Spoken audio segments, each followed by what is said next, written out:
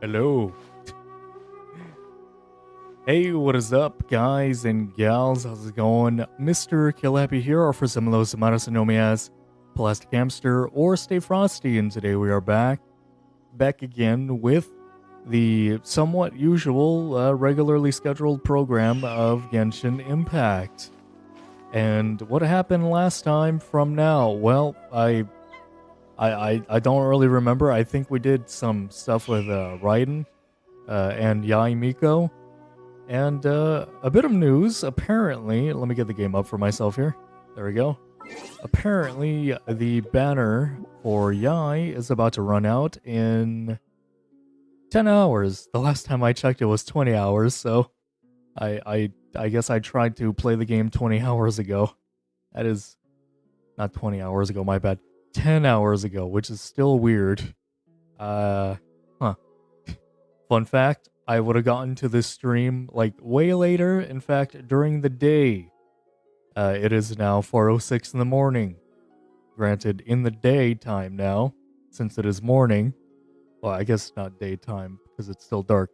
But yeah, I would have done the stream way earlier. But I kind of commented on something.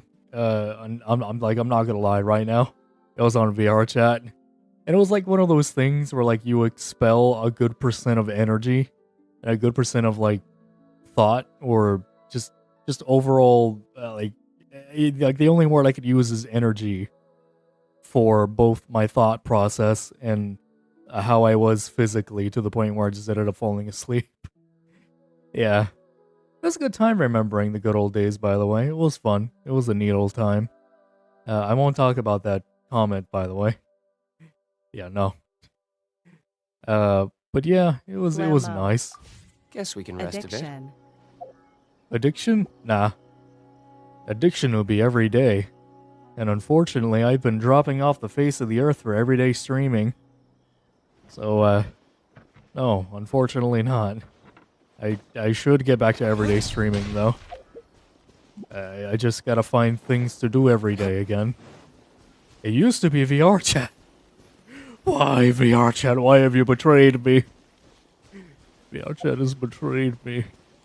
Oh, right. I guess, yeah, since we did Miko and Raiden, I thought we had nothing else to do, but, as I said before, off of stream, I will do some stuff, get some missions done, and I now have the ability to do Irataki Ito's story. Every 2 days. I don't even do it every 2 days, which is the thing that sucks. There'll be like a point where I'm like, all right, time to do a stream. And then like a good maybe 5 hours passes by of me just sitting there staring, contemplating what I'm gonna be doing. And then, one of the guys messages me to play. I'm just like, oh, okay, you know what? You know what I should do? I should go and play. And then I don't stream. Yeah. I really should Not every day. No, I should do every day to get myself back into practice. Or back into the gist of things so I don't fall off again. You know what? Should we go here first? You know what? Yeah, let's go here first. This is kind of the point on why I'm here anyways. So, oops, wrong one. There we go. Blammo. Rest days. Yeah, I will admit, I guess I have been giving myself a ample amount of rest days, but Admittedly, I've been giving myself too many rest days. Sometimes I like to have days for myself to choose what I want to do for myself.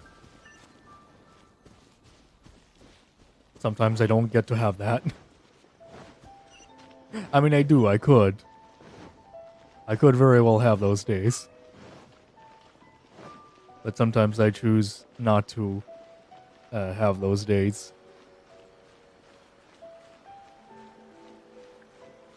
Also, I teleported far away from the thing so I could talk about this. Oh, hello, shrine. Wonder how that kid's doing with the shrine. I think last time I helped him do a thingy with the shrine. Blammo. Plus, we can also try get back into PSO2. Honestly, I'm not against that. Maybe New Genesis, I'm not sure about it, because I don't know if that thing is still dead. I remember trying it, like, not recently, but maybe 2021, let me see. Maybe in November, and it was still very dead. So, yeah, maybe the original PSO2, since we haven't really finished it, would be, alright. What's going on here? Hello. Hi, Catherine. It's us. Was there something we could help with? Who else would she think it is, Paimon? She could see through the window. It's not even. Yeah. It's not even a window. It's a big opening. Bugs. Wait. Hey, Catherine, it's Blammo. us. Really? Edibles. Yes. I'm afraid that I have another task that requires your assistance. The Adventurers Guild has recently received a commission directly from the Tenryou Commission. The assignment is both urgent and dangerous. Catherine, are you alright? You seem awfully framey today. I don't know why. That was odd. The camera was panning and it was framey. That was weird. Am I seeing 30 frames per second right now? Denty looking ass. I can't believe you'd say this about one of the best girls. Everybody knows the commission girl is one of the best girls. It is a fact. I honestly, she's just kind of chilling there. That's why she's the best. She kind of sits there and does nothing. Like all day, every day. After assessing the assignment, the Guild has concluded that seasoned adventurers are required. Naturally, you came to mind. What? What do you mean? I just showed up here. What do you mean I came to mind? We came to mind. We walked here in knowledge of there being a mission to be done. Just another day on the job for us. Dangerous, you say? Allow me to explain. The Tenryou Commission recently issued an arrest warrant for a young Oni by the name of Arataki Ito. Jesus Christ, your shoulders. They're angular. Why are your shoulders so angular? Look at them. Looking like a El Tigre character right now. Angular. An Oni? You mean those big, tough-looking guys with horns on their heads? That's correct. This particular Oni is quite vocal and audacious, so he already has quite the reputation on the streets. That said, he has never been caught up in major trouble of any kind. So he's not much of a problem. So it came as a surprise to learn that he has recently been accused of Blammo. stealing things, and sometimes Horns. even whisking away the people Blammo. themselves. Ogar. He whisks people away? It's a bit funny. But it doesn't end there. When the Tenryou Commission dispatched a Doshin to apprehend him, he assaulted the Doshin before making a getaway with his accomplices. It sounds like he misses the whiskey and just accidentally steals the person somehow. It's like a real ruffian. Bruh. Let Paimon guess. It's up to us to bring this Oni in. Blammo. Oh, look a child. Mine. Ah, yes. No problemo. This does sound like a job for the Traveler. He'll be back with that Oni in no time. Me? Only me? I have complete confidence you will succeed. However, please exercise caution. This Oni also happens to hold a vision, and is the leader of an organization known as the Arataki Gang.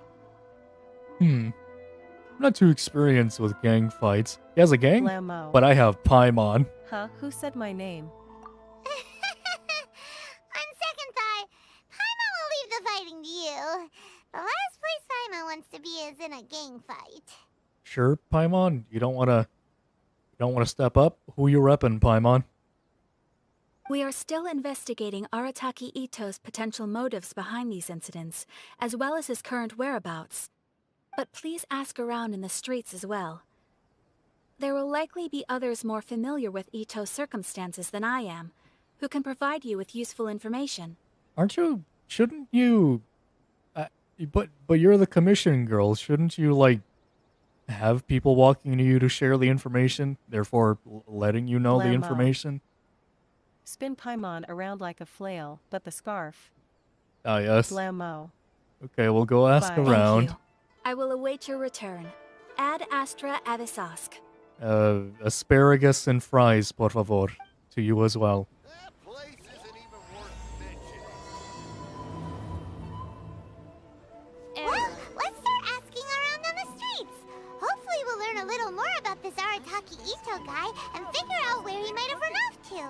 You, Mondstadt guard. Arataki Ito? Yeah, I've heard of the guy. Word is he did something monumentally stupid, then ran off before they could catch him. Monumentally stupid, huh? And to be completely honest, I was a little surprised when I first heard Blammo. it. Okay, well, Anyway, now I will I mean, go not and possibly that sleep or surprised. just perish. Bye, have fun. Wait, you mean he already had a bad reputation? no, not exactly. He's just very overbearing in everything he does. Big and brash and always making a ruckus. Always making a ruckus, huh? So, on the one hand, he's a larger-than-life kind of guy. But on the other hand, he's emotionally volatile. When he's in a good mood, he's as high as a kite. But when he gets upset, he gets completely enraged. Sounds fun. I don't personally see him as a bad guy, but I guess I wouldn't put it past him to get all riled up and lose control. What's he usually up to? You know, I'm afraid that I'm not too sure myself. Yeah, right? I keep a pretty good eye on what's happening in the city, and as far as I can tell, he just idles the days away. You right there, bud? Got a bit of something in your throat?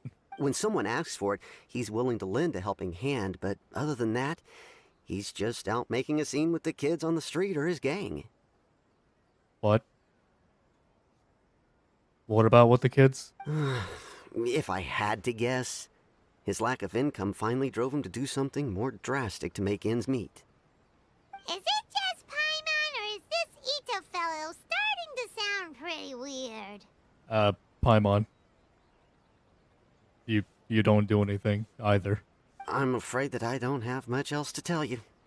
He tends to spend his time with people a little more lively than myself. Perhaps you could try asking around some more. Okay, thanks. Still can't believe that nobody would come up to Catherine and provide her with information about this character so she can provide, like, adventurers with the info. Arataki Ito? Oh yeah. I heard about that whole thing. I'm sure it must have been a mix-up on the Tenryou Commission's end. He could never do anything so dastardly. Huh? How can you be so sure? Is he really as trustworthy as all that? No, perhaps you misunderstand me. When I said he could never do anything dastardly, I meant he literally doesn't have what it takes. Dang, girl. You have no hope in him. That's unfortunate. You mean he's not strong enough? You mean he's not smart enough? Maybe a story will explain it better. So, he used to spend a lot of time playing rock, paper, scissors and hide and seek with the kids on the streets. Any particular reason? Kids, being kids, aren't exactly the most difficult to outsmart. I'm sure you can see what I'm getting at here. He used to lose all the time, sometimes catastrophically. Wow. Man, giving the kids a chance and not absolutely murking them. How unwitting of him. Woman in a kimono selling clothing. On purpose, though, right? No, not at all. The one time I saw him win, he started jumping around and yelling, "I won! I finally won! I'm unbeatable! And so on. Wow, that's kind of sad. Both that impression and what actually seems to happen there. Then he took the kid's candy as his prize and ate it right there in front of him. Well, that's hardly necessary. That was kind of rude. Also, they had candy with them? Why do they have candy with them? I thought they were playing hide and seek. Wouldn't they have had the candy prior? Or maybe, like, afterwards? Why was the candy with them? Ugh, that's just plain wrong. Literally taking candy from children. This is like a grown adult or something. It's weird. Still candy from somebody else, dude. Still candy from a store or something. Not from children. He did take it way too far that time. The poor kid started crying, so I stepped in and gave Ito a scolding. Oh, did it? Wow. He was pretty quick to admit that he was fully in the wrong, and it wasn't long before the kid had stopped crying and was laughing and playing again as if nothing had ever happened. In fact, the children quite like playing with him because he's always serious about the stakes and never throws a game on purpose. I don't think being Goku is of children's concerns. But okay. And I say Goku in the way of, fighting seriously or playing seriously.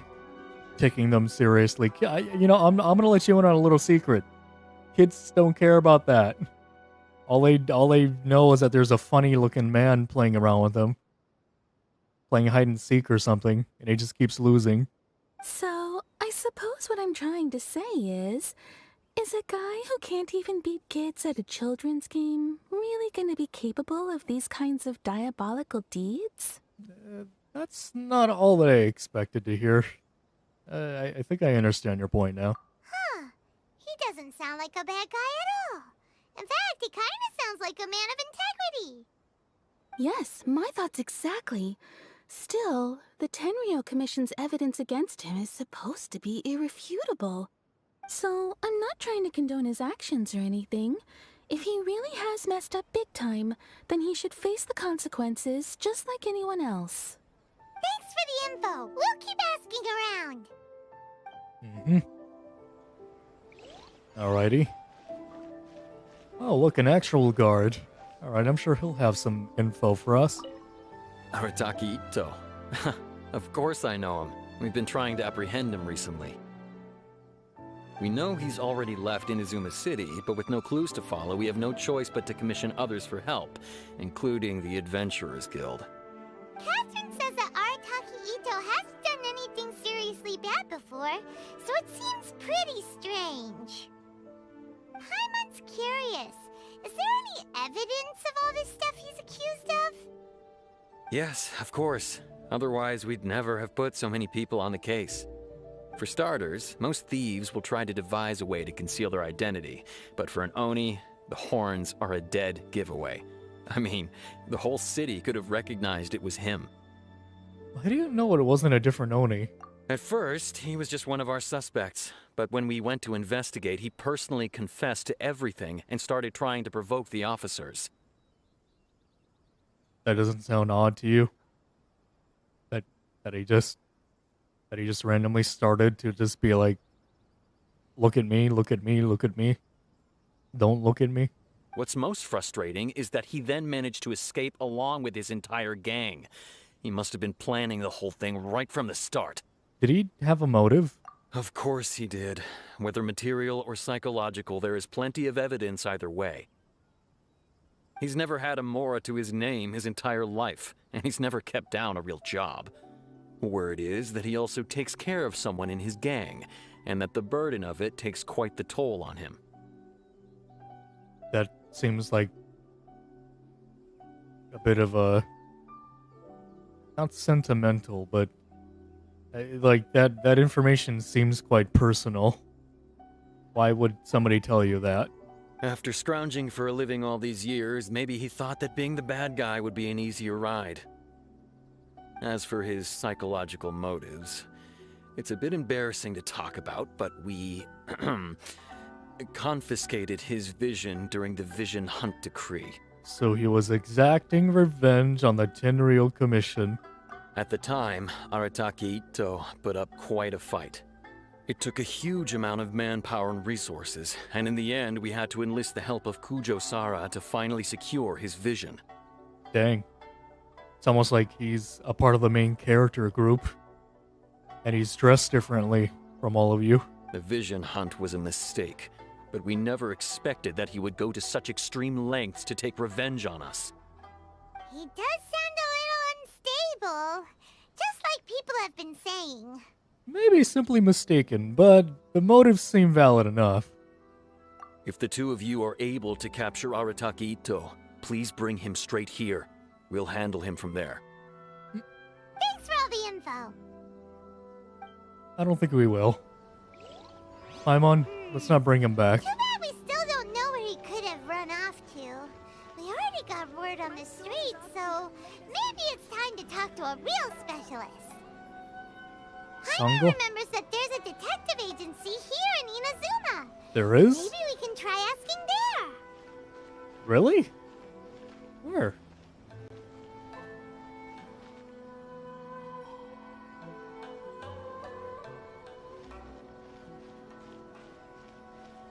Where is it?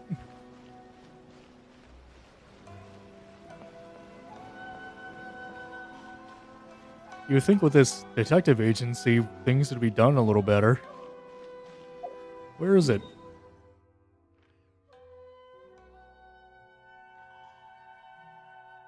Am I just not able to see it? What? Where is it?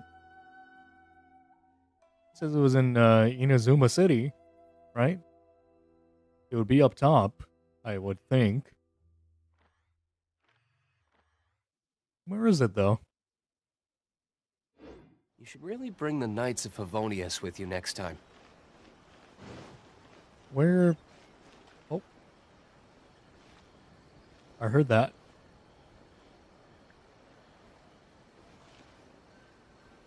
I heard the marker. You can find everything, anything in Tsukumomono. Hello, dog. Dog, do you know where the detective agency is?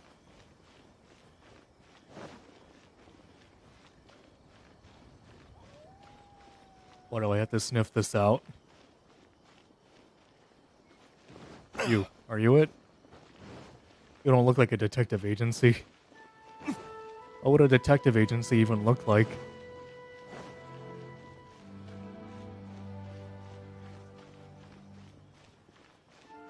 It's probably gonna be a place I can walk into. Sango.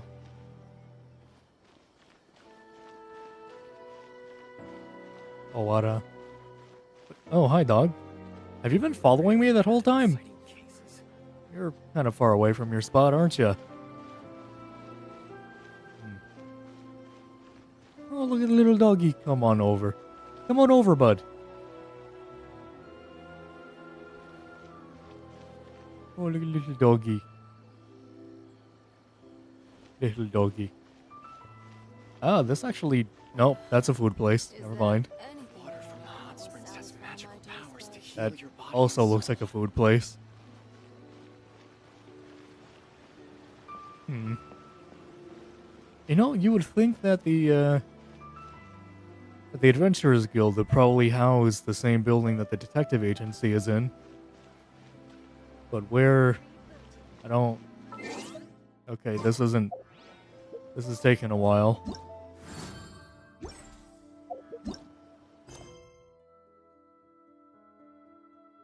Character is currently involved in other quests. Cannot join this quest. What? Sango's busy completing the quest. Ubiquity net?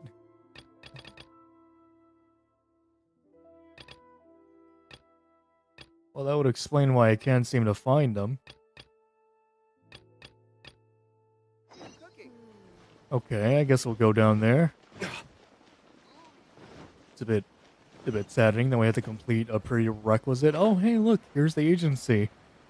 Well, I guess that answers that. Hello there.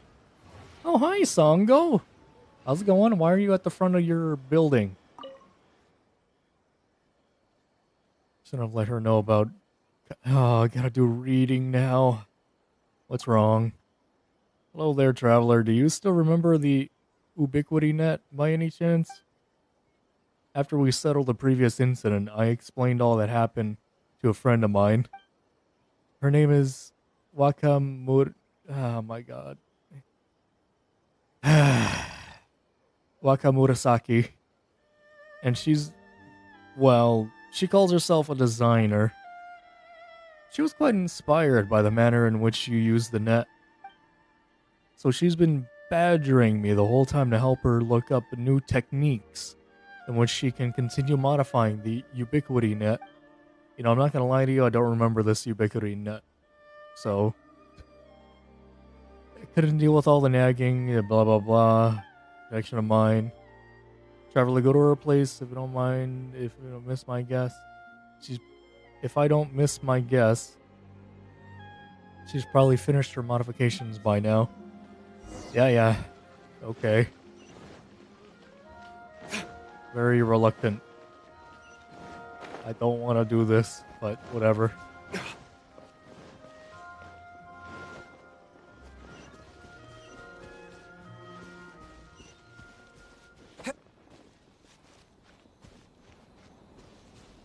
Hello. Oh, this should certainly do it. Hello there. You Wakamurasaki? That's me. What do you need? Well, I'm here about the Ubiquity net.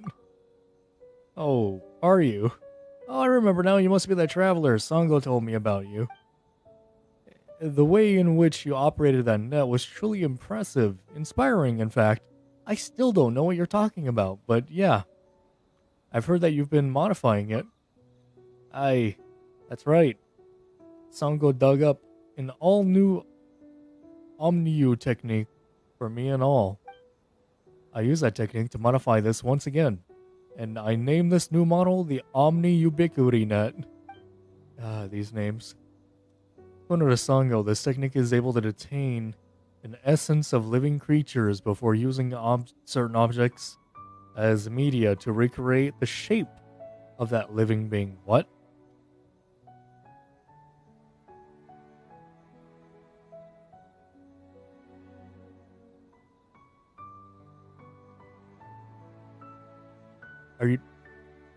Are you talking about a camera?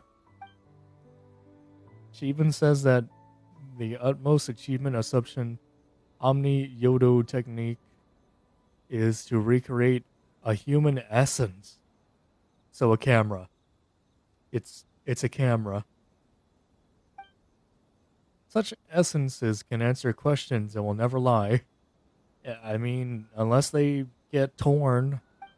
I must say that such technique would be unbelievable help to a detective like Sango. You know what? I actually think that's why she told me about that technique and allowed me to make changes to the net. But don't you go around telling anyone that. I'm only telling you this because you and Sango are friends. Is it really that amazing? Were your modifications successful? Not yet. No matter how I modify it, this can only be used to recreate the essence of a small creature that has no effect on humans. Wait, what? So, how do you do that to a camera? It's only able to capture the essence, quote-unquote, of the creature, but people are vampires to the cameras? That's weird. You know what, traveler? Take this net with you. Who knows, seeing you in action might give me some inspiration again. Here, take it with you, and remember, it's the Omni Ubiquity Net now, not just the Ubiquity Net. Come on, then. Catch a few little animals, test it out. Okay? Omni Ubiquity Net. That's weird.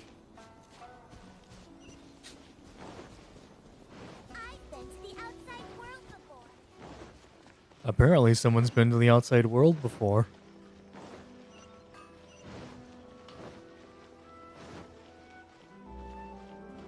Hello, Sango.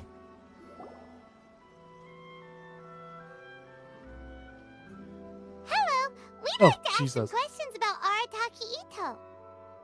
Oh, okay. Well, I guess we're done. Or I guess we've begun once again. Oh, him again. Sure. I have answers. We've already done some investigating for the Tenryo Commission. But first, do you have enough Moro to cover the fee? Oh, man. Hold on. Stretching. Oh, Jesus. Mora. I've heard all about your travels. After everything you've been through, I'm sure you understand the way these sorts of things work. How much more are we talking about here? A one-off payment of 397,000 Mora, up front. Plus a further 5% of your Adventurers Guild remuneration as my commission, if Arataki Ito is successfully caught and brought to justice. I'm helping you guys bring in someone who's apparently not doing well, who's apparently not doing the right things. Why am I paying you this much? I'm trying to help you guys. Why am I paying you money for me helping you? What? Whoa! That's crazy expensive! How did you even come up with the price that high? Hold on. I wasn't finished. It just so happens the initial fee has already been paid in full by the Tenryo Commission. All you'll need to pay is the small commission fee. I'm helping you guys. Do you guys want the job done or not? And, as for that amount, I'll settle things with the Adventurers Guild once we have Ito. So, from the way I see it, you guys are getting a pretty nice deal. I'm helping you. There shouldn't be any deals at all. Like, even if it was for me, I'm trying to help you guys. I guess. I mean, technically I just kind of showed up to the commission place, but... well, now I'm trying to help you. That's the thing that matters. That's the point. Now then, to give you the full picture in this case, we must first recount a well-known Inazuman fairy tale. What? A long, long time ago, in a village lost to time, there lived a Crimson Oni and a Blue Oni. Oh. They were the best of friends. The Crimson Oni looked fierce, but was gentle like the humans. The Blue Oni looked human, but was reclusive, like an Oni. The Crimson Oni wished to befriend the humans, but they were scared and threw beans at him whenever he came near. Beans? Bit of a random thing to So throw. the Blue Oni said to the Crimson Oni, Akka, I'll cause trouble in the village. You come and stop me. Then the humans will accept you. As planned, the Crimson Oni chased the Blue Oni away. The Crimson Oni's deeds spread throughout the land, and people finally accepted him.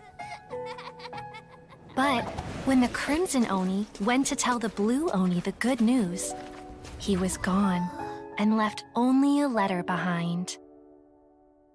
I went traveling. Don't come find me or they'll treat you as a naughty little Oni. But don't worry about me. No matter where I go, we'll always be friends. Huh. That hairstyle looks familiar. That's it? What about the little Blue Oni? Whatever happened to him? He seems oddly familiar. I suppose the Blue Oni simply disappeared, never to be seen again. Only the Crimson Oni remain now. I think the Blue Oni might be across the waters right now. I think the Blue Oni might be interested in books right now. Perhaps an owner of their book club? Their own book club, maybe? But the Blue Oni was just an innocent little kid. Does this story have anything to do with the situation at hand? Of course it does. Otherwise, I wouldn't go through all the trouble of telling it. One interpretation is that the story is actually broadly based on historical events and that Arataki Ito is, in fact, a descendant of the Crimson Oni. Oh, just a descendant. I thought it was him. What I'm trying to tell you is that the Oni have sacrificed a lot in the past in order to finally integrate themselves into human society. But there are still some volatile personality traits in the Oni bloodline. Every generation of Oni inherits these traits. So while Arataki Ito has never been known to commit a wrongful act in the past, can we ever completely rule out the possibility of him one day allowing this side of him to take over? But how could he do that? After the Blue Oni's sacrifice? That would be such a betrayal! That's a very old story. Nobody knows how long it's been since the Blue Oni disappeared. We can only assume that they have long since died out, in which case, it would be quite a stretch to say it still counts as a betrayal at this point. Besides, the suspect has already confessed. What is there left to discuss? According to my investigation, he was headed southwest. I would bet he's already made it to Yashiori Island by now. The Tenryou Commission is unable to enter territory controlled by Sangonomiya troops. No doubt that's the reason Arataki Ito chose to flee in that direction. I understand. Thanks for all the info. Don't mention it. I'm just doing my duty. Uh-huh. Wait! Paimon still has a question. If Arataki Ito has given into his bad side, won't that mean he's extra mean and violent now? Not sure about that one. I could only assume so. Judging from his previous bouts, he is a skilled fighter with a lot of brute strength. Whether or not you'll be able to handle him, that I do not know. Maybe he's just a little frustrated from being misunderstood. Okay, but what's up with people throwing beans at Oni? What use is that? They're beans, Paimon. Ah, yes. Now that you mention it, I seem to recall that Arataki Ito is allergic to beans. That's a bit random, but okay. Thank you for that one. In fact, all Oni will avoid beans, but especially Ito. I heard that just touching a bean is enough to incapacitate him. That's a good bit of knowledge that you're telling me there. If you could weaken him a bit by triggering his allergies, perhaps you'd have better luck subduing him. That's kind of low. That kind of sucks. Seems a bit unfair to me. It's fine. He's the bad guy, remember?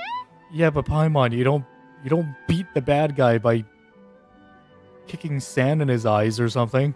It just so happens that I have a bag of beans right here. I was planning to use them to make some porridge, but I think you will find a better use for them.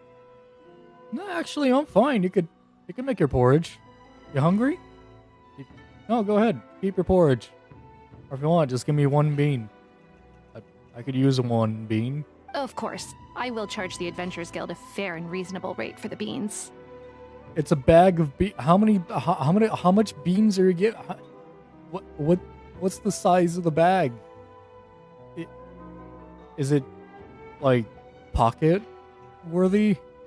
Because like I don't think it's no. Sneaky! But also, thanks!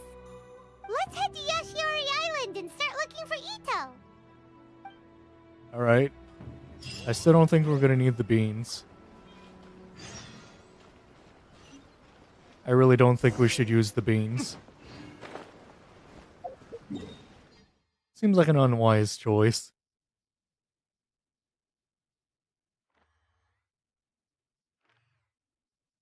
Oh boy. I don't have too many teleportation points here. There.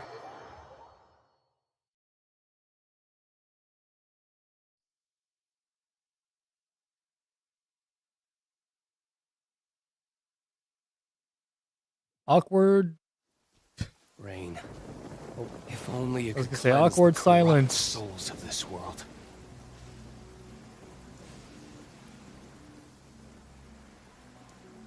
Serpent's head. Oh, yeah, look, there it is. Man, it's so cool to learn that Shogun took this thing out. It was like another god. So cool. The bones of a god. Oh, I thought that was a Electroculus for a moment. Okay.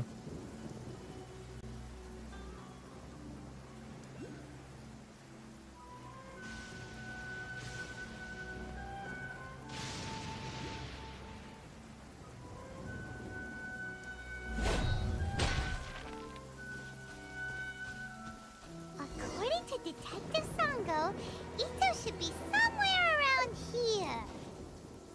Look, footprints! Let's see where they lead. What? Oh.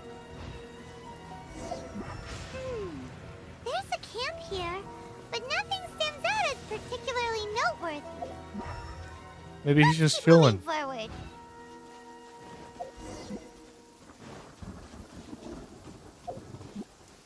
I could actually see the footsteps. I don't even need the elemental sight.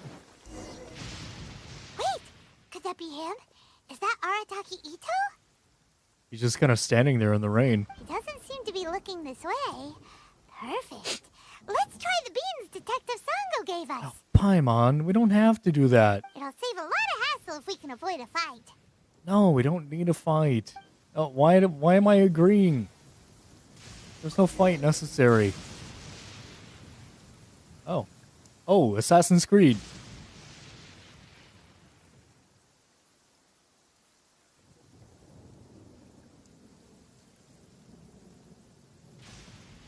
Don't worry, I played Assassin's Creed Black Flag. I know how this goes.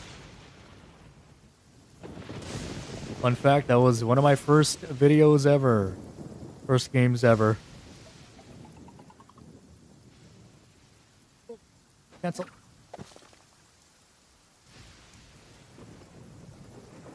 Whoop.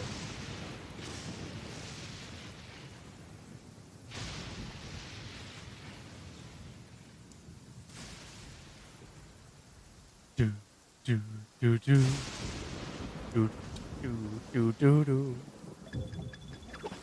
Bah. Hey, who's sneaking around over there? Come on, show yourself. Oh. That wasn't necessary.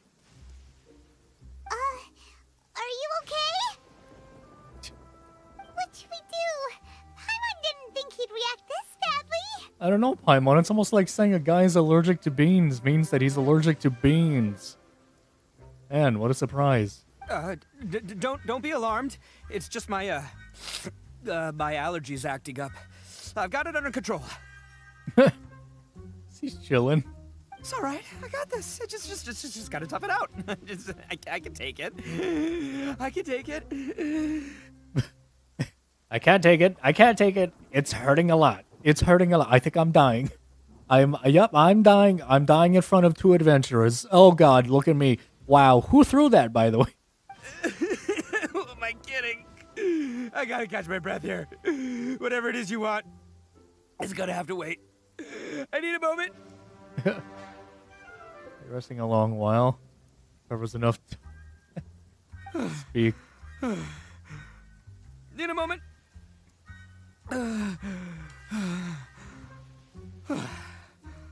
Woo, that's better. That sure took a lot out of me, though. Hey, why'd you have to be so mean, huh? Surprise attacking me like that. You never be too careful when dealing with a fugitive. There's plenty more beans in the bag. You better come quietly. You never can be too careful when dealing with a fugitive. Oh, I get it. So you're here to bring me in. How in the world did you find me all the way out here? I don't know. Knowledge. Well, whatever. If you think I'm going back with you, you can forget it. I'd walk away if I were you. Paimon? Beans. I pack a mean punch, you know. I don't want to hurt any regular folks like you. Regular folks, huh? Have you noticed that, like, the both of us look not very average like yourself? That's pretty big talk considering all the beans we have. You're the one behind the robbery and the missing people, aren't you? Yep, that's right. Me. What? All by myself. Nobody else. What? As boss of the Arataki gang, I gotta nab a little food and drink when we're running low. That's only natural, right? But you're stealing people, not just drinks. Yeah, but nabbing people? That's taking it a bit far, don't you think? Not when their families will pay good mora to see them again. Easy pickings. Huh. Well, honestly, the answer for why he's doing that was a lot more simpler than I figured. And the extra mora means I can, give some to my gang to spend on themselves. At least you're honest. Hey, what's with all the questions? Like I said, I'm not going back with you, so stop wasting everybody's time. Paimon, beans. No way, mister! We've accepted a commission to bring you back! What did you say, little one? Go on. Say it to my face. Paimon, beans. Well, mostly he took a commission to bring you back. Paimon, beans. Beans. We have beans. Just throw beans at him. Just throw more beans at him. Why are we talking to him? Throw beans. Show some backbone, by the way, Paimon. Looks like you aren't gonna let this drop. In that case, we... Uncle Ito! Oh, don't run now. Careful or you'll fall. Uncle? What's taking you so long? You said we were gonna have a beetle fight today. Come on, you promised. Uncle? Yeah, that's right. Still going ahead. But you see, I've been out here for ages, and I still can't find a beetle that I like. So, just give Uncle Ito a little more time, okay? Huh? Who are they? Are they your friends? Hey, bud. How's it going? Yeah, that's right. I told them not to come, but what can I say?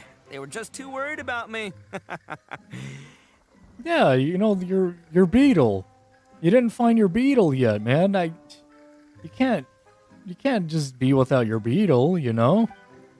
It's because of a little thing called, prestige. Yeah, because of all the prestige Uncle Ito has. Do you know what that word means? Huh? What are you talking about? Paimon, shh! There's a child here. The uninvolved. Come on, just play along. Leave the kid out of this. Uncle Ito, you don't look so good. You look like you're about to fall over. It's probably because he looks like a flippin' tree. Dude's massive. That's because Uncle Ito bumped his noggin on a tree branch while looking for a beetle. Uh-oh. It's all good, though. These horns are rock solid. But your head isn't. Okay, if you say so. Granny and I will keep heading back now. Don't be too long. Yep, I'll be right there. Hope you're ready to lose today. Who were those people? What do you think, Paimon? The old lady was Granny Oni. She's the one who took me in and raised me. And the kid's name is Daisuke. I took him in just a while back. They're both like family to me. Well, isn't that precious? They escaped with me out this way, along with my boys from the Arataki gang. If I didn't bring them with me, the Tenryou Commission would be knocking on their doors for sure. I had no idea you were so caring towards others. Right. But if you care about them so much, then you shouldn't have done all that stuff that made them worry about you in the first place. Listen, how about we make a deal? You two let me go wrap things up with Daisuke, and once we're done battling beetles, the two of us will settle things with a duel. So you'll be fighting twice. If you win, I'll come quietly. You can take me back to Inazuma City, and you won't hear a peep out of me. Why? Because I'm an Oni of my word. I'll just tell little Daisuke that my friends and I need to step outside for a moment. That way you won't worry. Cool? That sounds a lot like many other cases that have happened. Many other cases where you shouldn't tell children what's actually going on, such as somebody being arrested. What should we do? There is the kid to consider. Alright, you have a deal. Oh, it's on! I like your style. Alright, but first things first. I need to find an Oni Kabuto to battle with. I've been looking here for ages and haven't found myself a winner yet, so it's time to try somewhere else. Come with me. Saves you worrying that I might skedaddle.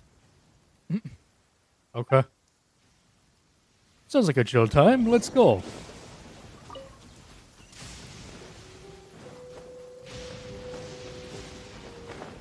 Why did I climb this rock? By the way, Paimon's curious. What kind of game is beetle fighting? Beetle fighting. They fight beetles, Paimon. You guys have seen Oni Kabuto out in the wild, right? Even though they might look menacing on the outside, they're big softies on the inside. Most of the time, they're just sitting there doing nothing. But let me tell ya, once the Oni Kabuto start fighting, they won't let anything get in their way. The grand game of beetle fighting is a match where your beetle tries to flip the other beetle onto its back. I played when I was a kid. I watched people playing that when I was a kid.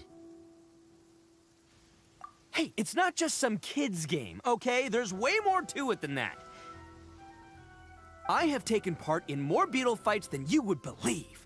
At least 800. I may have even crossed the 1,000 mark by this point. Anyway, after a while, you can tell a beetle's fighting potential just by looking at its shape, size, and the patterns on its body. So find the largest one, the meanest one, possibly the most damaged one. But it's not just about all the physical stuff. Oh no, your Oni Kabuto's got to be in the right headspace as well.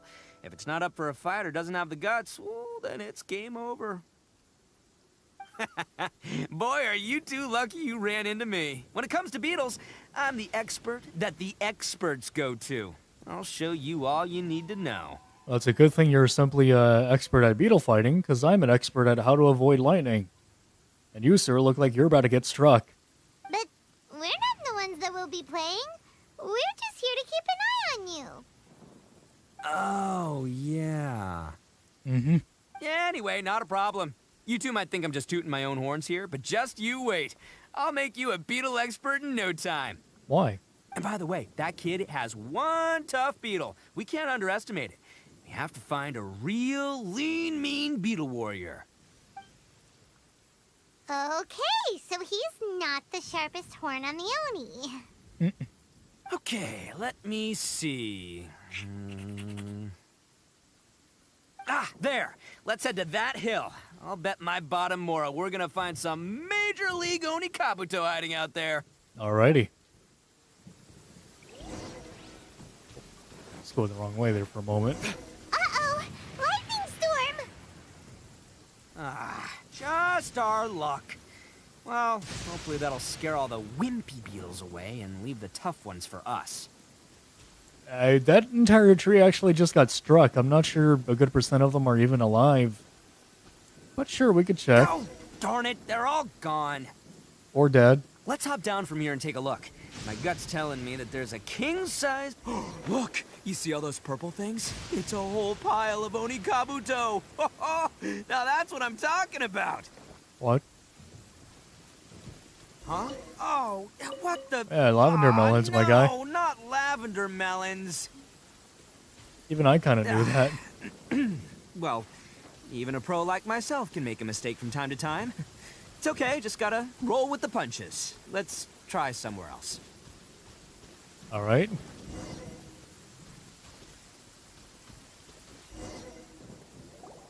This is the one! This is the one! See? As long as you're in my company, you're guaranteed to find yourself an Oni Kabuto. It's kind of small. Yeah, it's on the smaller side. But Jesus! Size isn't everything in a beetle fight. That's small?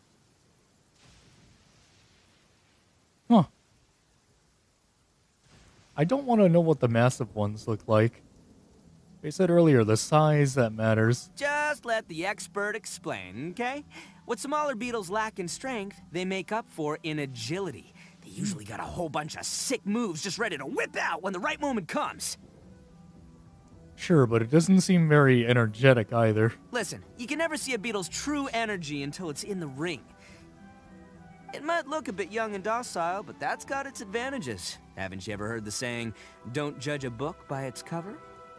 Young beetles that have never fought before always go all out in their first fight. Wow. Older beetles that have already been through the wars tend to just cower in the corner the moment they see a strong opponent. I was hoping we'd catch a larger beetle. Hey, didn't I say not to worry? Come on, just have a little faith, would ya? My experience is telling me that this Oni Kabuto was spawned to be a champion. Spawned.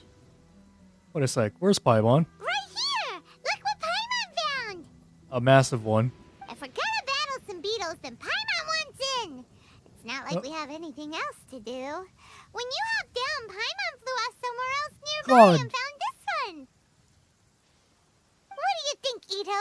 It's big and strong and looks like a real fighter.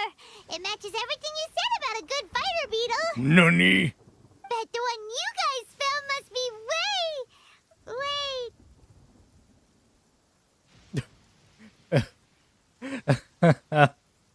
The silence.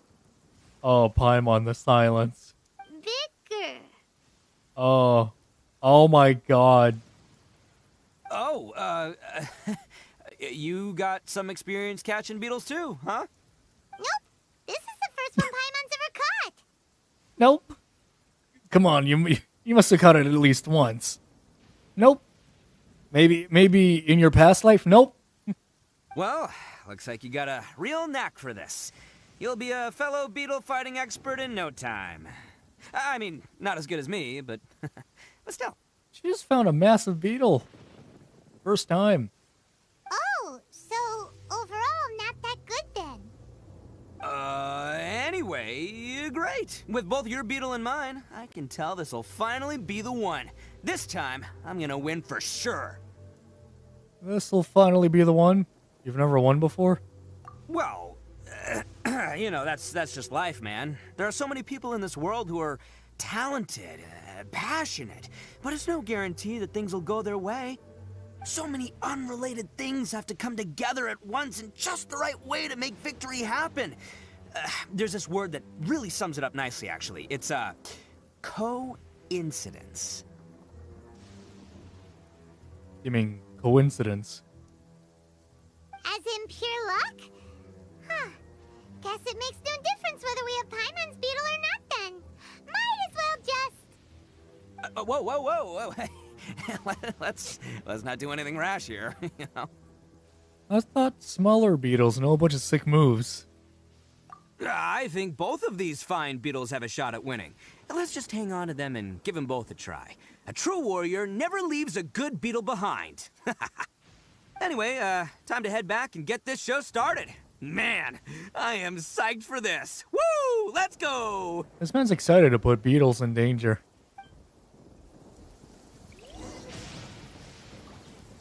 Alright, let's go.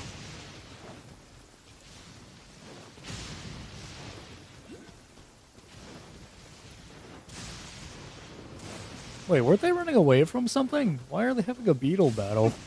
Out in the rain. Oh. Never mind. Camriad Core. Finally! Content. You're back! Can we start our beetle fight now? Yeah, sure thing, buddy. But you better watch out. I brought a real winner back this time.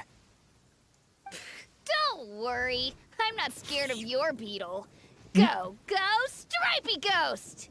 That beetle seems awfully a lot like a Pokemon, considering that it's just a creature and shouldn't understand the fact that it is about to beetle fight. I've got this fight in the bag. Let's go, Nimble Ninja. Nimble Ninja? Why are they like Pokemon? Why do they understand that they're in a fight right now? Camriad Core. Pocket Monsters. When did you come up with that name? Come on, you can take him, little guy.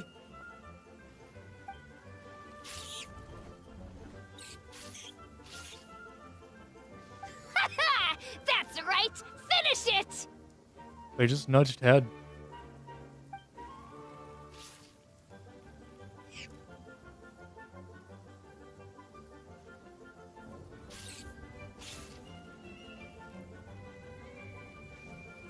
They're just kind of nudging each other.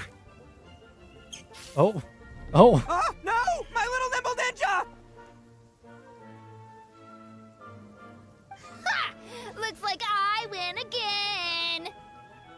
Dang it! Ugh, it's my 7th loss in a row. That's a poor track record. Stripey Ghost is invincible! Even Uncle Ito can't beat him. I won't forget this. I'll beat you next time, I swear! All right, Paimon, you're up. Time to give Crimson Cyclone a shot. Maybe it'll end this losing streak of mine. Crimson Cyclone? Alright, go get him, Crimson Cyclone! That name caught on quick. Whoa! That thing's massive. Looks ultra strong. But it's still no match for you, Stripey. Alright, little guy. Use your Super Paimon Tornado! What? That's a real thing now? Oh, that was fast. I can't believe it. I lost. Yay! We won! Ha! Paimon knew Crimson Cyclone would be the best! Boy, did that one put up a fight. Woo! It wiped the floor with Stripey Ghost. I know a real beetle trainer when I see one. Way to kick some beetle butt, partner. That thing is massive. That's about the size of Paimon. I think that thing could eat Paimon. I fear for Paimon. See? Paimon's got real talent. Of course, Crimson Cyclone has to take some of the credit, too. Why don't we let the Daisuke keep Crimson Cyclone? Oh, right. Yeah, now that the beetle fighting's over and all. Hmm? This is for you, Daisuke. Huh? For me? You're really giving it to me? Go ahead, take it, Daisuke. When we finally get back to the city, you can show it off to all your friends. But will we ever be able to go back? Of course we will. Trust me. I never go back on my word. Anyway, I got some things I gotta discuss with my friends here. Go play with Granny for a while, would ya? There's a good boy. Did those beetles die from getting flipped over? Good. The kid doesn't suspect a thing. You're from the Tenryou Commission, aren't you? I bet you're here to capture Uncle Ito. Huh? Hey, didn't I tell you? They're my friends. In fact, they're in the gang. We're practically family. That's not true. I already know everyone in your little gang, but I've never seen these two before. Twice removed. Uncle Ito didn't do anything wrong. Don't take him away. And not only did he not do anything wrong, he also saved my life. He's not a bad guy. Let's try to stay calm. So what's the story here? Hey, some things we don't tell to outsiders, remember? How should I explain? I'm a real lousy liar. Ito, sometimes you need to just say what you have to say. Don't worry about us. I guess. Thanks, Granny. Seems I can't hide it anymore. Come with me. I'll explain everything. I'll be honest with you. This thing the Tenryou Commission is investigating, with someone going around taking people and their possessions, it wasn't me. Any of it. Oh. I have my own reasons for lying about it, and I really didn't want to get innocent people caught up in this while I'm still trying to solve the real problem here. I'm the same as you. I just want to avoid conflict at all costs. But it's just not worth it if someone gets hurt. So why in the world would you say that you were the culprit? Maybe you don't know because you're Outlanders, but it all started a long, long time ago with the story of the Crimson Oni and the Blue Oni. Oh, look at that. Hold on a second. If you're talking about that fairy tale, we've heard that one already. Oh, so you already know. Well, that makes things a whole lot easier. So, is the story from the fairy tale really true? No, he just is the Red Oni. Everything about the fate of the Oni is true. The Blue Oni chose exile, and the Crimson Oni stayed behind. But the other details aren't historically accurate. Fairy tales are nice stories, but there's something they leave out. It's a little thing called the cold, hard truth. The Inazuma of long ago was a dangerous place. If you wanted the Raiden Shogun's protection, you had to have a good relationship with the humans. The Oni are a proud kind, so it wasn't easy for them to ask others for acceptance. Over time, the Oni eventually split into two factions. The Crimson Oni were friendly with the humans, but the Blue Oni, they were more stubborn and insisted on keeping to their own. Paimon thought you were two different species. So So really, you're all one family? Yep, that's right. There's no real difference between us. We just paint our horns different colors to show which side we belong to. Oh, look at that. So why did the blue Oni choose exile? Because humans were still wary of Oni at the time. The Crimson Oni always hoped to find a way to live in peace with the humans, but the blue Oni kept clashing with them. Humans didn't see a difference between Crimson and Blue Oni. All they knew was that Oni were hard to get along with. If things were to continue that way, the Oni were never going to get along with humans. And so, the most revered leaders of the Crimson and Blue Oni decided to resolve it once and for all. Over drinks, they swore an oath. The Blue Oni would play the role of Evil Oni to help the Crimson Oni integrate into human society. But the Blue Oni's leader gave 2 conditions. What were they? First, the Oni must abandon any prejudice they held against humanity. Every Oni was to accept humans in their heart before the humans accepted them. Oni were not to use their strength to mistreat humans, but were also not to stand for mistreatment against themselves. Second, the Crimson Oni were to integrate with human society, but not by trying to please the humans. The Oni were to embrace their own honest characters, their surging tempers, and their awesome strength to win respect from the humans. In other words, they were to carry on the Oni bloodline while also protecting our Oni pride. I see. Like the Saiyans. After choosing exile, the number of Blue Oni began to dwindle, until eventually, they disappeared altogether. Since I first heard the story of the Blue and Crimson Oni as a kid, I've heard it countless times in my life. Not once did I ever imagine that the Blue Oni clan had actually survived. So you're saying the real culprit was a descendant of the Blue Oni? That's right. Most people don't pay attention to the color of an Oni's horns. They probably don't even know that Blue Oni exist. But nothing gets by the Arataki gang. At the scene of the crime, they saw an Oni with different color horns than mine.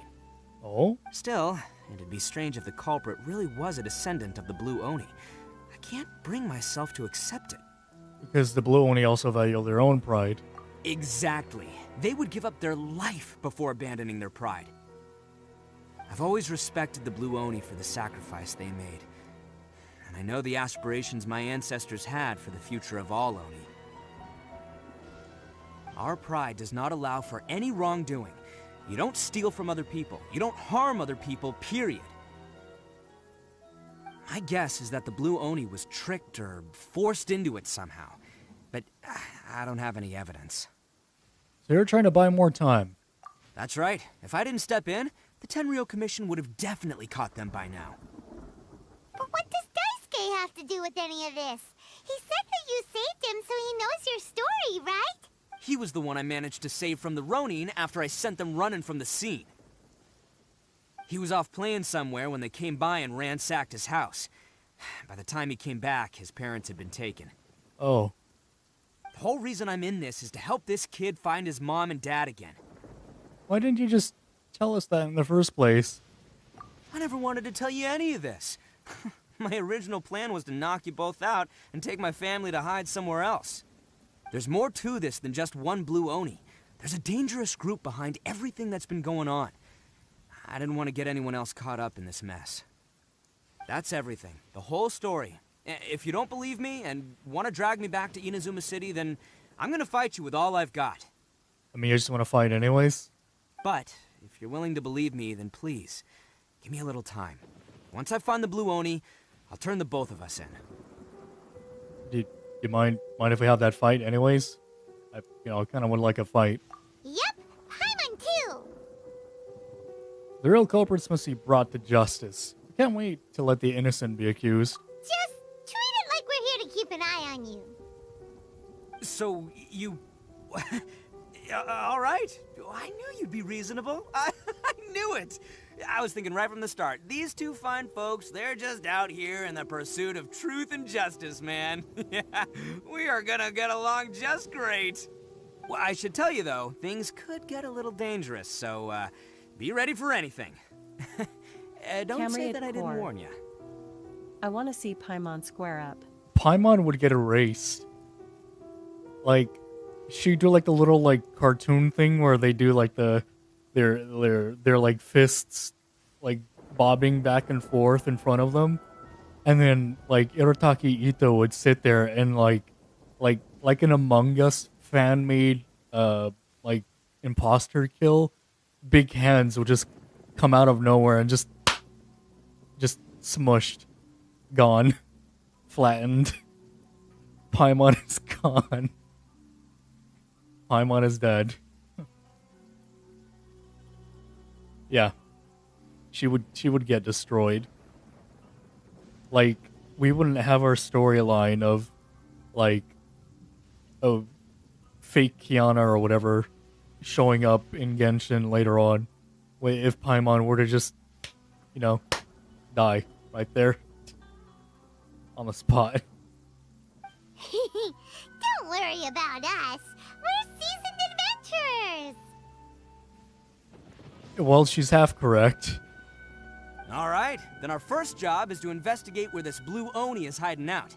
There's a victim of his that saw him up close, currently taking refuge at Sangonomiya's camp. I figure we can start by talking to him. All right.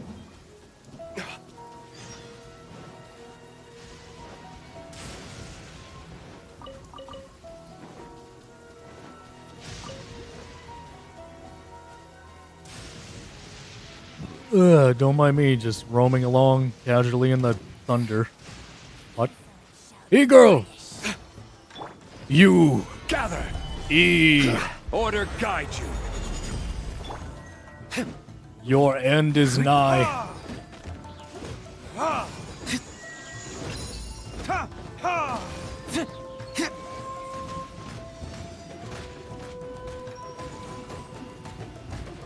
God dang, how long is my sword swinging? Oh. Mora! Stabilize!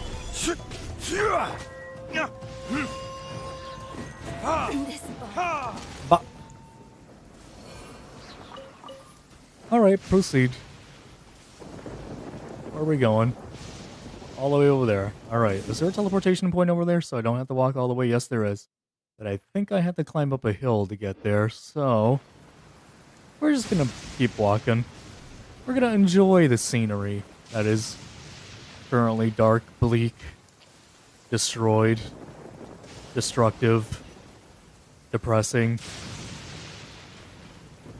Ugh. Yeah, no, we're gonna keep walking. Oh my god. Alright, no, it's fine. I got this. It's fine. I can do this. This is fine. This is nothing. Sometimes a lot of it can seem very tempting to not want to travel by foot, but it's fine. Oh, hey guys, how's it going? I'm back. I guess I must have not have paid attention to where I was going. Yo, you must be Masato. An Oni? Oh no, not another one! Hey bud, chill.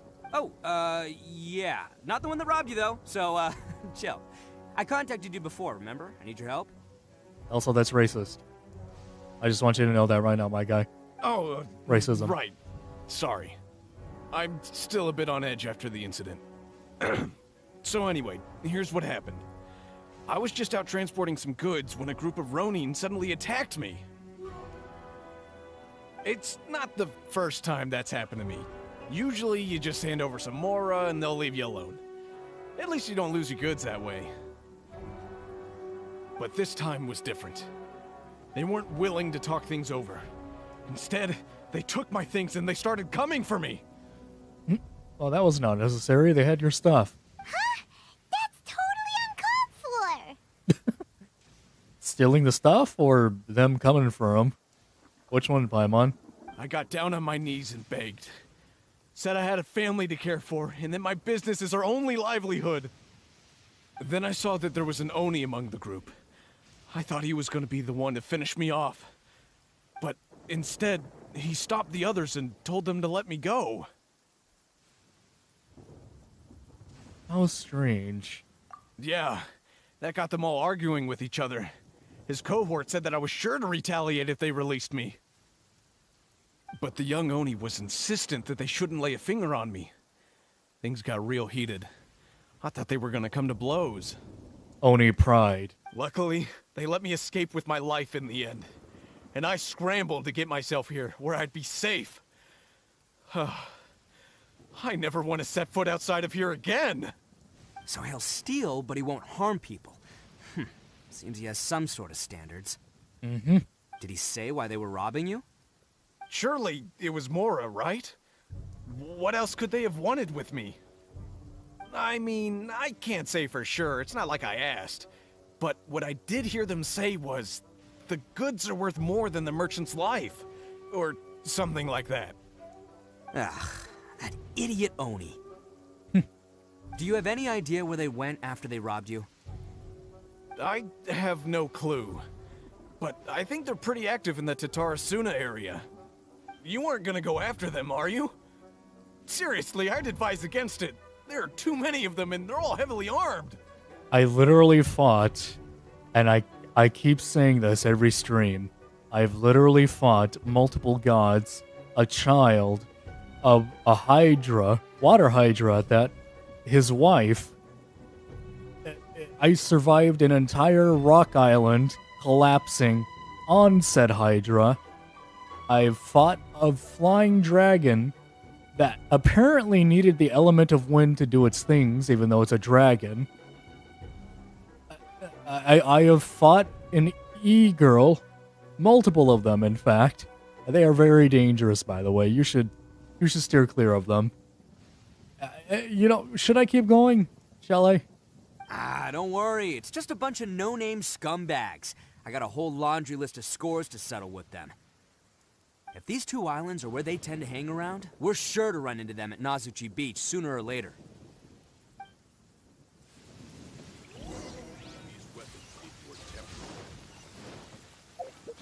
Alright. Now I think I'll teleport. Yep, nope, definitely. Ooh. There we go. Definitely. We are teleporting right now. Heck no. There is no way I'm going to be traveling all that way. Well, this isn't that far from where we were. It's an odd place.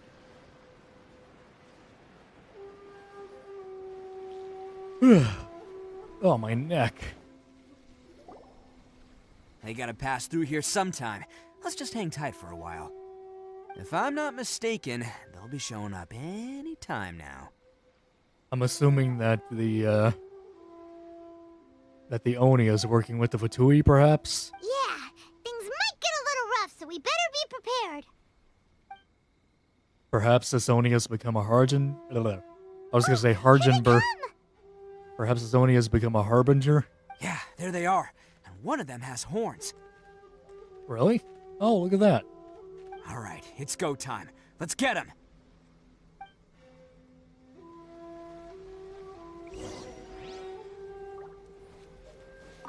Oh, I'm actually playing as Ito. Look at that. Looks like you fellas Hey there, aren't going boys. down without a fight. Fine by me. Let's fight first, talk later.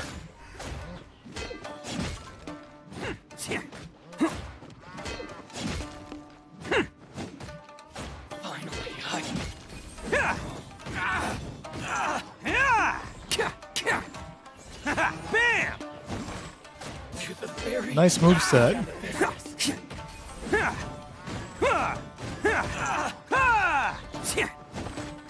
Attaboy!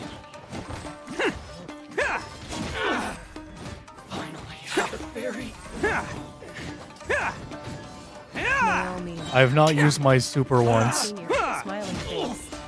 Oh, I missed. I just threw a cow out for nothing. Hey, Naomi. How's it going? Hey, don't even think about running.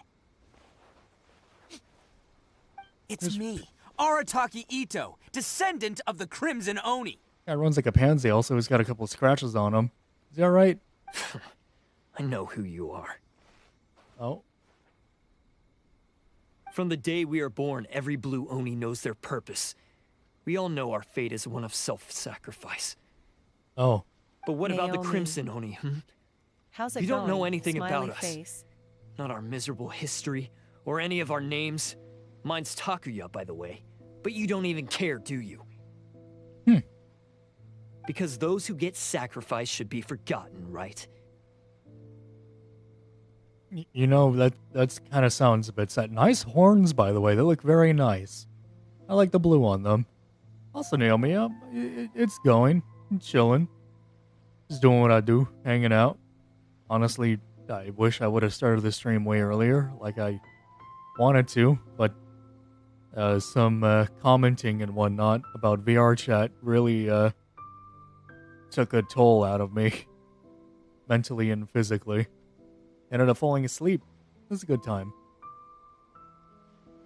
Yeah, energy-related stuff. No, you're wrong. I never knew the Blue Oni had survived to this day, and the moment I found out, I was determined that I would find you. Since you remember the pact between our two factions, I assume you also remember the pride we share as Oni. So my question is, how could a proud Oni like yourself go and abuse the weak and plunder the innocent? Why break the oath that our kind Naomi. swore all those years ago? Oh, I see. XD, I understand. Oh yeah. I would have played something like Halo today, or tonight, technically, if I would have done Genshin earlier. I think I would have done the story, but I would have been down for Reach. Huh? What's so funny? Who are you to talk about pride and oaths with me? The Blue Oni gave up everything, just so the Crimson Oni could live peacefully in human society. But let me ask Naomi. you, Arataki Ito. Yeah, for what sure. exactly do you contribute to human society? Oh. You're a blundering fool who can't hold down a real job, a laughingstock of the town, and worse still, you let them get your vision during the Vision Hunt decree. Protecting the Oni pride? Ha! You wouldn't know how if you tried. You're a disgrace to the Oni kind. Oh. Hey, come on. None of that stuff's a big deal. I mean, you're really hanging me out to dry here, man. Since when do you care what other people think? You just do whatever you want. It's not like anyone can stop you. But do you have any idea of the kind of life my kin and I have lived while you've been hanging around in human society? We were cut off from the rest of the world. We severed all contact with it. And since then, we've had no place to live, no stable source of food. Kinda sucks. No clothing, no medicine, nothing. So, that's why you joined a band of thieves? That's right. Why should I accept that life? Is holding fast to a worthless oath supposed to help me provide for my family and friends? I've abandoned our Oni pride. It's meaningless. I want to live. Huh. I've given everything that I've stolen from humans to my community. What I've taken will at least keep them from starving and ease their pain. That's what matters most to me. You don't need to go to such extremes. That doesn't exactly solve the root of the problem. Naomi. You don't have to go to such I extremes. completed the so-called hardest raid XD. He glitched after first damage phase, so we pushed him of the map LMAO. Wait, really? The new one? Yeah, and besides, the Blue Oni sacrificed themselves so that Oni could be accepted as part of human society. If people see Oni causing trouble again, then that'll defeat the whole purpose of the sacrifice you made. You make a good point. But Naomi. Arataki Ito's the one who needs to get Yeah, that the new into his raid, thick LOL. skull. Huh. Nice. How did the rest of it go, by the way? The Blue Oni are the bad guys, so we're expected to do bad things. Our actions won't tarnish the reputation of the Crimson Oni. Unless, of course, this bonehead decides it'd be a great idea to take all the blame for himself, completely destroying the trust between humans and the Crimson Oni in the process. He's the one that wasted the sacrifice we made. Huh? Well, I only had to do that because of you. I couldn't just stand back and let the Tenryo Commission drag you away. You should get your priorities straight. The Blue Oni are history, alright? Forget about us. The Crimson Oni are the ones who must live on. Why couldn't you have just stayed out of this? There they are! Seize them! Oh. Oh no! It's the Tenryo Commission! Forget it. This was a waste of time anyway. Look, I don't expect you to understand me, but you could at least take a look in the mirror sometime. Hey! Naomi. A bit stressful at times, cause some people kept getting error coded, so we didn't get it in time for the emblem, but other than that pretty easy. Oh, good. The, how are the call-outs? Were they pretty easy? He Nope. got away! Uh-oh, we need to get out of here too! It's too late. We can't get caught here. Looks like I'm up to bat. Just wait here, and we'll escape together when the time's right. Whatever you do, don't attack any of the Tenryo Commission, or they'll be after you too. Okay.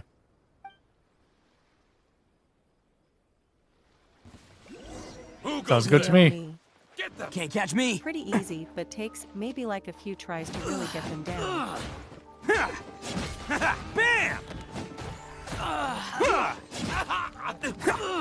Come on, men! He won't get away this time! Just give yourself up, Arataki Ito! I kind of like this character.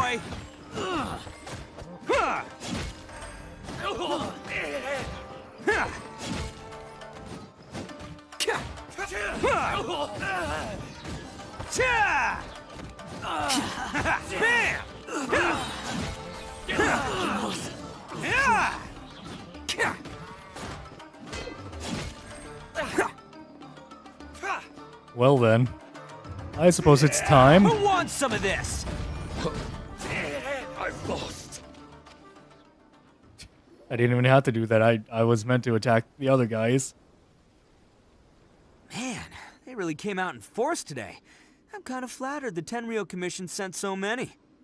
You know, as a vision... Wait. Oh yeah, you have your vision right there. As a vision wielder, you should be able to, like, you know, do a bit more.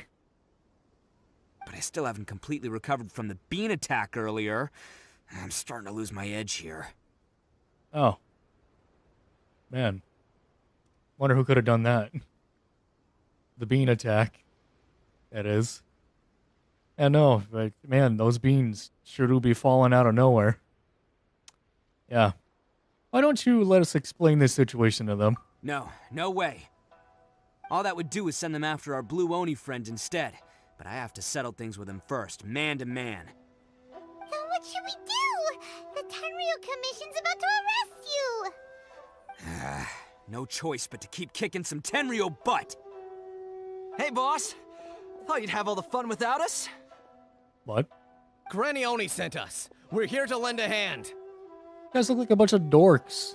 Anyways, welcome. Maybe we can't take him, but we can sure slow him down. Now's your chance. Go! Hey, I told you to stay out of this one. Well, we're in it now. Come on, there's no time. Go, do what you gotta do, boss. Naomi. All right then. Ha ha ha. Watch yourselves. Soon as I'm done, I'm coming back for you. Come on, you two. Time to roll. Alrighty then. Don't let them get away! After them! Hey, you guys want some of this? There's plenty to go around. You guys got no weapons. And one of you looks like you're about to think about something. I'm not even sure that's gonna do anything. Run for it, boss! It's not a very good policing force. They were just taunted, and they're like, we have to arrest them." As boss of the Arataki gang, getting rescued by my own boys feels pretty humiliating. I promise to never let you down, boys. All right, we've got some footprints to follow. Let's find Takuya. We do? It was real touching and all what they did, but those weren't much of a gang. There are more footprints here. He should be just up ahead. Hey, it takes Mora to run a gang, okay? Mora. They're all I've got for now. Oh, there they are.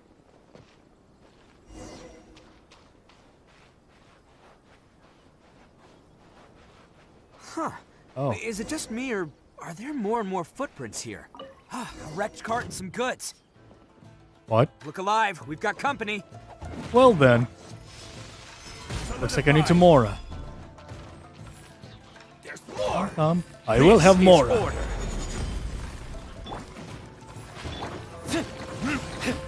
See no more. Oh, bird. Retribution. Oh, he's alive. Seems they definitely don't want us going any further. All right. Well, Let's see that what's was waiting fun. for us up ahead. That was a fun little experience. Hey, look, a crab. You know what? I'll knock this down to get some wood. You know, it's funny. I don't think I've been in the teapot in probably a year. Not gonna lie. Besides the footprints, there are other signs of life here too. Must be plenty going on around here. Hidden entrance. Yes! All right. I think we just found their hideout. Not a very good one. This is gonna be where they keep all the people they took. Paimon thinks Takuya's probably in there as well. Before we go in, I have a question. Huh? Fire away. Did you really understand where Takuya was coming from? Of course I did. Come on, I'm not that dumb. Itataki, come on. Buddy. It's me. E-Girl Slayer. Everybody's friend. Come on, you can tell the truth. Come on. We could hug it out, too, in the end, if you want. But it takes a world-class blockhead like Takuya to think his ideas are actually gonna work. So I'm here to save him no matter what. Alright, that's good to hear. Huh? What were you two talking about? Are you keeping Paimon in the dark again? Sure.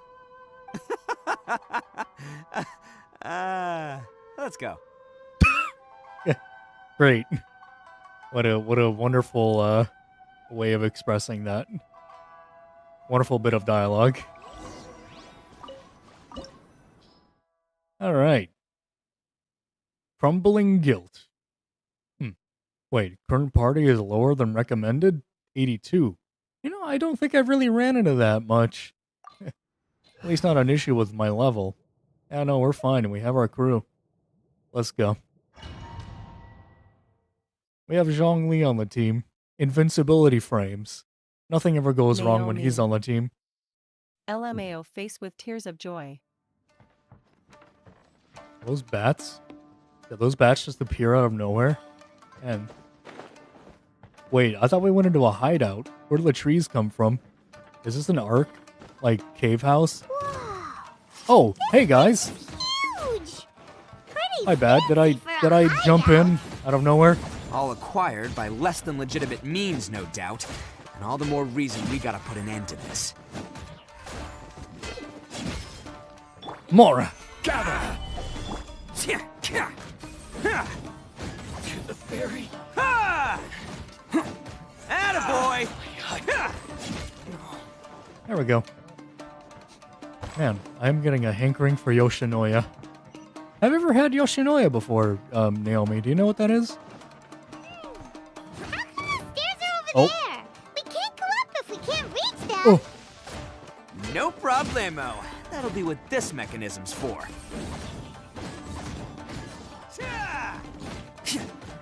Ferry. I like this Claymore user. Very nice. Oh, it's moving! Oh my god. Oh, it's moving! Yeah, thanks, Paimon. See? What did I tell you? Just trust my Oh, instincts. Land. Oh, I don't think I'm landing. There we go. Can't catch me.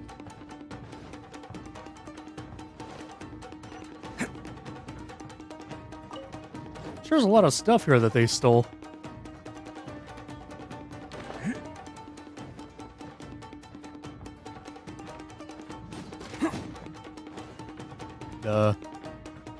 Oh, I get it. Okay. Yeah, I could do that.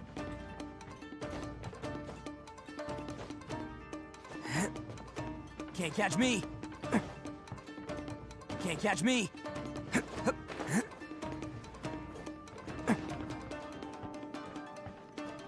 Oh.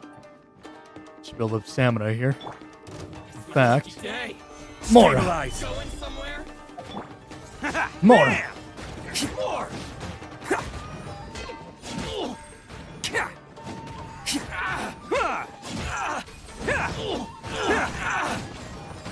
Attaboy!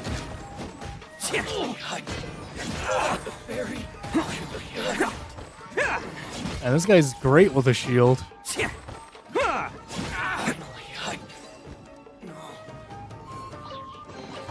don't mind me, I'll just steal all this treasure from them. The treasure that they stole.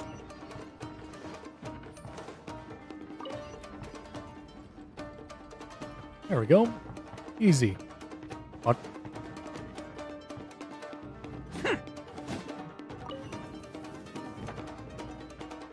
Huh.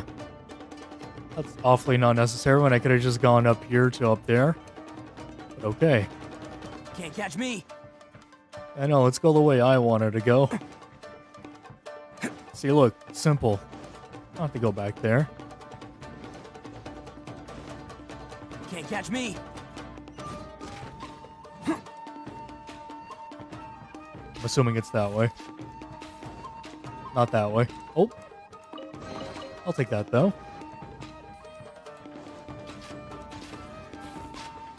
Oh, traps. More!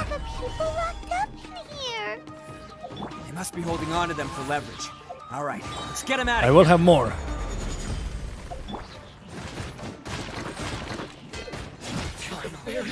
Say no more!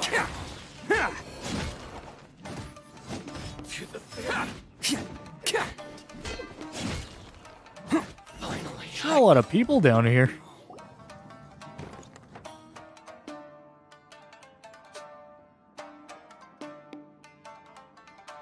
Alright, you're all free to go now. Quick, get to safety! Sorry, but have you seen our little boy? We're awfully worried about him. Oh. Oh. Calm down, dear. We don't even know if he was taken here or not. But... Oh, my little Daisuke! No, he's fine, actually. Oh, you must be Daisuke's parents! Yes, that's right! Have you seen him? Where is he? Is he alright? Don't worry, he's safe and sound. Someone's looking after him now on Yashiori Island. I can show you where on the map. He's been worried about you. I bet he'll be relieved to see you. You were the one who saved him? Oh, thank you, thank you! He's the one you should be thanking. No, please, no. No need to thank me. It's my pleasure, really. It's just who I am. It's what I do. Before you go calling me a hero, let me ask you this. Wouldn't any other self-respecting guy who saw another person in danger have done the exact same thing? Really? Just one little compliment and it goes straight to his head. Why did they see so many people? These vagrants are insatiable. They'll do anything for money. No one dares stand up to them for fear of what they might do. Would they really do anything drastic?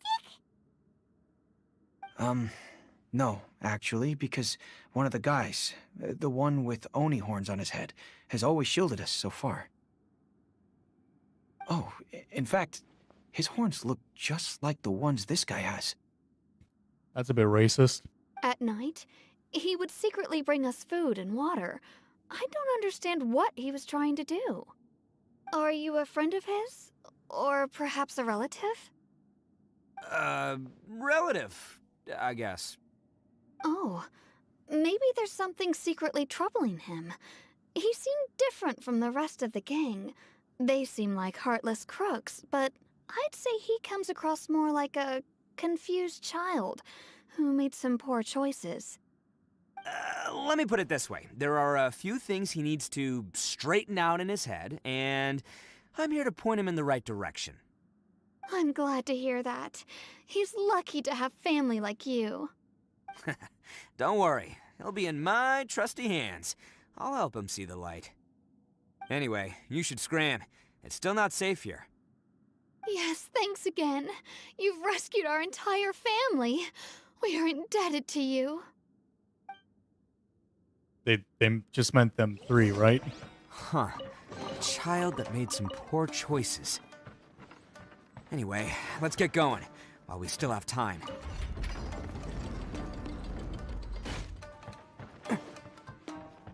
Oh, look at that.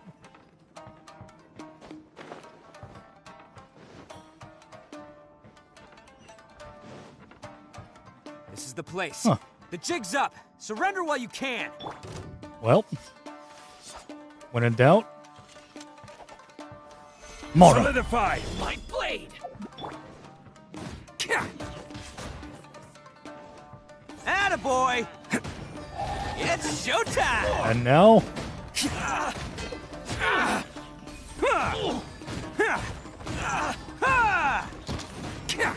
let's roll! Blade. ow, Mora. Solidify. I will have more. This is order. Floor.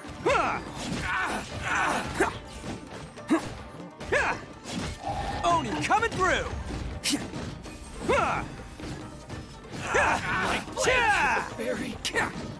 Oh well. Bet you think you've won, don't ya? So naive. This is my home turf. Look are you. I'll let you in on a little secret. A long time ago, I picked up this rare paper charm. It's very precious to me. Oh yeah. What makes it so special is that if you tear one piece, the other piece starts tearing too. That guy doesn't have a mouth. Newsflash, don't care about your cute little origami obsession. You better stay where you are and let me finish.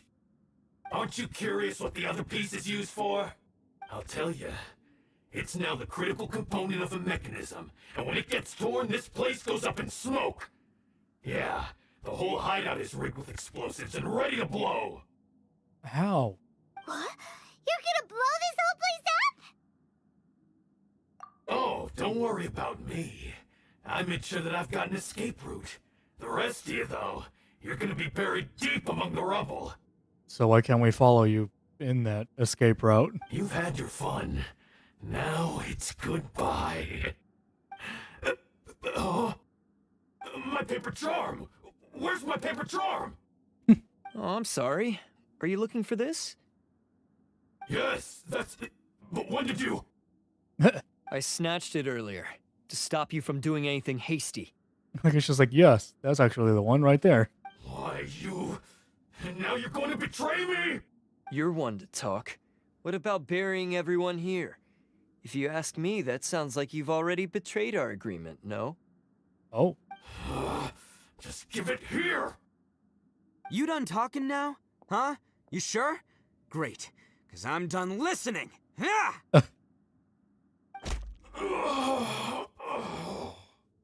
Not so strong, is he?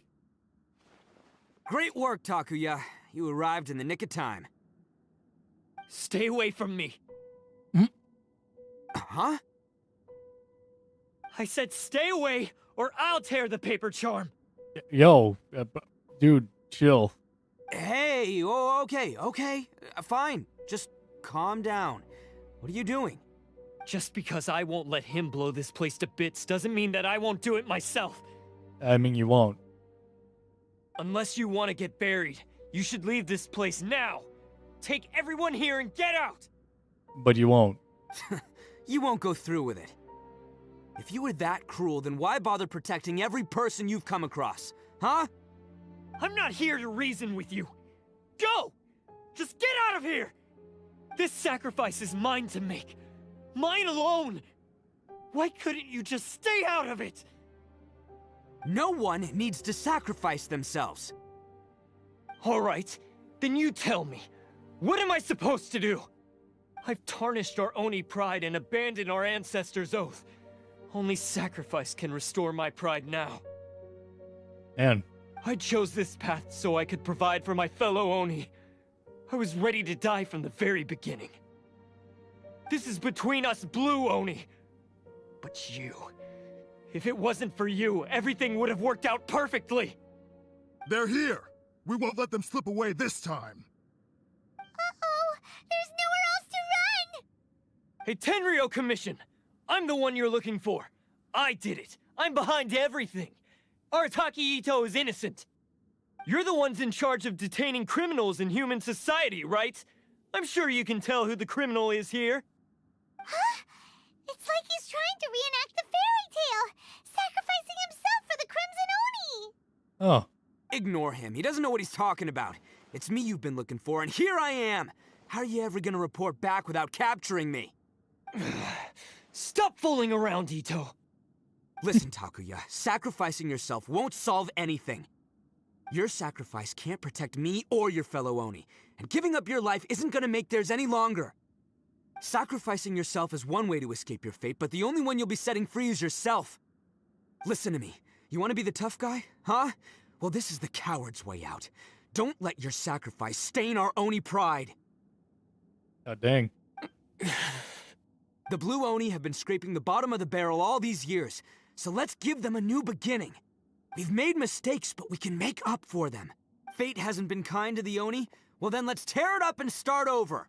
Man, these guards really aren't doing anything right now. But before any of that can happen, you need to get yourself behind me and forget about all that self-sacrifice stuff. Now let's go. But we're not done talking about this. Takuya!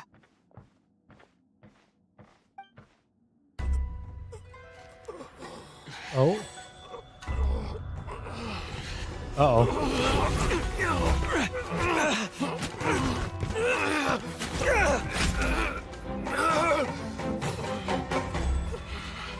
Uh-oh.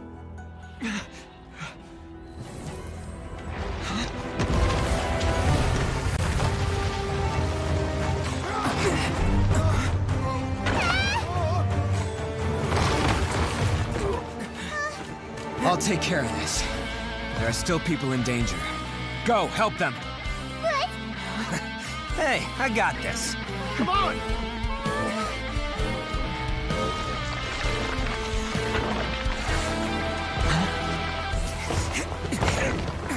Forget about me! Just go! It's what I deserve! Ah, shut up, would ya? Yeah, tell me about it.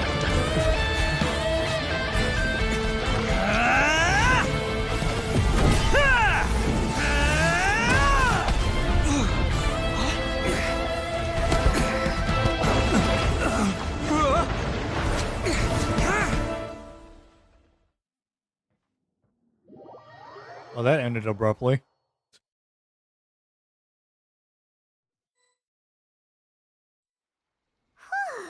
We managed to save everyone!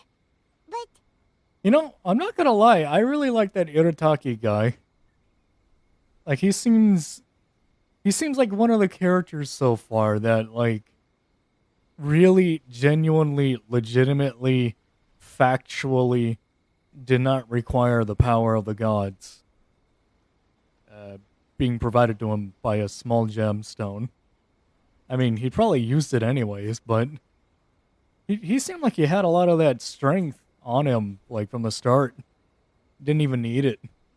He just used it in order to help himself protect others or something like that. Some mumbo-jumbo cheesy garbage like that. Yeah. I like this character. Yeah, LOL. So far, everybody else is like, I mean, I love Mondstadt, actually, come to think about it. I was able to take a jab at Mondstadt people and how a lot of them don't really seem that, like, that on the level of main character as Ito is. But, I mean, Jean, they're all just like townspeople. That's what they are. Just a bunch of townspeople given a gemstone, and they use their gemstones to have a fine wine and fart in the wind to make it smell better or something. I don't know. They have Venti as their god. What else could happen? What exciting things would happen with them? aside from drink. You have Inazuma. Oh, Inazuma's great. We don't talk about Inazuma. I love Inazuma. Such a good place. China. Love it. Such a great place. Anyways. What about Ito and Takuya? Paimon hopes they're alright.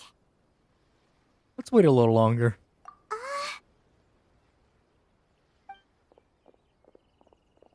Look! It's Ito and Takuya! That's gonna hurt tomorrow.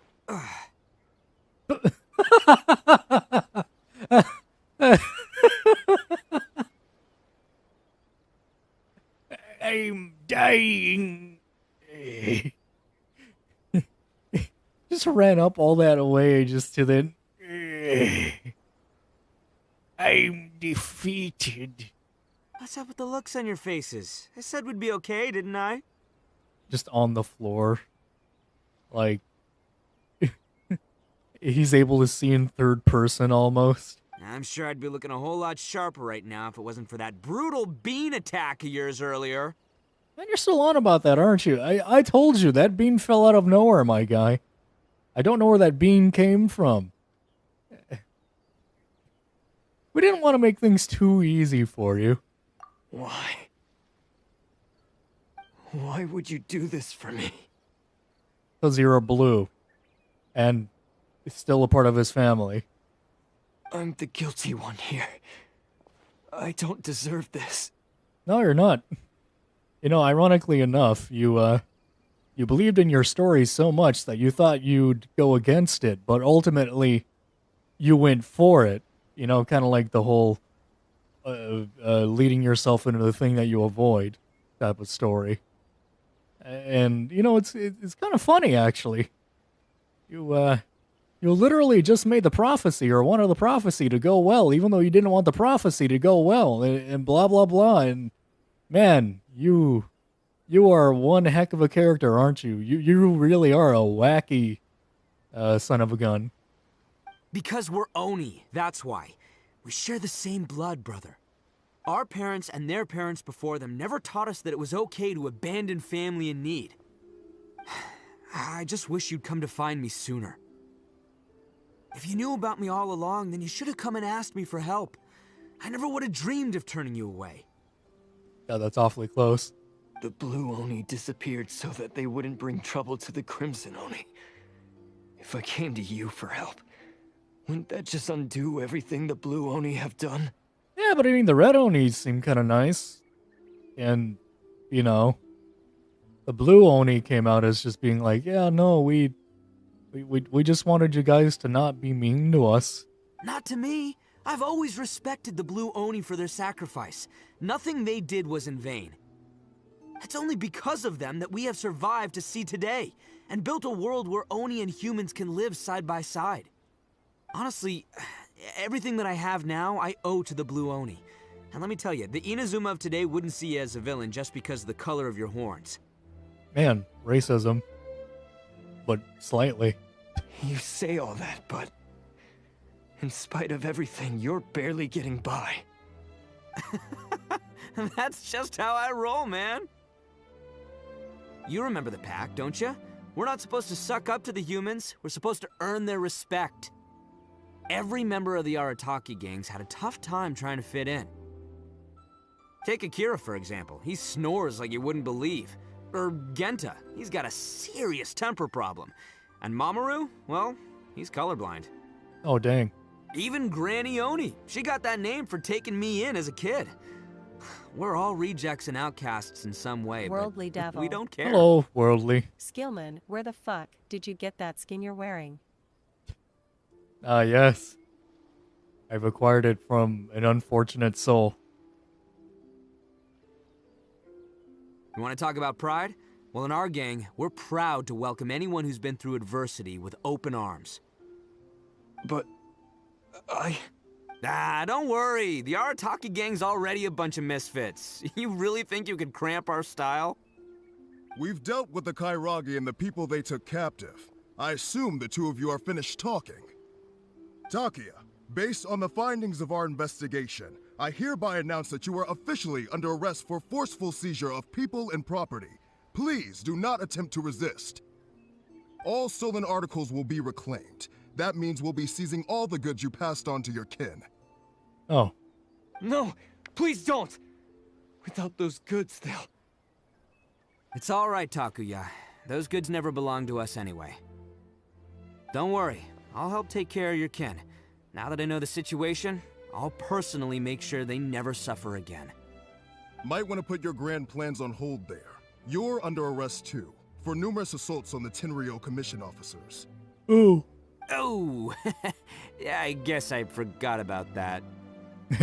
Anyways, away! But no worries, I'll put my gang on the case. My boys will take good care of the Blue Oni. Yeah, we've already arrested them too. Oh, right, yeah, Have any of you ever heard of the word run? That's what they get for resisting the Tenryou Commission. Yeah, I guess it's up to you then, Traveler. Could you be a pal and tell Granny Oni about the Blue Oni situation? Sure, we'll tell her everything. Thanks. And thanks for sticking with me to the end. Once I'm out of the slammer, I'll find a way to make it all up to ya. As for you two, lending them your aid when you knew full well they were in the wrong means that the culpability extends to you too. What? But, given your unique circumstances, and in light of the complexity of this case, we won't press charges this time. Good. I've assaulted gods. I've assaulted Hydra beings and a wife of said Hydra being. I've destroyed a dragon multiple times. And I've dusted a child. I don't think you would have done much. Sorry for the trouble. Paimon, I think we are of a godly level at this point. I'm not gonna lie. Hey, wait. Are unique circumstances? Are these guys like a big deal or something? No, it's nothing like that. Oh, No. yeah, okay. Cool. Because I was gonna say, like, I'm kind of a big deal myself, Uh-huh. Yeah, all right, see you next time. Whenever that'll be.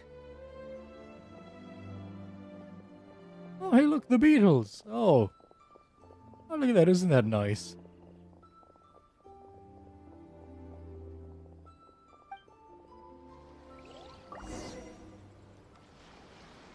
Well, he's pretty weird. But at least he's not a bad guy. He's not weird, Paimon. He's an interesting lad. I like Ito. What a nice lad that Irotaki is. He's a nice lad. Now let's go back. Ow, Jesus! I don't need an umbrella, but Why? you can use one if you need.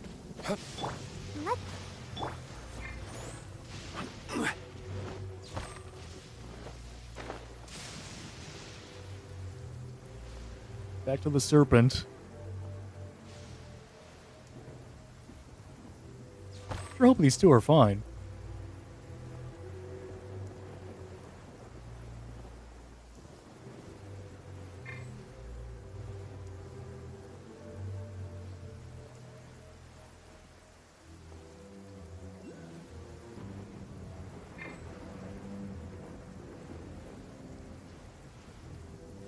Huh. There appears to be some extras there. Let's give them up! Ah, yes. Oh, the parents. That does sound like my Ito. So, did they take Uncle Ito away? Yes, they did. But don't be too upset, Daisuke. We will have the chance to see him again. He and his gang may have acted recklessly, but the fact remains that he still helped us. Yeah, I knew it! Uncle Ito helped us, and he's awesome! Well, that's precious. Now, don't get any ideas, Daisuke. Ito is a far cry from awesome. He still caused a lot of trouble for a lot of people. If you ask me, I'd say he's like one of those little Oni Kabuto you kids are playing with all the time. The what? Oh, the Beatles. Though he looks fierce on the outside, he has a kind heart. He's not a delinquent, but he'll never back down from a fight. I don't really get it, but it sounds like a compliment. I can't wait for my next beetle fight with Uncle Ito. Haha. Funny. Children are stupid. They could have made it more obvious than this. Thank you, Granny, for taking care of our little boy. I hope that Ito and his friends will be released as quickly as possible. Yes, you needn't worry. The officials in the Tenryo Commission will certainly exercise sound judgment. It's time we started heading back. We'll be sure to visit again soon. Ah, I'm glad that everything was resolved in the end. Things were looking quite dire, but now the future looks bright. Wonderful. Wait, wonderful. But who's gonna take care of her? As for the blue Oni, just leave them to me. If there's one thing an old granny like myself can do, it's caring for others. Oh, alright. Do you need our help? No, no. Go on ahead. I'm sure you have other adventures beckoning. Okay. Besides, once Ito is released, he'll be here to help me. Is he always like this? Oh, yes. And you know what? I think that's what makes him adorable. Wouldn't you agree? Huh. He does whatever he puts his mind to. He's sincere, brave, and determined. Back when I took him in, everyone thought I was most unusual indeed. They started calling me Granny Oni. But I've never been ashamed of this name. On the contrary, I'm quite proud of it. Because Ito is my pride and joy. Oh. A long, long time ago, in a village lost to time, there lived a crimson Oni and a blue Oni. They were the best of friends. The crimson Oni wanted to be friends with the humans, so the blue Oni played the role of the naughty kid. And then he left. After a long time, the crimson Oni was living happily with the humans, but in his heart, he wanted to bring the blue Oni back home. Ow. The Crimson Oni didn't know where to find the blue Oni.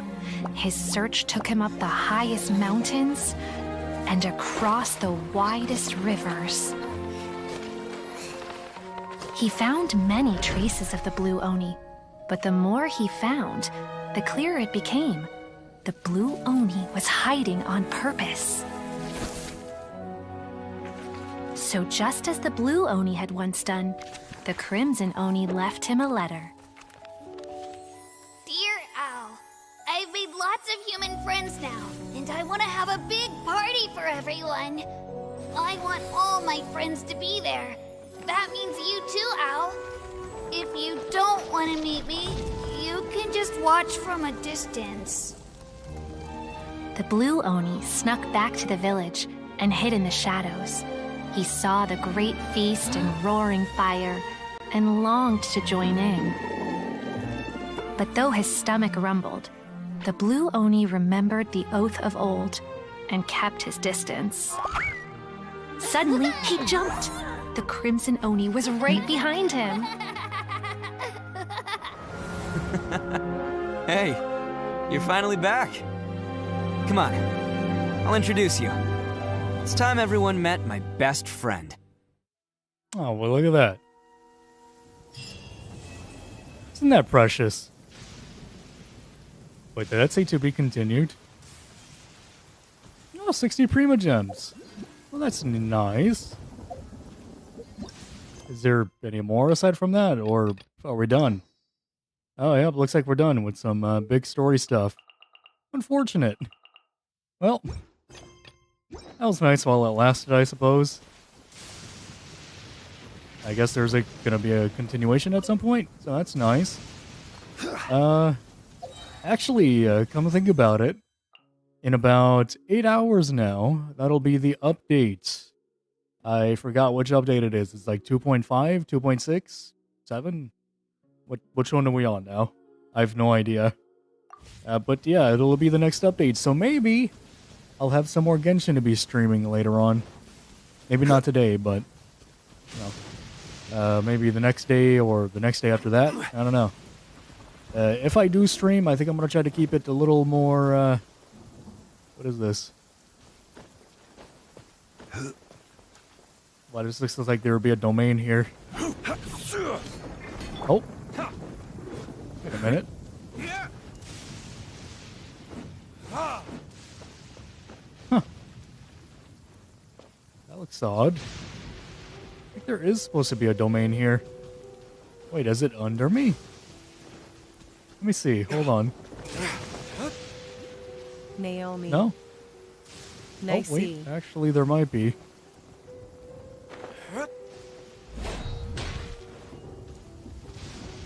Oh, nope.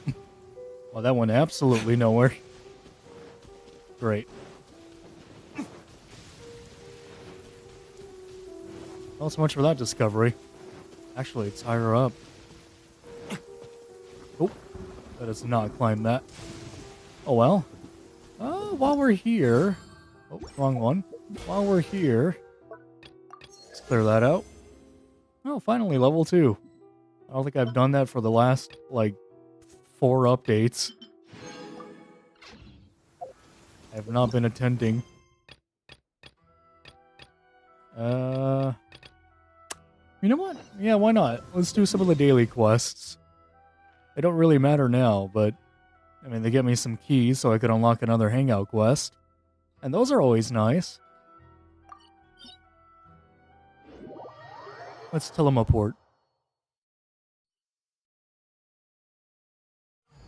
Wait a minute. Ah. Well, that's unfortunate. Let's teleport again. There we go. Hello there. Pardon me, pardon me, pardon me. Excuse me, just walking on through. You there, person, read your dialogue. Speak your dialogue. Yep. Uh-huh. Yep. Daily quest. Uh-huh. Yep. Uh-huh. Yep. Uh-huh. Yeah, sure. Thingy. Blah, blah, blah. Alright. Oh, wrong person. Alright, let's go. What? Look for objects in the area.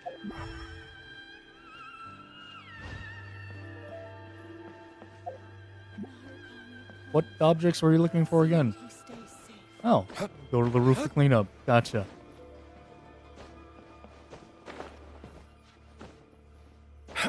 I could do that.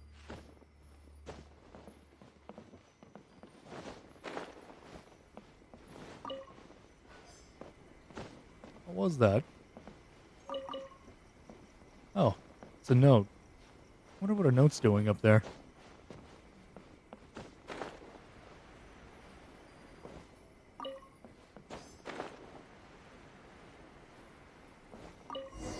There we go. You're welcome. Seriously, you wanted me to... Wow. That was it? Man. Daily commissions! Hooray! Voltage charge. Oh, that is a good distance away. Alright, let's... Whoop. God dang it, I gotta go back into the lightning area. That was done. Oh, no? Okay. Well, good. I don't like it over there.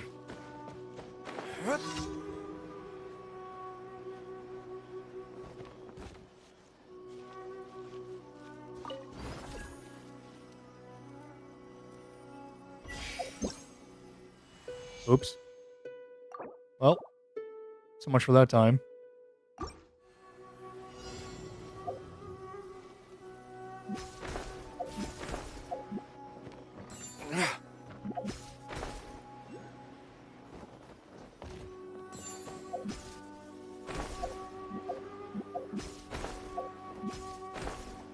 As long as I get to the difficult ones with that, I should be fine. Oh.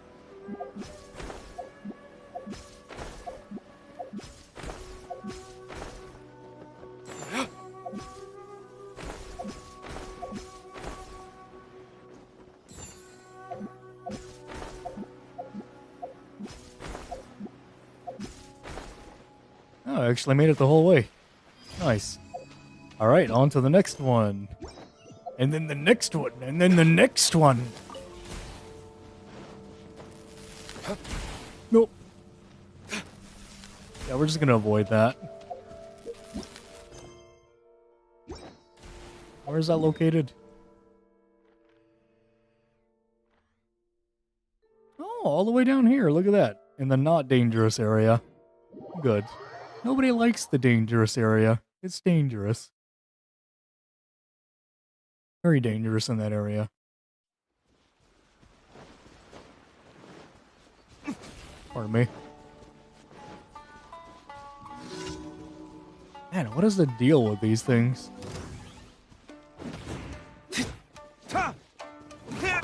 Mora, stabilize! I will have order!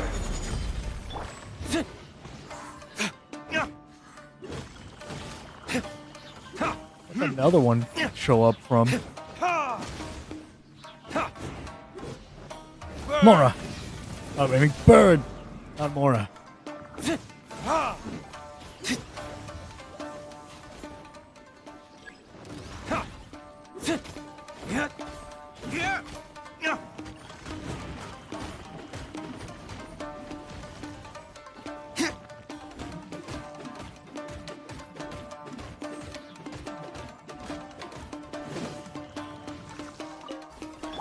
Mora.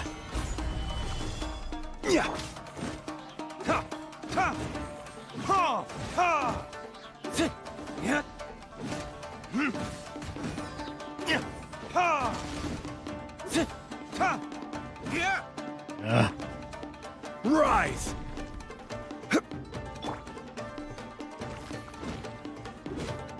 Got him. Nice. Did I get all the trees? Or all the wood? Not trees. Good. Oh, that's the wrong one. Oh no, that actually was the wrong one. There we go. Moving on. Do we have a teleportation point on over there? Yes, we do. Alright, now this should be our last daily, and I don't know if I want to mark this for the end of the stream. Because, not gonna lie, I don't think I have anything else to do, or at least anything else that I care to do up until the next update. So, I might end it. I don't know. Oh, hello. Naomi. More! Oh, okay. I will have more. Guide you.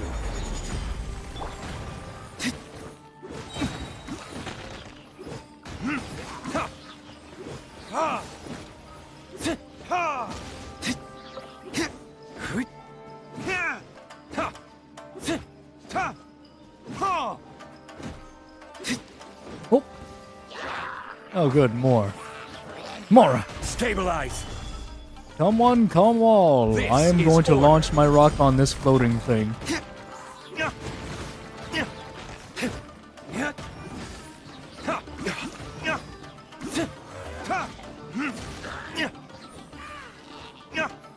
Just one more red guy.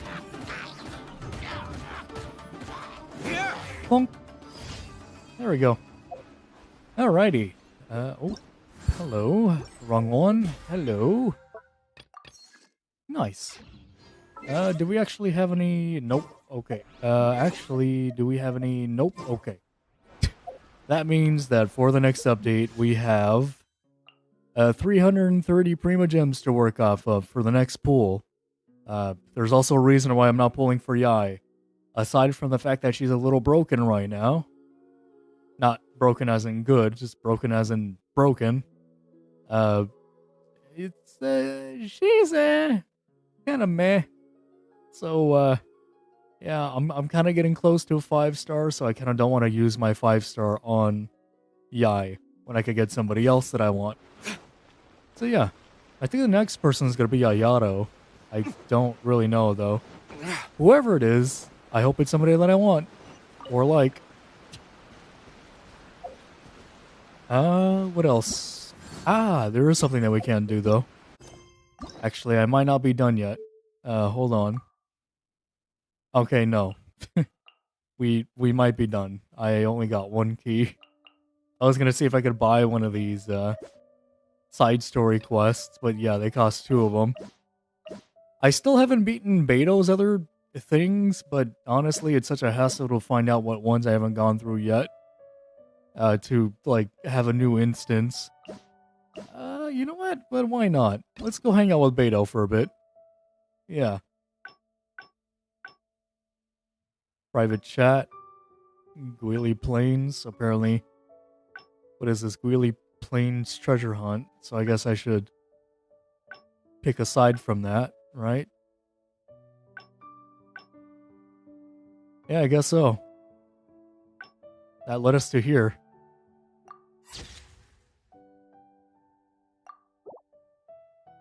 Alrighty then. Private chat. Go all the way back to Inazuma. Go all the way back home. I like Inazuma. And Mondstadt. I think I like Mondstadt more as a little home base.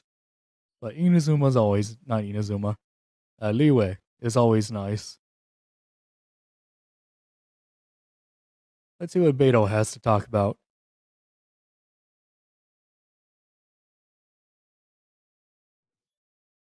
Oh. Right. I have to, find my way back there again. Huh. Wasn't there a teleportation point on that ship? So there was. Well, all the times I climbed that mountain, I didn't actually have to. Hey there, Beto. How's it going? Alright, so do whatever we can to avoid the Guili Plains. So after we dropped you off in Rito, we found a shipwreck nearby. Probably belonged to Inazuman pirates. Uh-huh. You're a pirate. Oh, Inazuman pirates. My bad. We searched the wreckage and found a map. At first, I thought it was a nautical chart. I was thinking we might discover a new sailing route if we were lucky. But after a closer look, I realized it wasn't a map of the sea at all. It was a Liyue treasure map, and no ordinary one at that. Is an evil chi active in the area? Nothing like that. I just mean that the map was a mess. So it was the most I could do to figure out that the treasure was probably in Liyue. Ah, yes. As for its exact location, I have no idea. The best way to get a girl's heart. Are there evil spirits here? I'd say I've explored Liyue pretty extensively, but still, this one managed to beat me. So, I thought of you. Nobody can beat you when it comes to treasure hunting on land, right? Yeah! Because you'll hurt me if I didn't. Is that right? Well then, it looks like I'm in good hands. What did I answer? Because I didn't read it. Here's the map. See what you can make of it. It's a map. So, where do you think it is? Well, I think it's on a... Alright, so this is simple. It's on a pyramidian plane of some form.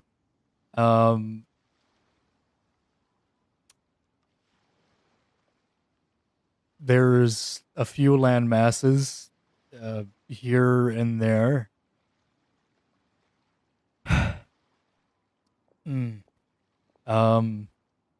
And that we have to get to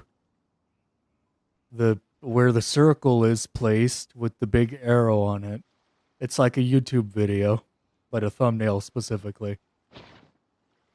I think it's Jinse Village, just very badly drawn. Jingsa Village? I don't see the resemblance at all. How'd you come to that conclusion? Jinse Village has a lot of terraced land, which seems to match the contour lines on this map. Oh, okay then. Yes, I'm definitely a rookie at this. But your word's good enough for me. Time for a trip to Chinkza. You're a flippin' pirate. How are you at all a rookie at this? I would figure you'd be able to snort that map and know where it's from. Oh, right, but you said land treasure. Land treasure, land. The thing where pirates go and place their treasure. Land. You're a pirate. Land. Why don't you know this? You're coming with me, of course. I'll need you to help me zero in on the specific location once we're there. I'm going to die.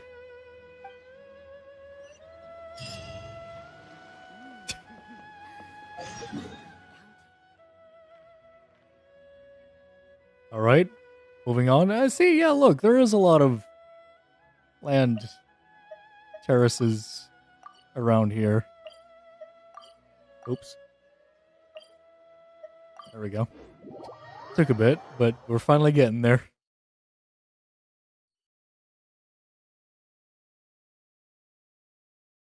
Awkward silence. Very awkward silence.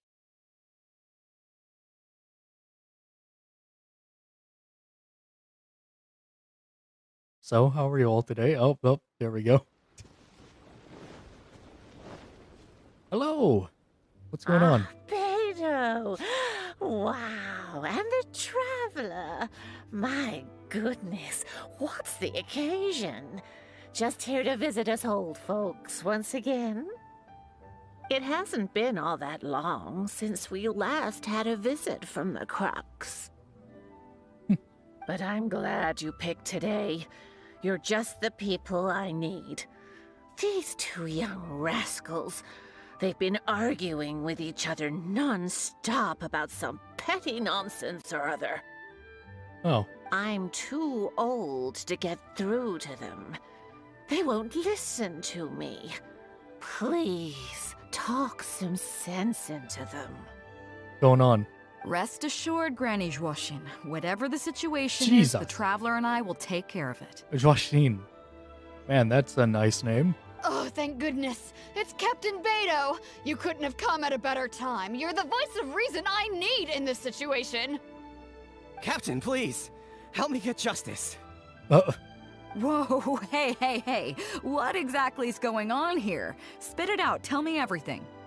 It makes me mad just talking about it. G here, I don't know if he's got a screw loose or what his problem is. But anyway, he took it upon himself to raise, well, practically a whole army of finches, okay? And now guess what? They fly onto my land and completely destroy at least half of my crops. Huh. I asked him to pay compensation, but he refused. Now how is that fair? Well, that does sound like a problem, actually. Captain, I'm innocent. They're not even my finches. I just thought they looked kind of cute, so I fed them a couple of times. They're wild birds, though. I mean, they're still wild birds, but you did feed them, and you are kind of having them run around here. A couple times? Are you kidding me? That's rich. Really rich. There were 2 of them when you first started. 2 finches. Now you have a whole roof full of finch nests. I swear, every time I come by your place, I think I'm at a bird market. I'm telling you, you are not gonna get away with this anymore. So, yeah, I mean, they laid a few eggs, made a few nests, but finches gonna finch, These are wild birds. I mean, they'll do whatever they please. So that's how it is. I think I got the picture. What's your take? I think G is responsible. He has been feeding them too much, and now they're destroying people's crops. I think G is innocent. He can't control where the finches make their nests. Honestly, I'm not gonna lie. I think it might be G's fault, because much like a cat, whenever you feed it, it's gonna come back. It's gonna know where to go. It's like rats. If you feed them enough, they're gonna be like, this is the good place for consumption. It's like roaches. As soon as one finds food, you're done. It's over. Your life is forfeit. Because roaches will be showing up at your house. So, yeah, no, first option makes sense to me. Yeah, you have a point. Gee, let's say I'm interested in buying these finches off you. What would you say to that? Are you serious, Captain? Oh, that would be great. Honestly, with all this trouble they've been causing me lately, they've become a bit of a burden. So if you're happy to take them off my hands, that would be perfect. I thought they weren't your finches, you flippin' moron. I'm sorry, that was a bit aggressive. That was very aggressive. Let me calm myself. I thought you said that they weren't yours, my dear friend. Alright, deal. My only condition is, you have to use some of the money to compensate Wenjing for her losses. Good. Oh, come on. But I never raised them, did I? Yes. Naomi. Punch him in his mustache. No, hold on. That is, honestly, mine's better, but... I mean, it's a mustache. I cannot simply hit another man in his pride. I cannot hit him in his power source. Well, his other power source.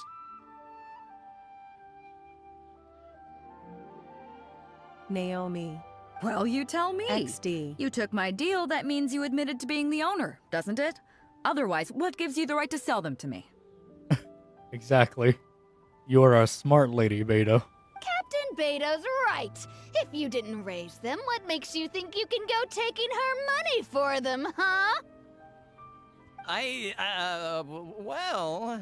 Don't worry. My offer includes plenty left over for you after deducting the compensation. This way, you get something back for looking after them. Okay, then. Okay. I'll pay the compensation. I hope you two are very grateful indeed to Beto. I dare say no one else will be quite so accommodating toward the people of our village. Granny Zhuoshin, as you know, many of the boys from your fine village do sterling work for the Crux. The fleet wouldn't be what it is today without them, so please think nothing of it. You know, Beto, I think I'm gonna talk about that. You say the fleet. It's like, are you like the general for like Liyue's army on the sea, or are you a pirate? Which one is it? Because like you said that you're a pirate at multiple points, but then you said that you're a fleet, and yes, I could understand that pirates could also be a fleet, but or can have a fleet, but it's weird. It's weird. You're not a pirate, Beto. That's the thing. Is that a thing we could talk about? But Beto's not a pirate. At least not a proper one. Not a yar har diddly dee. She's not a very good one. She doesn't yo ho ho in a barrel of fun all that much. Gee, Wenjing, I guess you're free to go. Captain Beto, you're here. Where'd you come from? How'd you know she was here? Pops Shing, it's been a long time. How've you been? Don't get me started. I've been having some real trouble with that neighbor of mine, Jen. We keep having the same argument, and it just goes nowhere. Why does a woman of the sea take care of these people so much? Like, people of the land? I heard you were in the village, so I rushed over to seek your help. What's the issue? Oh, come with me. You'll see. Let's go find Jen and clear this whole thing up, face to face. I mean, the first one was pretty simple. This next one can't be that bad.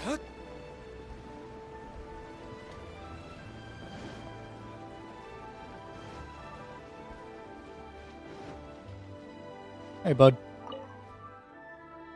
Captain Beto, you're here. I heard that you and Pops Shing had a little misunderstanding. So, what's up? Tell me about it. Jen planted a tree on his property a few years back. I had no issue with it at the time. It's just a tree.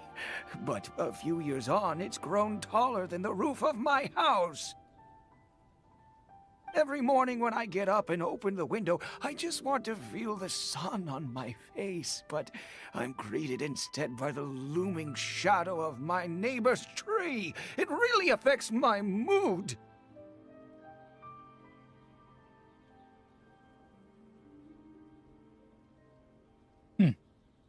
I asked Jen to cut it down so I could get some sunlight back on my property. Cut the whole tree down? But he said no. It's like he's done this on purpose just to drive me crazy.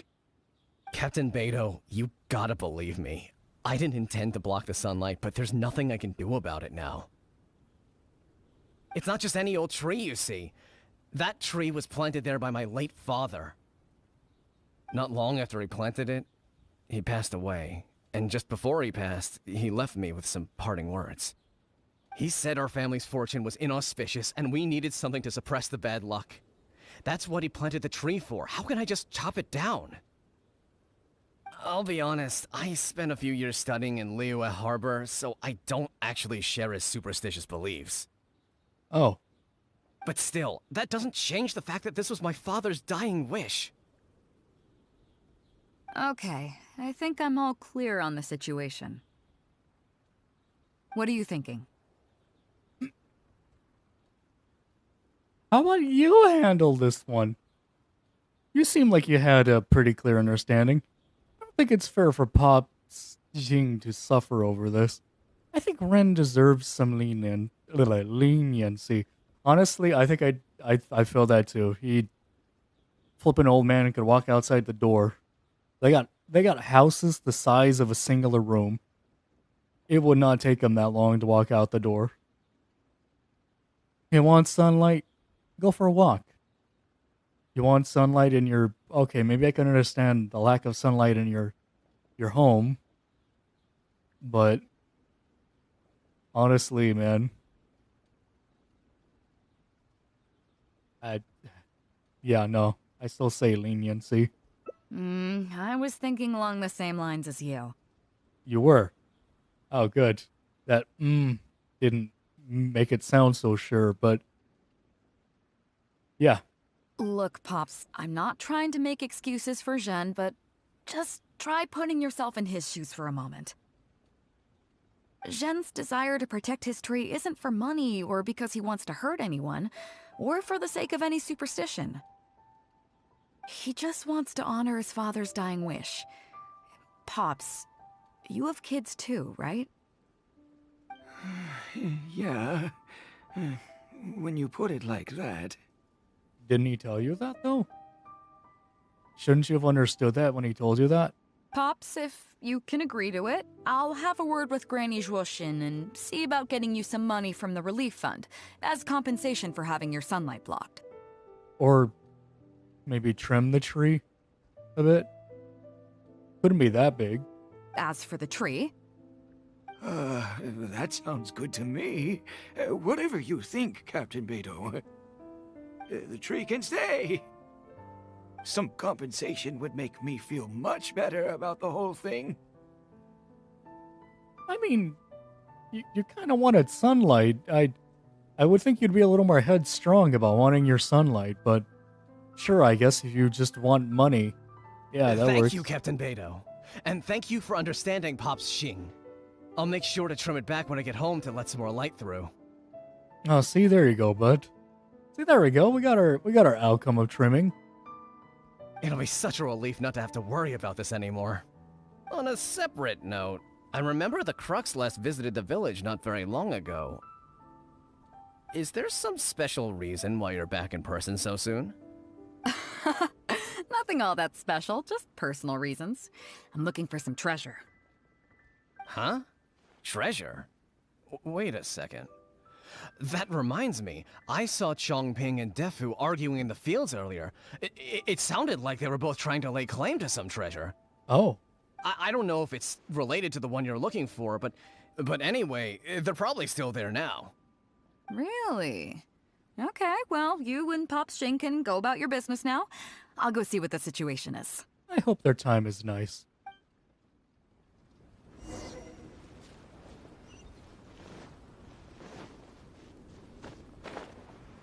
Who would put treasure out here? They have to walk all the way out from the sea to here. Jesus. What's going on, boys? Ow. Don't mind me, I'm fine. Huh? Beto, you're just in time. Defu's being completely unreasonable. What happened?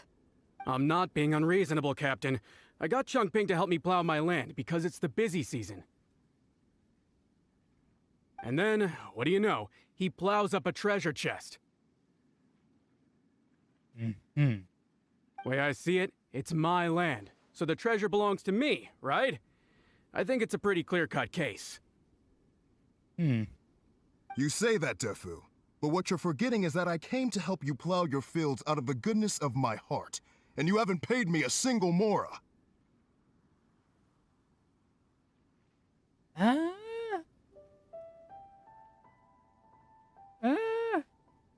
You do things out of the goodness of your heart. You shouldn't be expecting mora. It was also my plowing that turned up this chest. However you cut it, surely I'm entitled to at least some of the treasure. The domestic drama just keeps coming today. What are your thoughts? I don't have your clout. You should be the one making the call.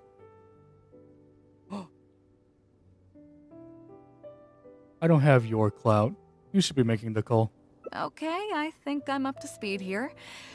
If you two really want to take this further, I can get a legal expert from Liyue Harbor to adjudicate. Oh man, I should have said that. Ah, dang it.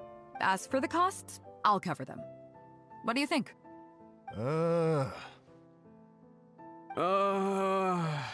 Neither of you seems thrilled about this course of action. Okay, so plan B. I guess one of them would lose the money. I'll be straight with you. The reason I came here today was to look for some treasure. Chances are it's hiding right there in the chest you're both fighting over. So, how about you two stop fighting over it and do me a favor by handing it to me? Of course, I'll be indebted to both of you. If either of you ever needs anything in the future, the Crux will not hesitate to lend you our support. Captain, you're far too kind, really. Indebted? That won't be necessary. If you want this chest, you go ahead and take it. Yep, totally agree. If only I'd known you were looking for this chest. You should have said something. I would have delivered it to you personally to save you the trip. Oh. It seems like it's been quite a busy day for you, helping us settle all our little quarrels. How did you know about that? Come on, let's go to the village. I'll rally the masses. We'll get some good food and good drink, and have a good old get-together. How did you know about the other instances of people having issues? Don't worry about the chest. I'll carry it over. Oh, well, that's nice. And we just heal Dayluk now after that stumble he had. He's fine. He'll get over it. Oh.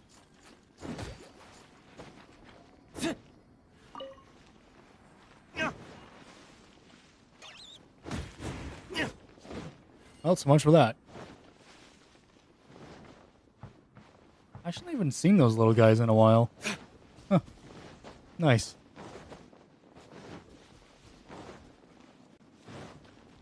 Why is it so quiet here? Like there's no music or anything. Hello? Naomi. Just going to run to the shop. I'll be RB. Okay, Naomi, be safe. What a fine day today has been. Beto has solved an awful lot of problems in our village. She sure has. Without Captain Beto, that compensation payment would have bankrupted me. Yeah, and if it weren't for Captain Beto, I'd still be arguing with Pops Xing. Hear, hear! We have plenty to thank Captain Beto for, I'm sure. I propose a toast in her honor. To Captain Beto. Cheers! I couldn't ask for more than the chance to get everyone together and drink to our heart's content. Cheers! Oh, after the lively celebration. Phew, that really hit the spot. Want to get some air? The view in this place is pretty good. Oh, yes, of course. We can take a look through the contents of that chest while we're at it. Chongping placed it by the water wheel. Are you sure you haven't had too much to drink? Are you kidding? Beto can handle her liquor. Oh, yeah? Why don't you go tell the time? Come on, let's go. All right, then.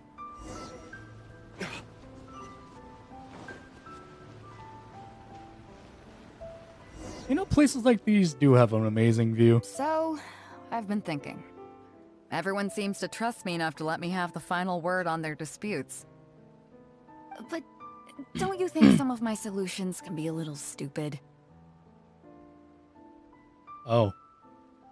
We're having this kind of talk now. You can laugh, I don't mind. Take Changping and Dufu's wrangling over that chest, for instance. Well, I guess you did kind of throw yourself into the loop. I had no clue who it should belong to, so I just came up with this stupid idea of taking it for myself. At least that way, neither of them would feel like it was unfair. But, I mean, I'm no Ningguang. I can't make a perfect deal every time. And I'm no Yanfei either. Not all my judgment calls are going to be 100% fair and square. I am Beto, and my strength is in trading favors. So the captain of the Crux just hands out favors to everyone all the time? You think I should be more selective? Some people think their favors are so valuable that they need to plan out how and when to use them to maximize the return on their investment. They view the favor as a bargaining chip. Others see doing favors as a burden, not worth anything in monetary terms and prone to getting you locked in a cycle of constantly returning the favor back and forth. But the way I see it, favors are what keep people connected to one another.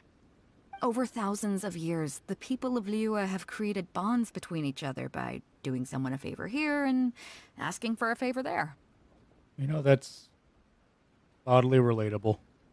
This means that no individual is truly on their own out there. When someone falls down, there's an invisible net made of human connections, waiting to catch them and get them back on their feet. Over the years, I've come to owe favors to a great many people, and many other people have come to owe me one. These are the countless bonds between us, like so many fish in the sea. And they're the reason that the Crux and I have survived the countless hardships we faced. I believe that if there ever comes a day when the world is overrun by monsters, Liyue's legal system collapses and the land is thrust back into an age of war, it's these bonds that will see us all through the dark days ahead, until we come out on the other side. So, the reason you asked for my help with finding the treasure today was so that you can owe me a favor? I'm not saying that. But either way, we have a pretty firm bond between us already, don't you think?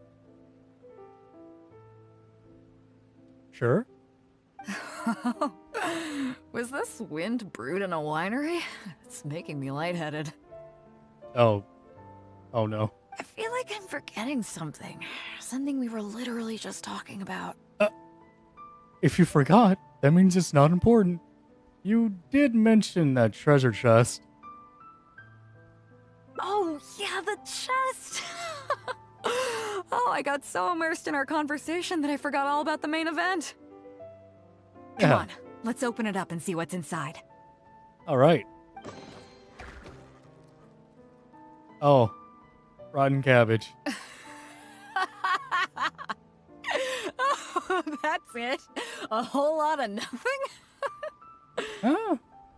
It's not exactly what I was looking for, but you know what? I don't care.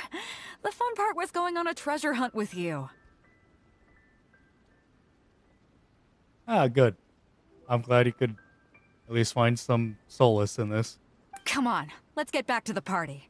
Tonight, we go big before we go home. Hooray! Oh, oh, look at that. Oh, that's precious. Poor Aether there. Just Guess we can rest a bit. A full-on arm around. Oh, isn't that precious? Alrighty. That was nice. I guess it is a little easier to find what options I've already selected. Should we go for another one? Let's go for another one, eh? Oh, wait a minute. Ending rewards. Here we go. Although not exactly what I was looking for, but whatever. I guess I really wasn't looking for anything in particular, was I? Only one ending to it? Alright, good. Sweet. So I have no reason to select the other possibilities. Let me just go ahead and go on back here then. A special guest. What the heck? I just slid a bit there. Alrighty, let's go back over to the Crux. And this time we'll actually teleport there. Rather than taking an entire rock island to fly me there. Or to help me fly there. Well, would you look who's here? Looks like it's going to be a day to remember. Oh, Guys, yeah. look who the sea washed up. Hey there, lads. Yeah, I just kind of appeared out of nowhere. Don't mind that. Don't mind that, by the way. That's normal. Ahoy there, traveler! So Captain really did invite you to join the homecoming celebration. No, she didn't, but your eye patch looks nice. By the way, is that a stereotypical thing of pirates? Hey, I heard that you took care of another crisis while you were in Inazuma. Are the rumors true? Yes, they are true. I have indeed clapped that of a god. Clapped that of a god. I have indeed clapped the cheeks of that god. And other things. Other things have happened. What else have happened? Ghosts? There were ghosts. That was nice. That's what I heard too. Thanks to you, Inazuma's Vision Hunt decree was finally put to an end. Well done, traveler. Captain's got quite the eye for people. She said she was sure that your trip to Inazuma would stir up some waves. And sure enough. All I wanted was to have a chat with the Electro Archon. Look at you, being so modest. We all know what you did to protect Liyue Harbor. I've heard that they tell stories about you in Mondstadt, too. The honorary knight. Ah, yes. Pretty impressive. I'd say someone of your caliber would be right at home in the cracks. Right, sailors? What will we do with a drunken sailor? That's right. Wow, I'm getting excited just thinking of being the Traveler's crewmate. What? My crewmate?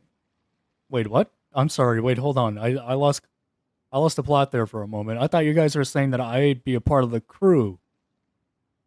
Oh, you meant like my crewmate as in like a classmate kind of thing. Okay. Nah. Hey, what do you say we arm wrestle? I'm sorry, what? I was worried you'd be too busy to show up. I mean, it's fine. I could clap cheeks of gods and clap cheeks of hydras and their wives. Oh, Captain on deck!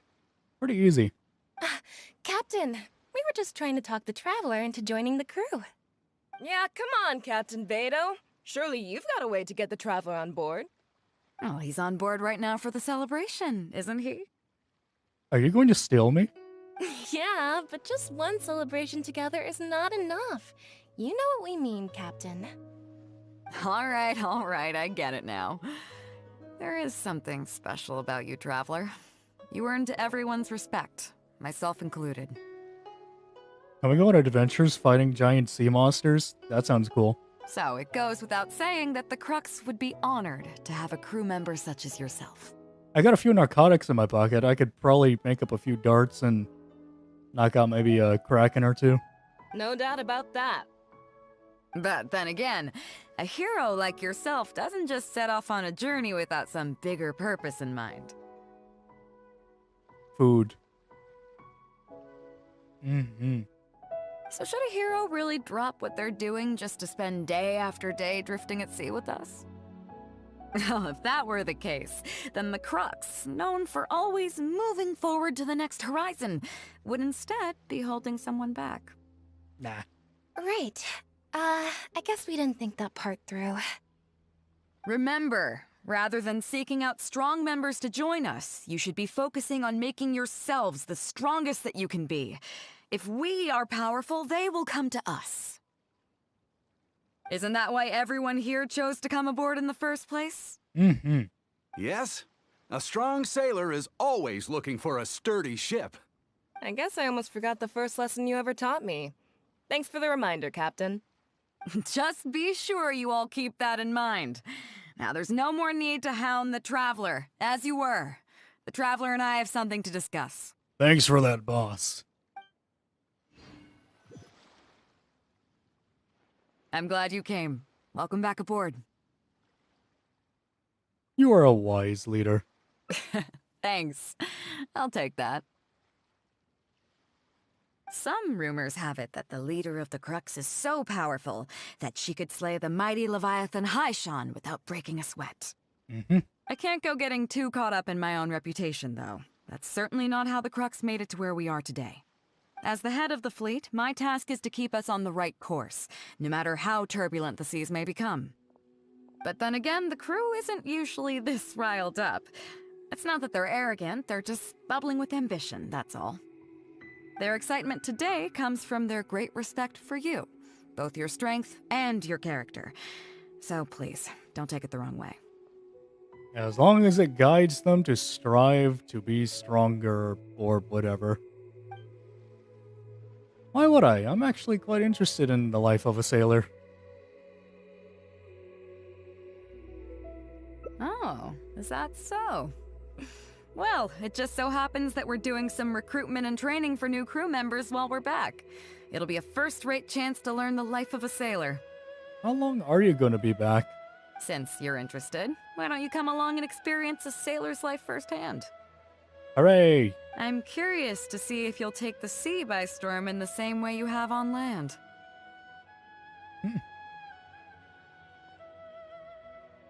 Alright, Captain.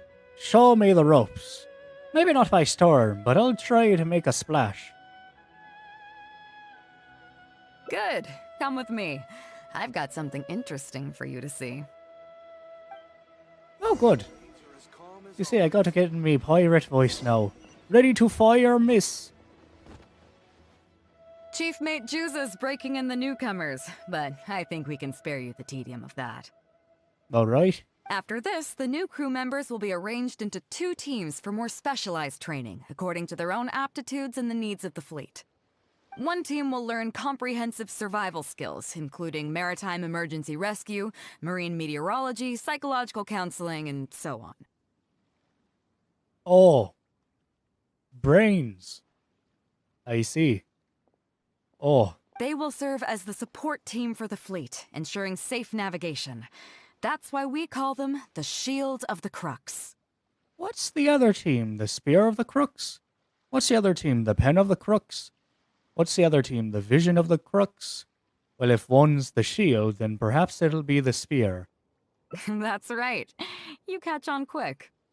Oh, good. I wouldn't know why the other two would be called, well, the other two. Wouldn't make much sense, to be honest, Captain. As one might expect, we call the other team the Spear of the Crux, because they'll be learning about naval warfare. They'll make up the armed portion of our crew. Also, they're responsible for handling the fleet's cargo deals. So, what do you think? Which team is for you? I believe the spear might be more my thing. Wait, the handle deals? Wait, so that also requires brains.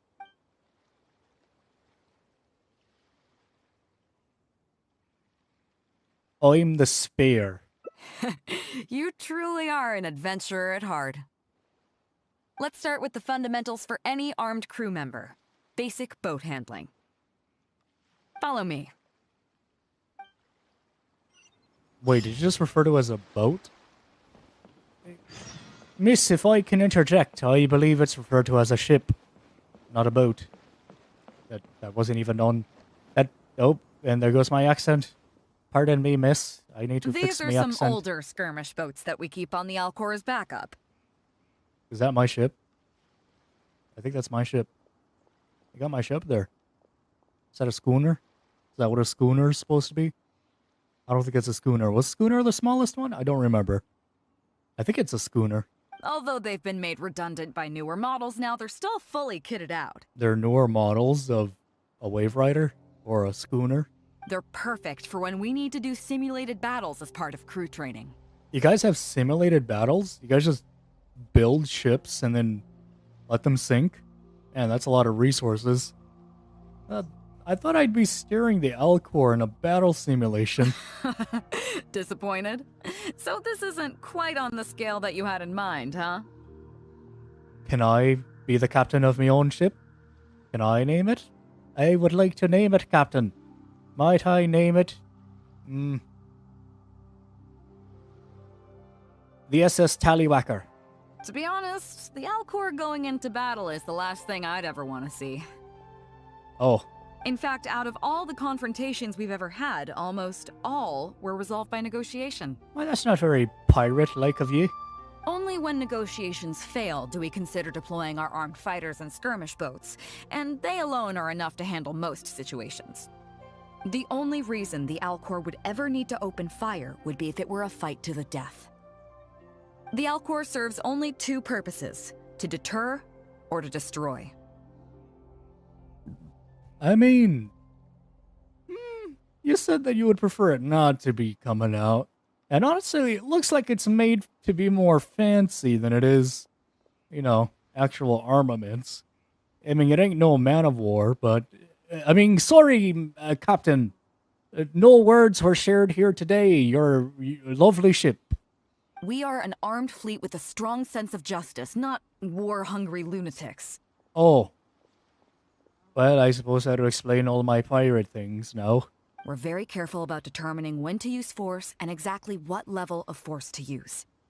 Might the spear of the crooks be a part of the lunatics, then? Might I have my own division referred to as the lunatics? Perhaps maybe the brain of the crux. Or the brawn of the crux. Maybe the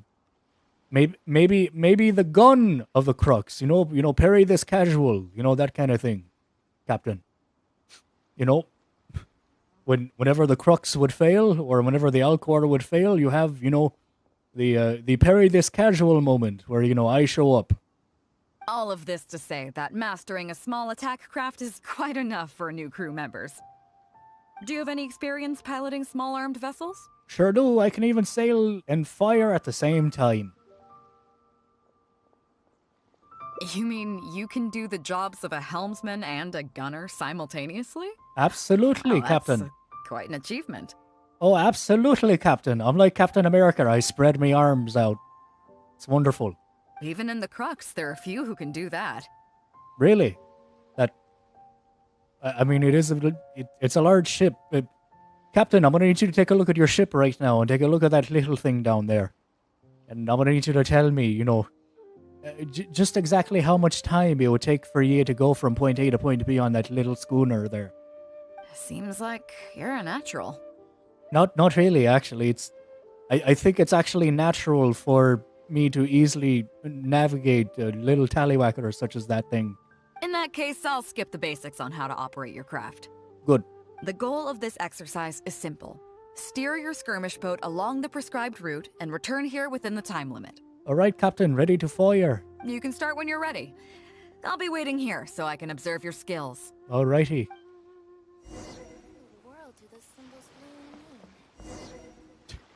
Stop on the little thing. Yep, no, don't worry. Yep. I'll just... Yep. There we go. What's going over there, apparently? Wait, it's going over there now.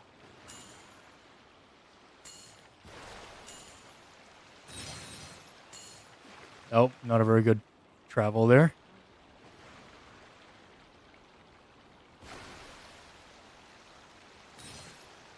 There's really no music behind this, is there? Oops. Which was my big one? Oh, there we go. There's the small ones. Oh.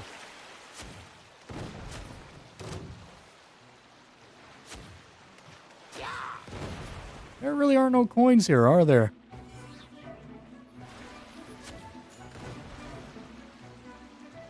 Oh, there's some of the coins. And I'm wondering where all these coins are at.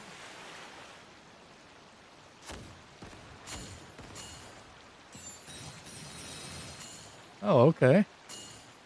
Yeah, I could do this.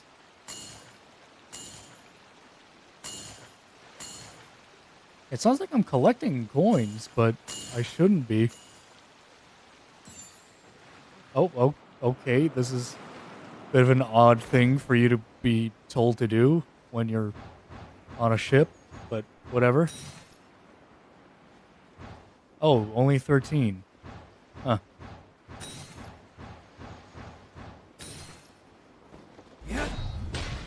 I may have left the ship out there. It's a little awkward, but, you know. Nicely Just done. doing as you told That me. was a joy to watch. Oh, was it, Captain? I was a bit lost, to be honest. Perfect timing on the turns. You kept your craft stable on the straightaway. It was like watching a well-rehearsed show. I've had a lot of training in sailing. All right. It's high time I introduced you to some of the more serious business that the Crux takes on. Oh, good. Come with me. We're going to Liyue Harbor. Oh, very nice.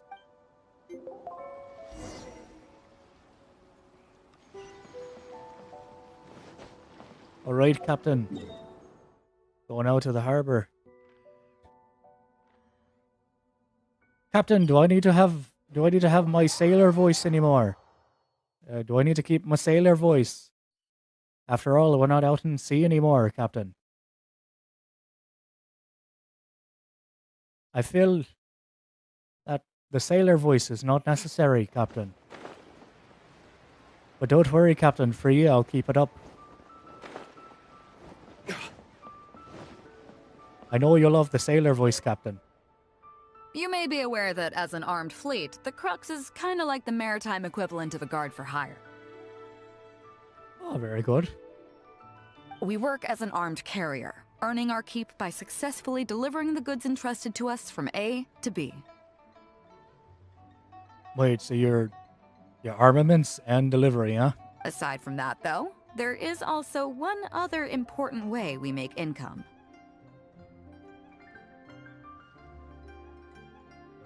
Bounties for capturing pirates on the Ministry of Civil Affairs wanted list?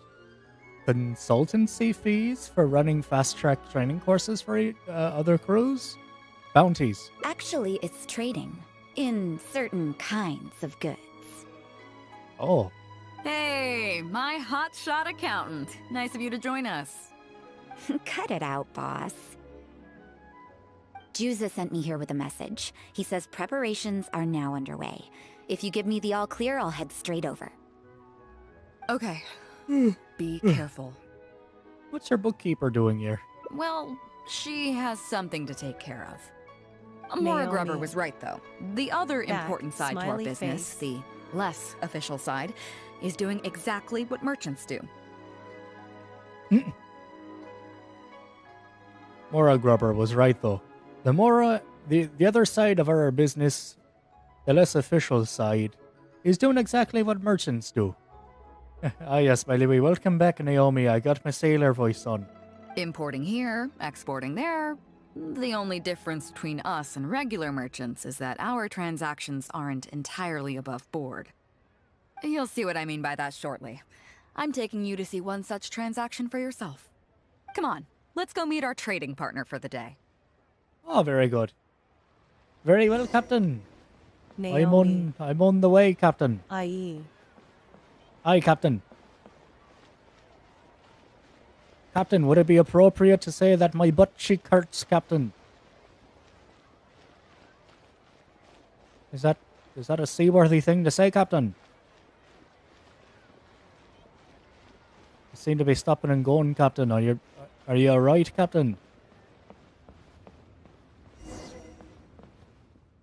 Fresh seafood! Fresh seafood! Catch it while you can! I'll take 5. What do you have? Hello there! Here at Nay's Professional Fishmongers, we've got everything you could ask for. Honestly, they do look like they'd be professionals. They look like they'd be able to get fish from point A to point B quite easily, considering that they're right next to the water. Or they could also fish. So what do you need? I want a bass head with all the teeth removed. If there's a single tooth in there, I don't want it. Huh? You know bass have pharyngeal teeth, right? In the throat? How do you expect me to get all those out? Then I'll have a bass trunk with 2 swim bladders. Again, if it's short by 1 swim bladder, it's not the bass I want. You're not making this easy for me. 1 bass means 1 swim bladder. Afraid that's not up to me. Okay, then I'll take a bass tail with scales that are yellow on the outside, black on the inside. Also, it's gotta have a total of 81 scales, that's 7 times 7, no more, no less. Aye, Captain. I don't mean to be that crew member, but I believe that you're giving him a hard time, Captain. Maybe you need to settle down a little bit, Captain. You're driving the poor lad a little mad there, Captain. Are you alright, Captain? Do I need to sing you a song, Captain? Do I need to calm you down, Captain? What kind of fish scales are yellow outside and black inside? You sure this is a fish you're talking about? In any case, you can try all you want, but 7 times 7 is never gonna get you 81. Pardon my asking, but you're not a fish expert, are you? I'm sorry, ma'am, but I'm afraid I don't have any of the things you're looking for. Didn't you say you have everything we could ask for? Look, I'm a professional. So are most of the people I serve. I can accommodate anything they ask for. Seems you two are amateurs. So I'm sorry, but you'll have to go someplace else. Captain, I believe he referred to you as an amateur. Anywhere you'd recommend? Like I said, Nay's Professional Fishmongers is for professionals. For amateurs, the place to go to would be Wise Amateur Fishmongers. I bet you're wondering why that guy was saying he didn't have what we wanted. That was just the first step in the transaction to confirm our identity. The real deal will come later. Oh, alright, Captain. I'll be sure to keep my mouth shut next time, alright, Captain? Captain, I thought that was... Captain, I thought that was Venti, Captain. I'm going mad, Captain. Venti disappeared, Captain. I thought that was Venti, Captain. I sold the green, Captain. Good Lord, Captain, I believe I've been around the salt too much, Captain. Good Lord. Help me, Captain. I don't think I'm mentally stable, Captain.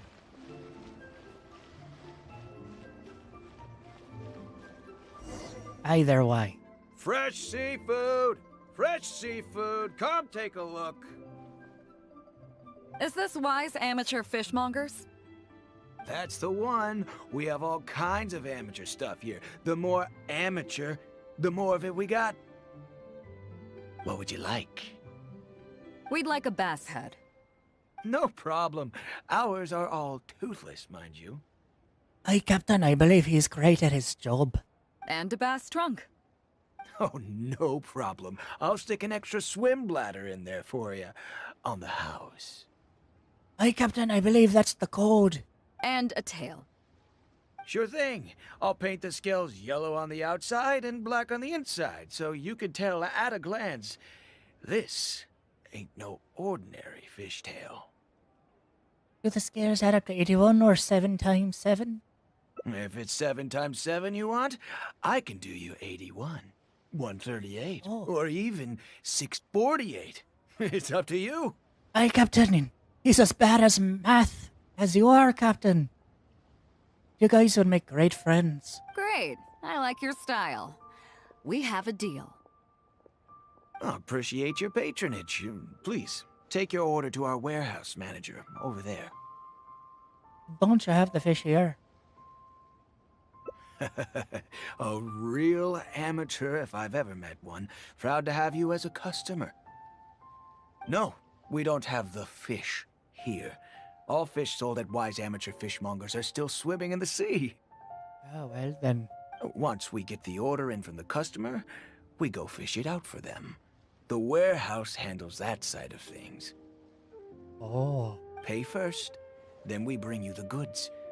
That way you get the freshest catch.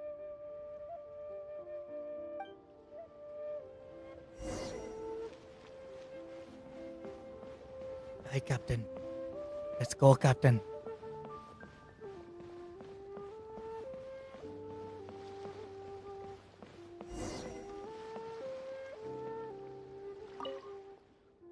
Are you two here to collect your order, huh, Bade?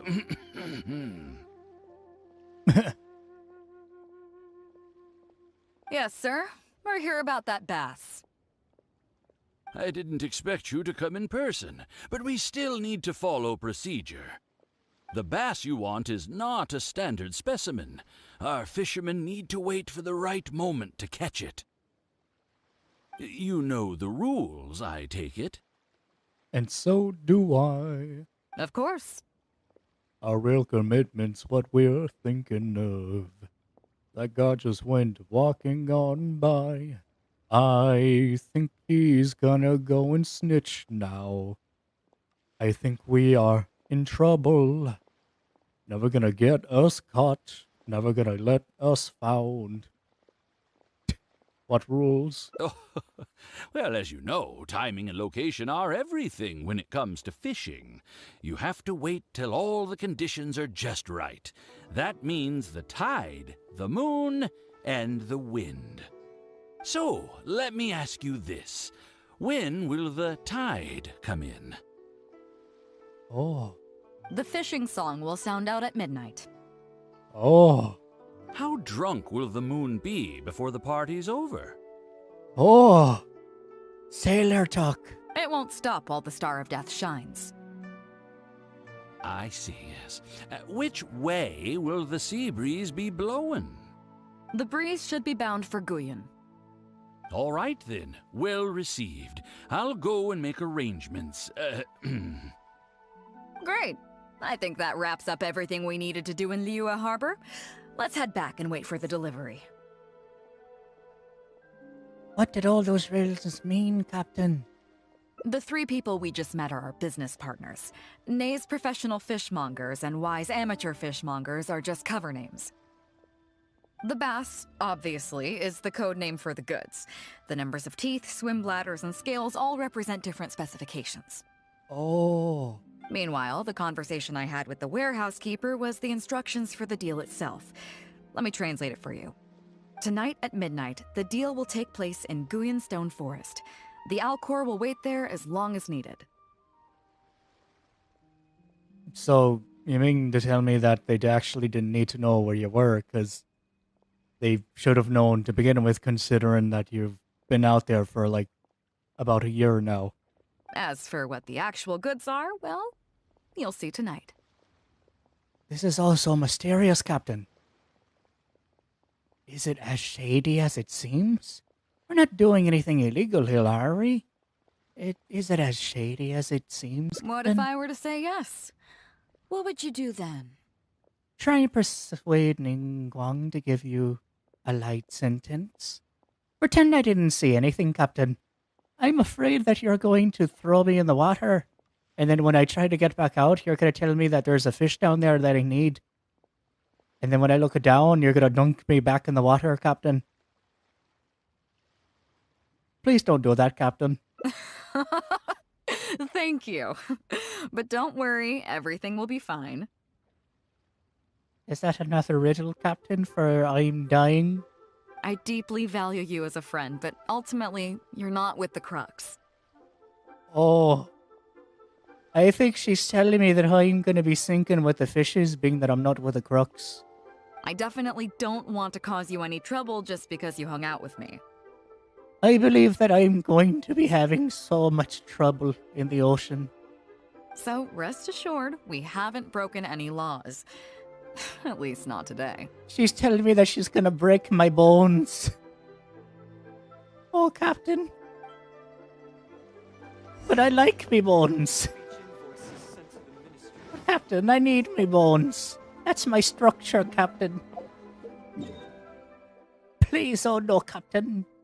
Oh no. Good, good. Now she is in belief. You see, lads and lasses, she believes that she has the better of me. But actuality, I know exactly what to do. Naomi. XD.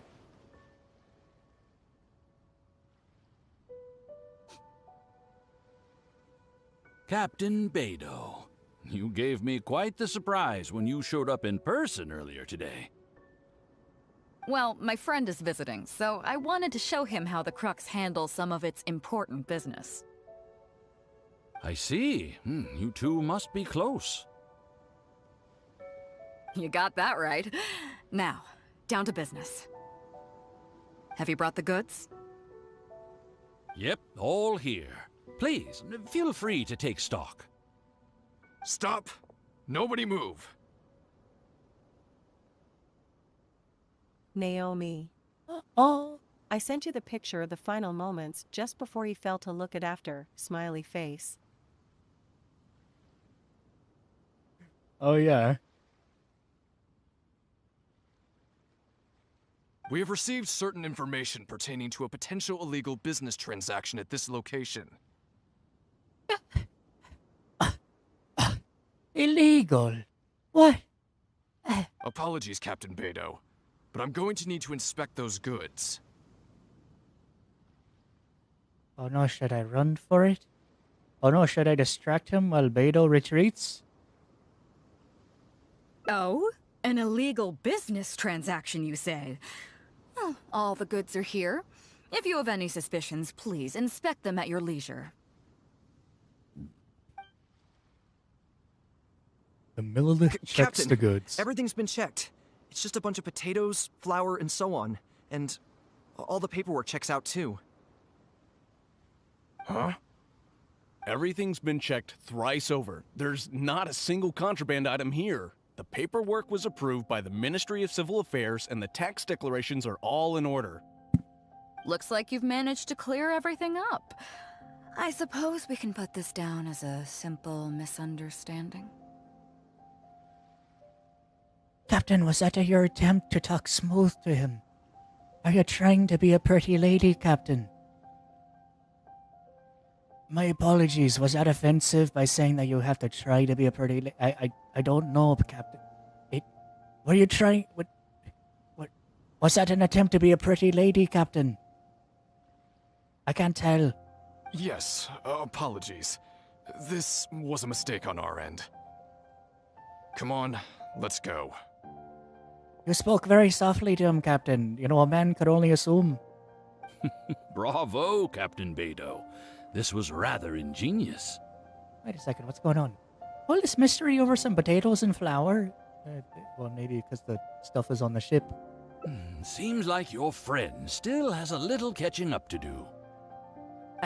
I know you have a lot of questions. Come on, take a walk with me and I'll lay it all out for you. Well, I'll leave you both to it. Captain Beidou, I look forward to doing business with you again. Take care.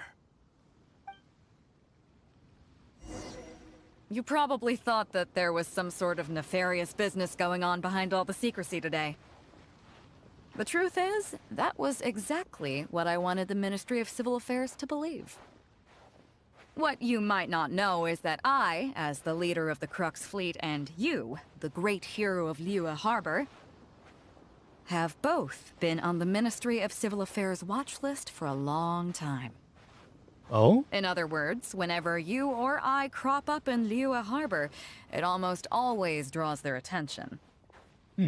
Not that there's any animosity behind it, mind you. In their words, it's a security precaution to prevent people like us from causing unnecessary trouble. Is that Ningguang? Oh, I have no qualms about that. They're just doing their job, keeping the land safe. But how does that saying go again? Ah, yes. Sometimes the closer you are to something, Beidou, are you less good? can see. You're figure it out pushing yet? me more and more out into the That's water. right. Mora Grubber, the accountant. With you, me, and a few sacks of potatoes and You know what? flour Let me- serving as a front, Let's the switch. deal she's overseeing on her end should go There. off without a hitch. After all, the Ministry of Civil Affairs sent the Millilith to us. Looking at the time, it should be any second now. The Ministry of Funny Walks. Look, that's the signal. What? Oh, look at that. Captain, look! Fireworks! I love fireworks! Tonight's real deal is officially done. What? Do you have any more questions? I have a feeling Ling Guang's is not so easy to fool. You're right. Never underestimate her. But as long as we don't take things too far, she won't look into it too closely. She knows that neither you nor I would do anything to harm Liyue. In any case, there's another higher-level watch list at the Ministry of Civil Affairs above the one we're on. It's top secret. Even I don't know whose names are on it. I might have a slight idea. But I do know that the individuals and organizations on that list are the ones the Qixing are really wary of. Perhaps the Fatui? I've gotten off topic. On some level, Ningguang and I are actually business partners too. Oh, really? Reason being, I'm the only one who can get her some of the more obscure treasures she wants. What is the real deal? It's complicated.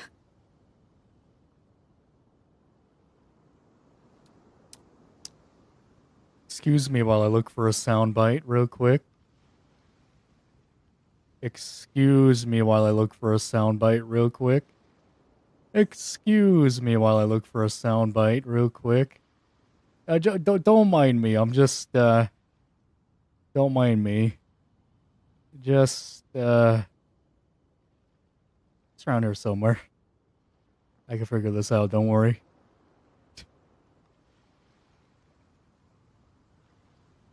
Don't worry, I got this.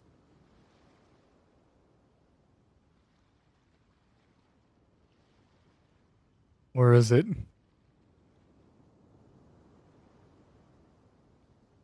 Where is it? Don't worry, I know what I'm looking for. But that's the problem. I know what I'm looking for, but I can't find it. Don't worry, I will find it though. Don't worry, this joke will be made. I cannot go without having this joke be made.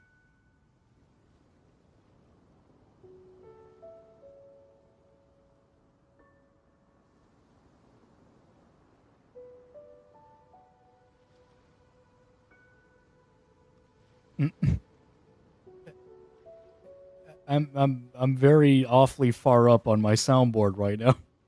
I don't know why I haven't found it yet.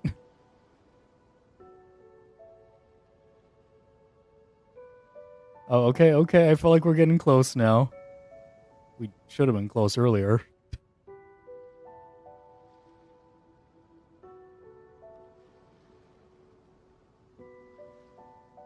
Wait, what?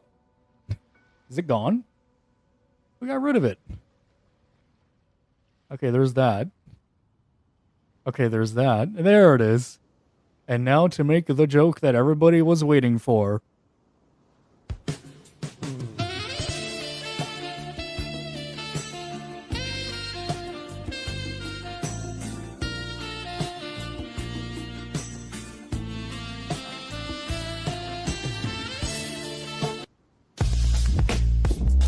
Naomi. Rolling on the floor laughing, rolling on the floor laughing. Good. I'm glad all that time was spent for that. In fact, you know what? I spent so much time on that. I'm going to save that as a clip. All you need to know is that what might be easily attainable for some people can often be a lifesaver for others who can't get their hands on it. That's where we come in. It's as simple as that. Do you mean medicine?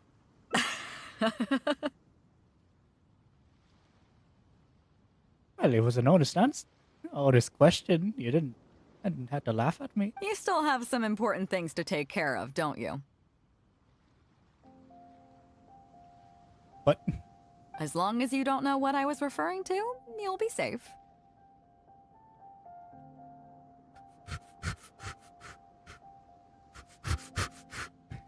God dang it. Gotta find it again.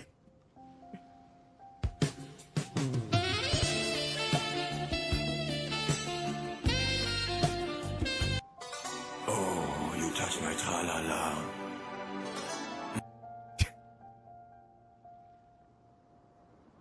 So I'm sorry, but I can't tell you for now. Now? Of course, if the day comes when you've traveled to every corner of the world, found your sibling, and neatly tied up all your loose ends along the way, you're welcome to come back here and I'll tell you all about it. You'll always be welcome in the Crux fleet. I hope I get to see you on board again someday. Ah, good.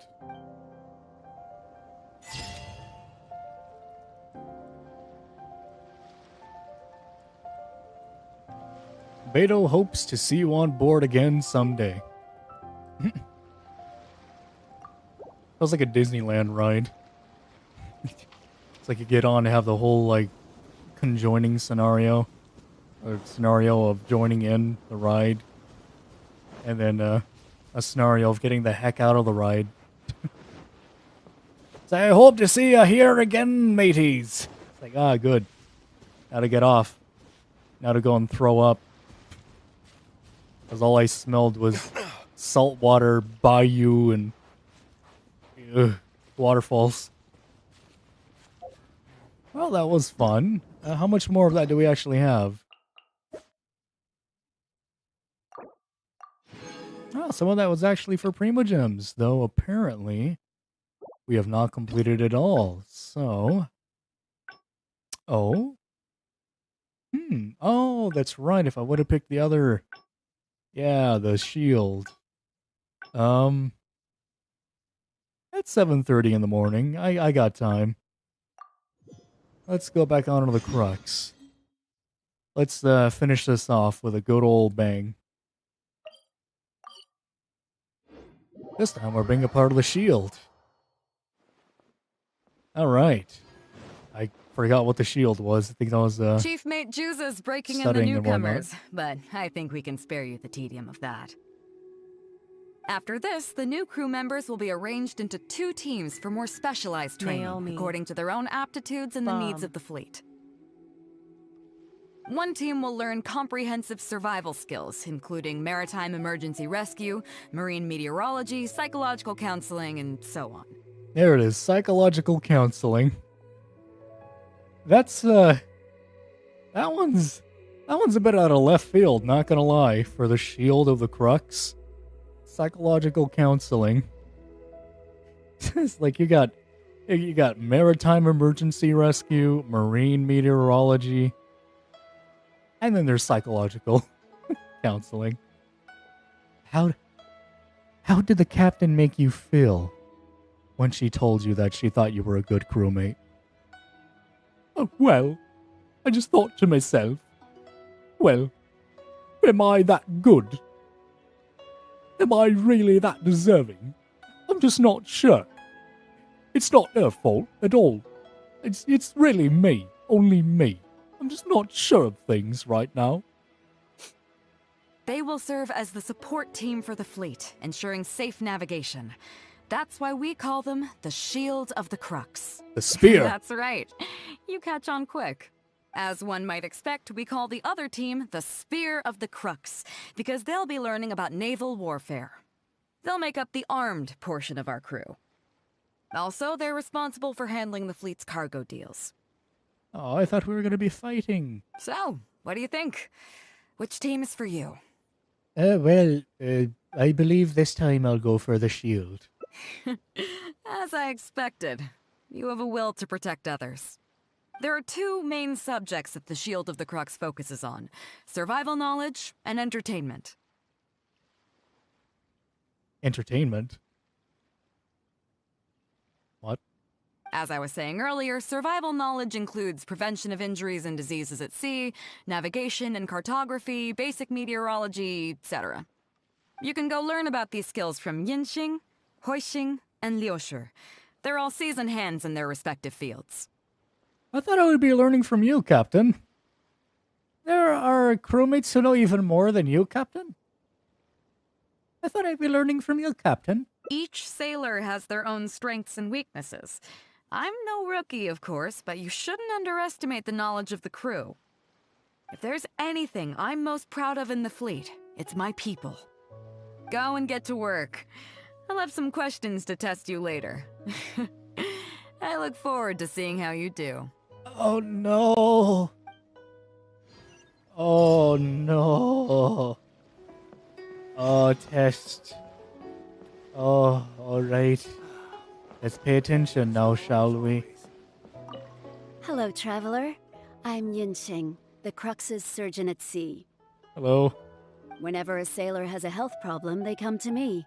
I deal with it all, from seasickness and common colds to amputations and everything in between. Amputations? Well then, I'd like to learn about treating injuries and illnesses at sea. Oh, I presume the captain arranged this, correct? All right then, let's begin. First of all, let me ask you this. What do you think is the biggest danger that all new crew members face? Catching a cold. As soon as one of them catches a cold, the whole ship is done. Fact. Fact. That can certainly be a problem at sea, but it's not the biggest danger.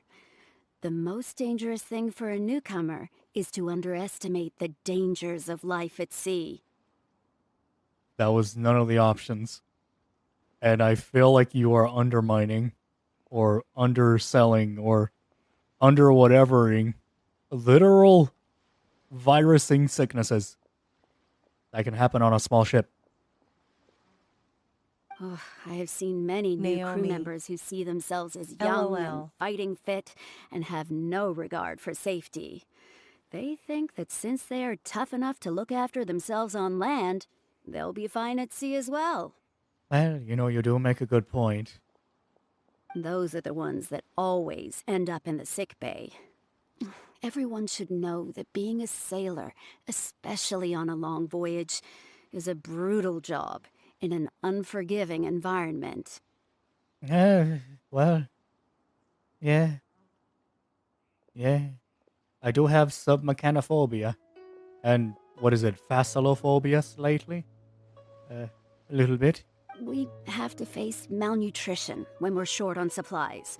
All kinds of injuries and diseases that the harsh ocean weather can bring. Ma'am, allow me to introduce to you 1 meals a day.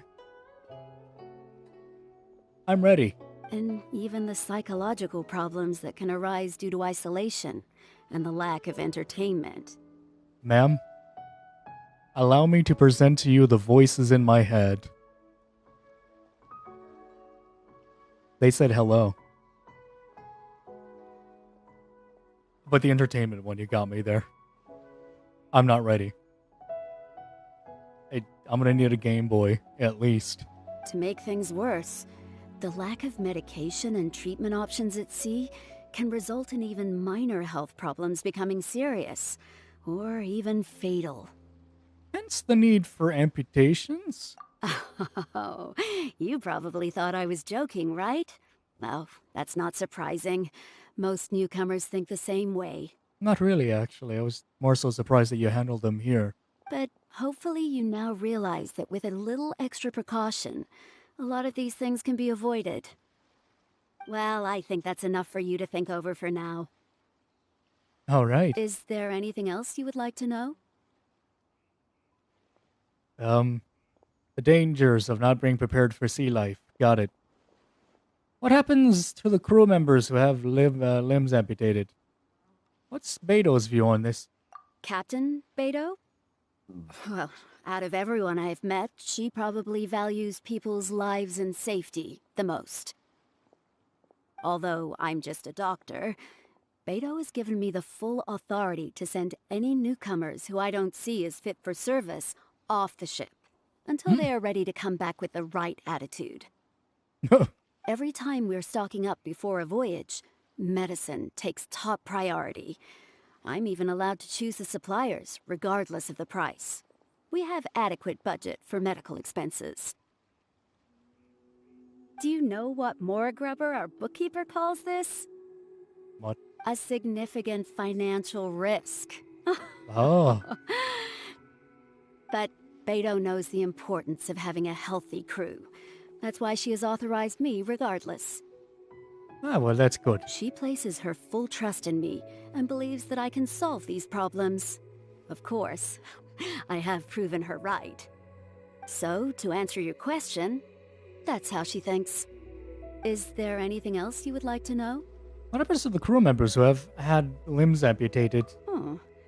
Are you concerned about them? No wonder Captain Beto thinks you're different. There must be more to you than just your strength.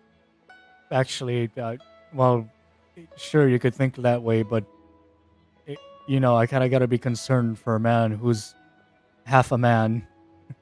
Not even half a man, maybe lost a quarter of his manness, or their humanness, be it man or woman. Just wondering. If you can convince Mora Grubber to show you the books, you'll see there is a regular fixed cost, titled Convalescence Payments and Incapacity Support for Injured Crew Members. Regardless of the fleet's income, those who have fought alongside us will certainly receive their compensation every year. Oh. Some of those that have returned to land have started small businesses, while others have chosen to go out traveling the world. The money is intended to allow them to live their lives as freely as possible. I'm sure being based on land helps a lot with that too. Ah, good. Still, we can't pretend like it solves everything. They call them life-changing injuries for a reason, you know. But if nothing else, it's good to know that while Captain Beto is in charge of the Crux, no one will get forgotten. That's a nice view of Inazuma back over there. Is there anything else you would like to know? Thanks, I learned a lot. Well, my pleasure. Okay, let's leave it there then. Be sure to take good care of your health. Thank you very much. I'll continue to not eat a lot. Thank you.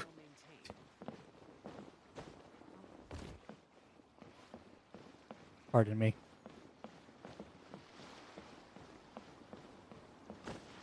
Hello there. Sorry about earlier, Traveler. What?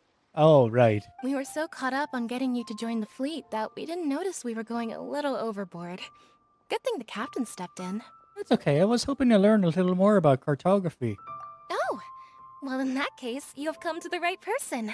I'm not just blowing smoke. You're looking at the most talented navigator in Liyue Harbor. I'll start by introducing some chart reading essentials for new sailors. Feel free to interrupt if you have any questions. All right. Let's start with what to look for when you get a set of complicated charts. First, you should always look at any indicated shorelines, islands or reefs, water depths, hydrological conditions, and other hazards.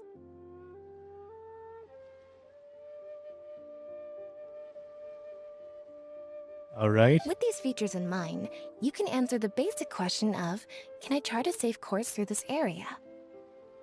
Visually, nautical charts are a little unique. Unlike land maps, most charts do not have a fixed scale, which means that it can be hard to precisely determine the exact distance between 2 points. Yes, because one is underwater. The most advanced nautical charts come with a supplementary chart, which has different colored lines marked on it to indicate distances. It's worth mentioning that under my direction, the Crux is using these advanced kinds of charts. Some cartographers mark out other points of interest on their charts, usually with their own special symbols. If they don't leave any accompanying notes, they can be very difficult to interpret. For example, charts inherited from a previous navigator? Not only those, we have tattered and torn charts that we've picked up from all over the place. To be honest, it can be quite a challenge, even for me. Some of these charts are really old and have symbols that I've never seen before. But if we don't decipher them, we will certainly miss many secrets of the sea. Fortunately, we have the captain with us. She managed to find some ancient books on semiotics that I can use to study the charts further. I don't think anyone other than our captain could manage to get these kinds of resources. Old charts and ancient books on semiotics are not the kinds of things that are sold in your average marketplace. Oops, I've gotten off topic. Well, that just about covers the basics of chart reading. Is there anything else you would like to know, Traveler? Do you have experience drafting nautical charts? Nothing else. Thank you. My pleasure. A friend of Captain Beto is a friend of mine. Very good. Pardon me, Beidou. I wonder what's going on up there. What? Waves are as calm as always.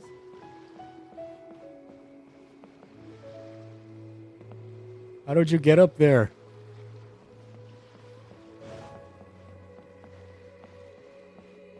Hey, bud. There's no ladder. How did you get up there?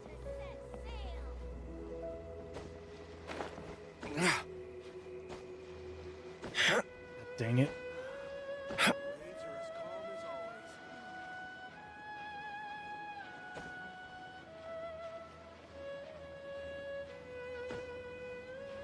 Uh-oh. Uh-oh. Uh-oh. Oh, no. Oh, no.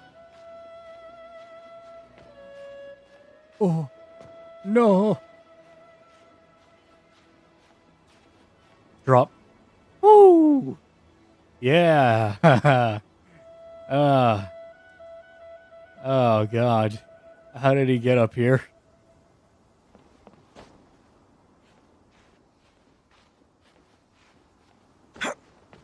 Hey, bud. What is your problem? Hello, traveler. Are you here to learn about marine meteorology? Sure. How did you know? In my line of work, I've got to have a pair of sharp eyes. What about your ears? I saw the captain showing you around the training grounds, and then you went to see Yingxing and Huixing. So I figured that she probably wants you to get to know the Naomi. life of a crew member. He lives up there forever. Ah, yes. You must have a real knack for your work. Looks like Beidou got the right person for the job. Okay, let's get started. First, I'll introduce you to the basics of meteorology. Marine meteorology basically means keeping tabs on the weather as well as other ocean phenomena, so things like sea fog, storm surges, water spouts, and so on. There be a fog there, Captain. These are all potential threats to safe navigation. Luckily, whatever weather might be coming up, there's always some kind of sign that gives it away in advance. Take water spouts, for example. They're caused by high-speed rotating winds on the surface of the ocean. They can engulf large ships and do immense damage. But if you know that water spouts can only form in an environment with high temperature, high humidity, and large clouds, then you can be well prepared. You will be even more alert if you also know that the presence of winds blowing in opposite directions, with a significant difference in speed, is a direct precursor to the formation of waterspouts. And most importantly, if you spot a small white vortex emerging from the clouds, you should immediately notify the crew to steer clear of what's ahead. So there you go. Those are the warning signs of waterspouts. I am proud to say that over the years, I haven't let a single one sneak up on my watch. You must have a sharp eyesight. Well, I'm good at reading the sea, but I'm not as good as the captain when it comes to reading people. Do you know the small fishing village next to Wangshuin? I heard that when Captain was a kid, she worked there fishing with the adults. Oh, isn't that precious? Later, she made her way to the harbor where she struggled to make a living. Managing to survive in an environment like that as a kid is solid proof of the captain's capabilities. Perhaps. If it wasn't for her, I never would have dreamed of taking this job. She gave me confidence and told me I could do it. You may not have heard, but I'm best known outside the Crux fleet for a slightly infamous story involving me, third round knockout, and a few too many. Oh? Who would ever have thought that the rookie sailor who fell drunk into the sea and became a laughingstock among their now former crewmates would then go on to become a lookout for the Crux? But it's the unbelievable truth. Ah, yes. It proves that having skills alone is not enough. You need someone like the captain who is a good judge of character. Nice word, Tom. I think I've learned all that I need for now. Find me anytime if you want to know more. Captain!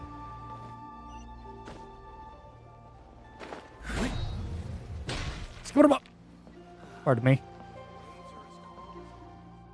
So Hi, you've Captain. already finished talking to the crew, huh?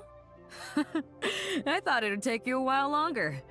So, what did you think? It was a breeze. I've got everything down pat. It was a little hard, but I can handle it. Now you know that the Shield of the Crux is not such an easy job. Let's get started. First of all, life on the sea isn't always plain sailing. Injuries and illnesses happen all the time. Mm-hmm. But what is the single biggest danger facing crew members? Amputations. Underestimating danger. Cold weather. Getting seasick. Underestimating danger. Is that your final answer? All right, on to the second question. Well, was that correct, or are you dunking me in the water already? Because, you know, I got a bit of a schedule going on, and if you're gonna kill me, at any point, you know, I'd very much prefer for it to happen already, so I could, you know, mark all that stuff off my schedule. As you've just learned, the fleet plots its route using nautical charts. The charts used by the Crux have additional charts attached. The supplementary chart has lots of lines in various colors for added reference. What is the purpose of these lines? Oh, I know. Say to color depth to the chart in a way that expresses the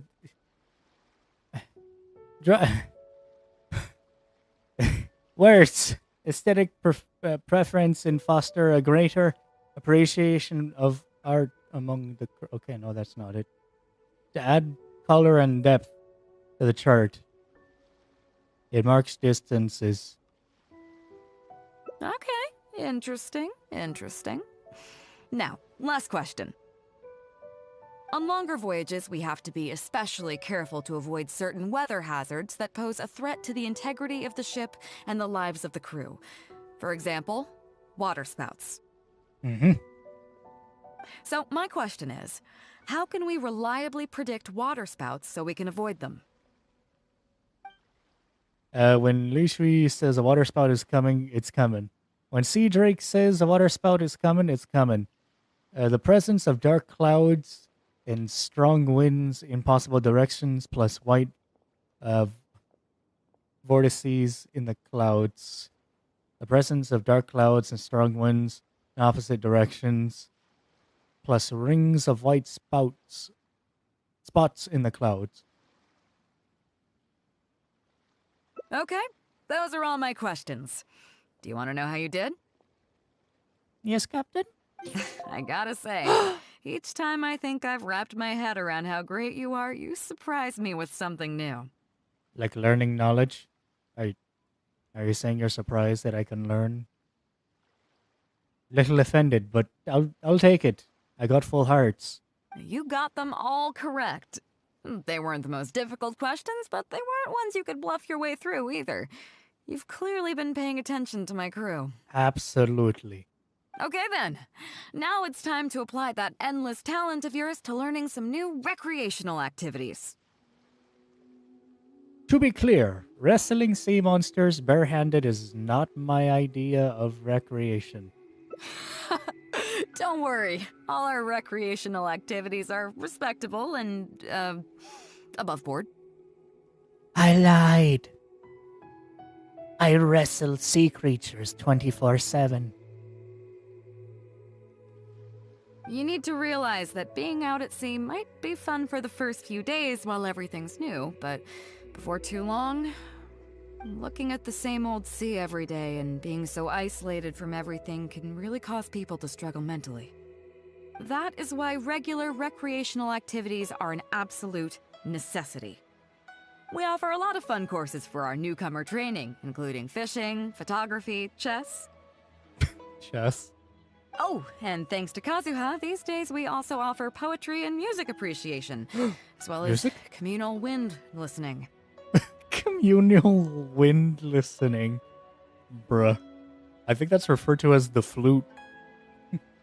Each newcomer has to participate in at least one, so that they've got some way of keeping themselves occupied at sea further down the line. Mm-hmm. Of course, if you'd prefer wrestling sea monsters with your bare hands, that can be arranged. Now you're talking my language. Well, for today, at least, let's stick to the training schedule drawn up by Juza. If I remember correctly, it should be photography today. Come on, I'll show you. Oh, I love photography. Wait, so you guys just gather around, say cheese for a bit, and then take a picture? Wow, recreational. Listen up, everyone can go back and call it a day. The photography session has been postponed. Oh? What's going on here, Juza? Oh, Captain, there you are. Well, Captain, the photography teacher just sent word saying that she's fallen ill and doesn't want to risk coming in case she keels over in class. Oh. I see. That's quite unfortunate. Captain, if I may, I know a little bit about photography. Oh? Quite the multi-talented one, aren't you? It's holding a box and taking a picture, pressing a little button. But we'll call it skill. In that case, why don't you help us out and lead the class today? Yeah, unfortunately, the original teacher canceled at short notice, so there's no time to schedule anything else instead. Wait. Photography. Photography. It's a class where you learn how to take photographs the same way every time she comes in. So you just relearn the same old press the button mechanism type of thing every day. It would be great if the Traveler could step in as the teacher for the day. It's up to you, Traveler. Oh. It would be my pleasure, Great. Captain. It's settled then. Juza, let's muster everyone over here to meet the new teacher. Yes, Captain.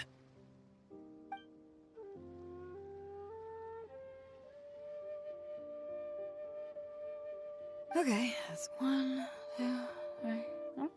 That should be everyone. Take it away, Traveler. All right, everybody, hello. Today I am your substitute teacher. My name is Mr. And you don't have to call me this, but just you could call me Sir, Mr. Or you could refer to me as Mr. Chorizo.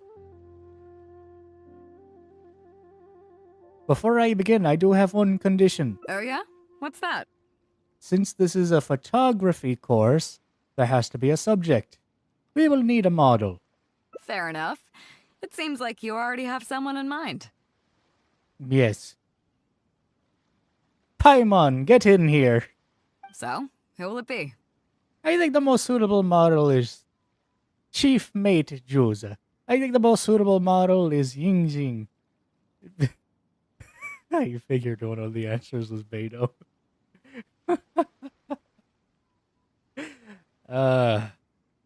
Oh man, I want to pick the funny answer. I want to make her surprised.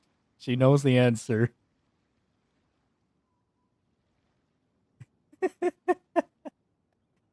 I want to pick Juza.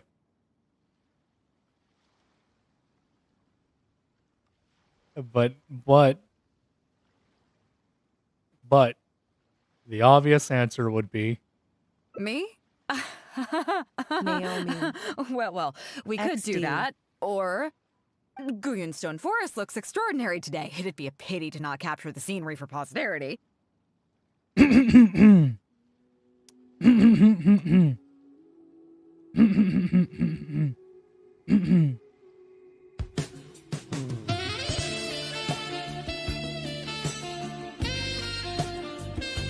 Not as good looking as you.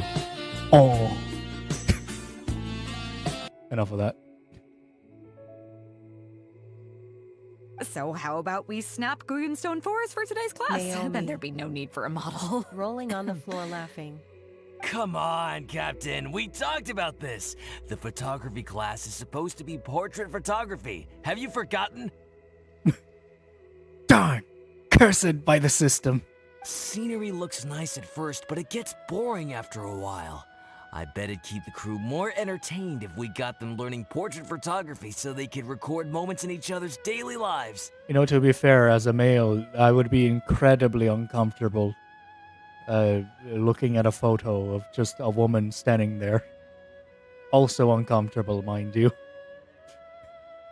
Oh, that is one of many very uncomfortable times in a learner's life. Having to draw a model of a female having to draw a model of a male. And then there's also what else was there? There's sex education.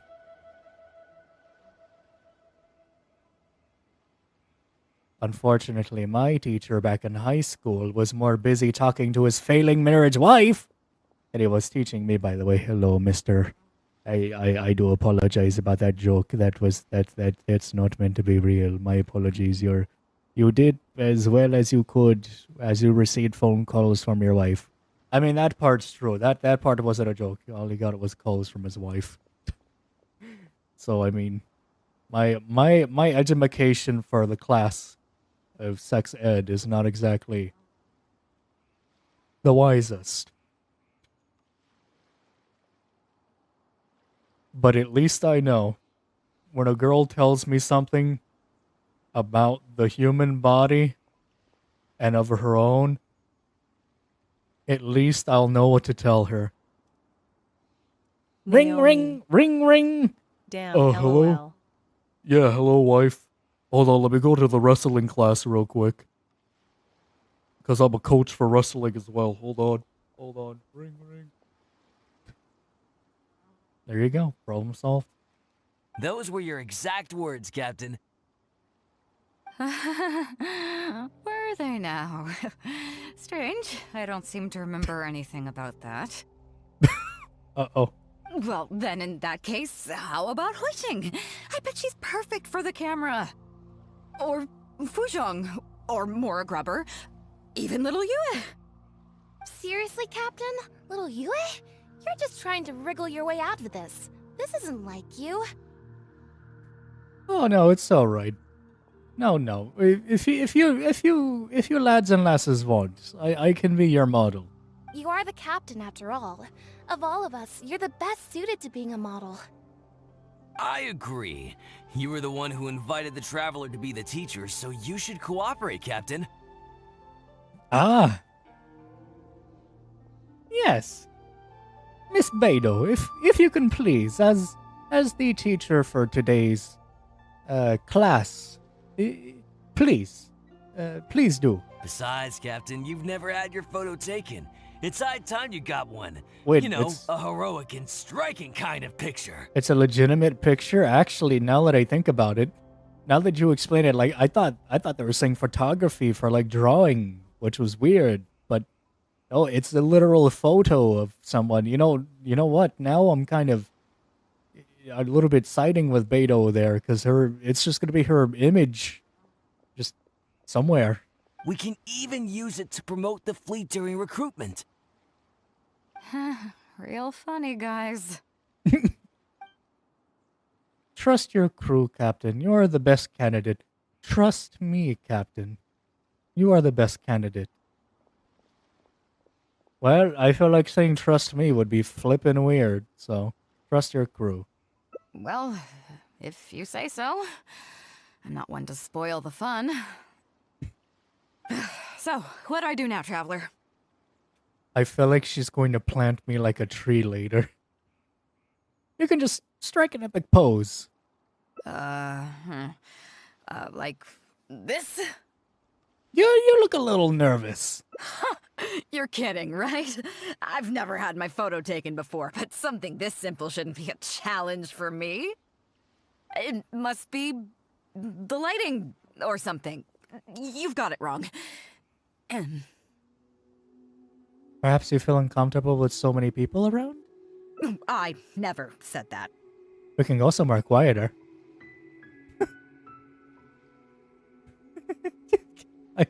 I feel like I'm not making this any better. Just snarky, quick comments. We could go somewhere quieter. We can go somewhere with a better view. You mean go somewhere else, then bring the final photo back as teaching material?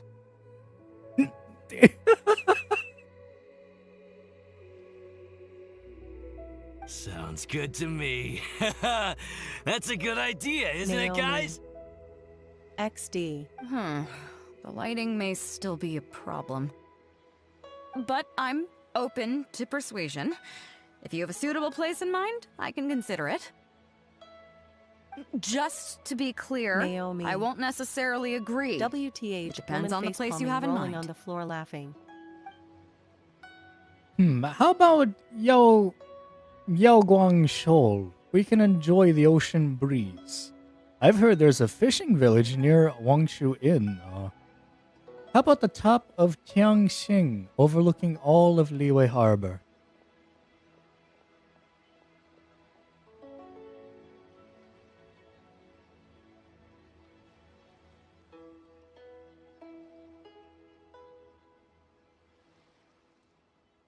I think I know which one I have to pick.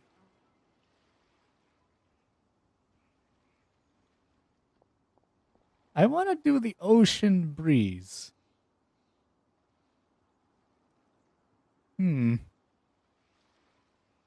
But overlooking all of Liyue Harbor. Wait a minute.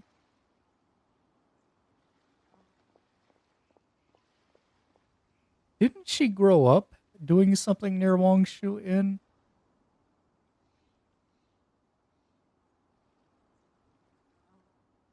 Do I want to take her back there?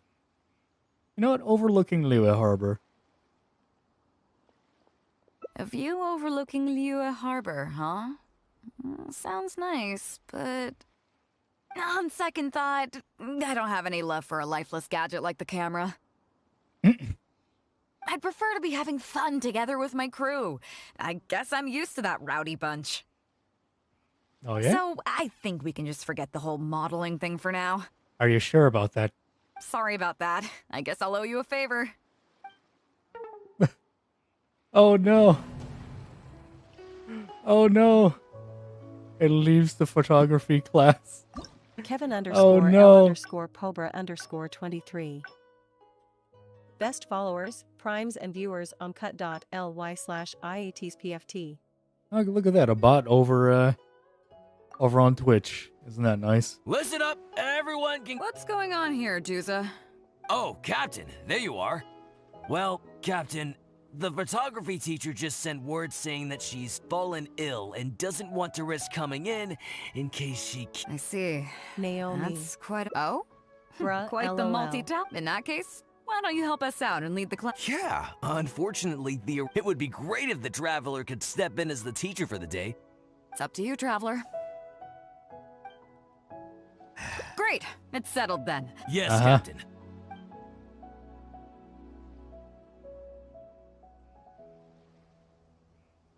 Okay, that's 1, 2, 3. Oh, that should be everyone. Take it away, Traveler. Yes, hello everybody. I'm your new substitute teacher, Mr. Chorizo. Hello. Oh yeah? What's that? That's a food. I mean, my name. That's my name. Anyways. Fair enough. It seems like you already have someone in mind. Yes, I do have someone in mind. So, who will it be? First mate Juza. Whoa, me? You can't be serious. If a bad picture of a guy like me gets to the crew, I'm sure everyone will blame the photographer for doing a bad job. I'm just thinking about your reputation here, Traveler. You'd better find someone else. All right. How about Captain Beto? I think she would be great. Oh. So, who will it be? Oh, what is he going to skip immediately to that dialogue? Me? well, we could do that, or... Beto. Guyonstone Forest looks extraordinary today. It'd be a pity to not capture the scenery for posterity. Beto. So how about we snap Guyonstone Forest for today's class? Then there'd be no need for a model. Yeah, but Beto, why are we gonna be taking a picture of a bunch of rocks when we got a big, strong rock like person here? You're big, strong, brave. You're like the big rock for everybody here. So we have rocks right here. You're gonna be the one in the picture. Come on, Captain. We talked about this. The photography class is supposed to be portrait photography. Scenery looks nice at first, but it gets boring after. Those were your exact words, Captain. Were they now? Strange. I don't seem to remember anything about that. Well, then in that case, how about Huixing? I bet she's or Fuzhong, or... Seriously, Captain? Little you are the captain after all. I agree. You were the one. Besides, Captain, you've never had your photo taken. It's high time you got one. You know, a heroic. We can even use it to promote the... I think I know what answer to pick. Well, first, I'm going to try this one.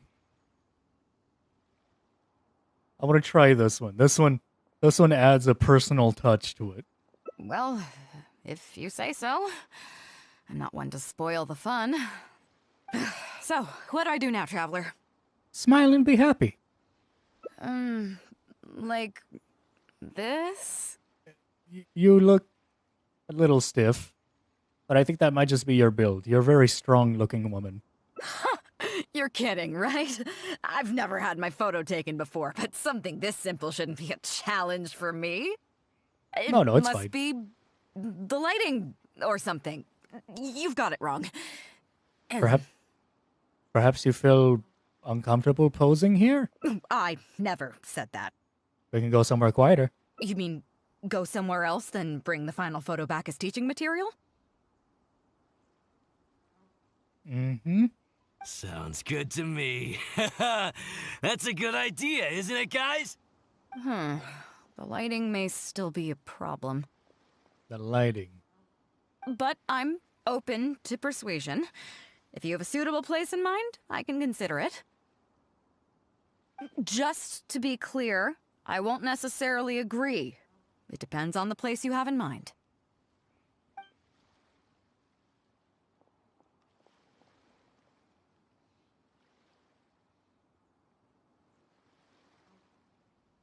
I want to answer the fishing village. I want to. You know what? We're going to answer with that. The fishing village near Wangshu Inn? That place is deserted now, isn't it? No people. How do you even know that place anyway? It's tiny. I don't think I've ever seen it on a single map. Oh, she hasn't found it on a single map. I once found some treasure there. Treasure? There? I guess I missed out on that one. Oh, look at that. There we go. That's a beautiful smile. Look, oh, the eyes brighten so much. It just so For money. happens that little village is where I grew up. Now that you've mentioned it, it's given me the urge to go back and take a look around. Like my urge to constantly visit VR chat. Always a mistake. How about we take this opportunity to pay my old home a visit? But I've gotten to know some people on there who are actually quite nice.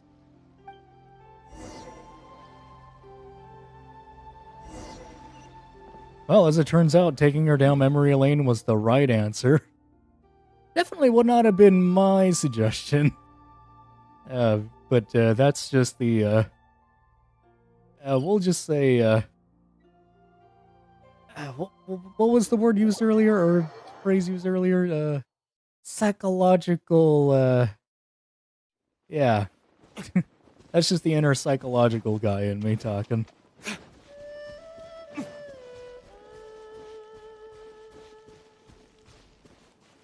Wow, very, very pretty night.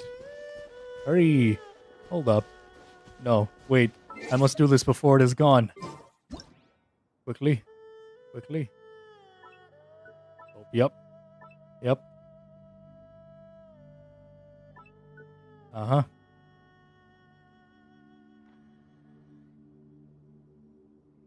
That looks very beautiful.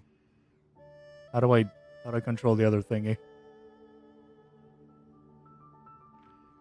Where's the... Oh, wait a minute. Wait, that's it? There we go. Oh, is that as far as we could go in? Yeah. I just gotta wait for the right formulation of clouds.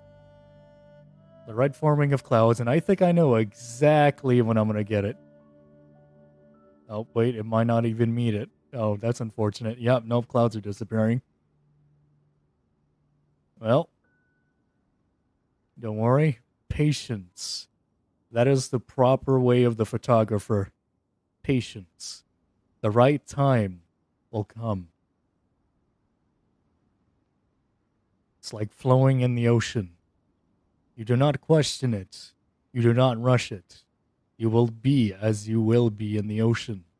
Flowing. Also probably drowning if you're a human, but we don't mind that. We don't worry about that part specifically.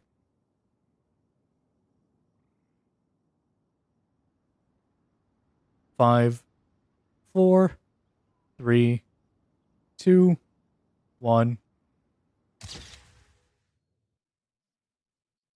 And there we go.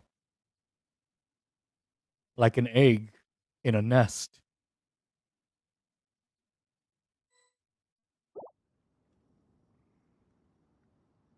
And that, ladies and gentlemen, is why you wait. Naomi. LOL. You know what? Let me just wait for another one here.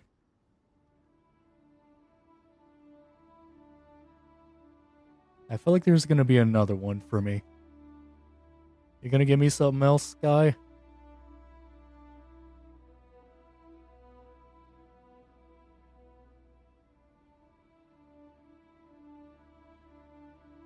Big old Easter egg in the sky. Represent me with something nice. That is a very nice looking space. Like for a background.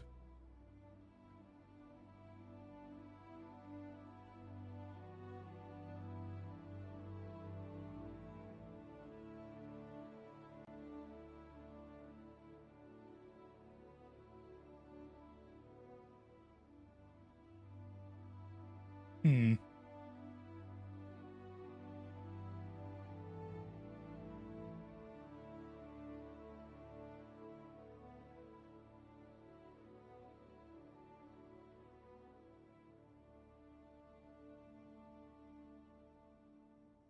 I'll just capture that just cuz. Alright, enough of that. Let's go. Enough geeking out. Oh. You there!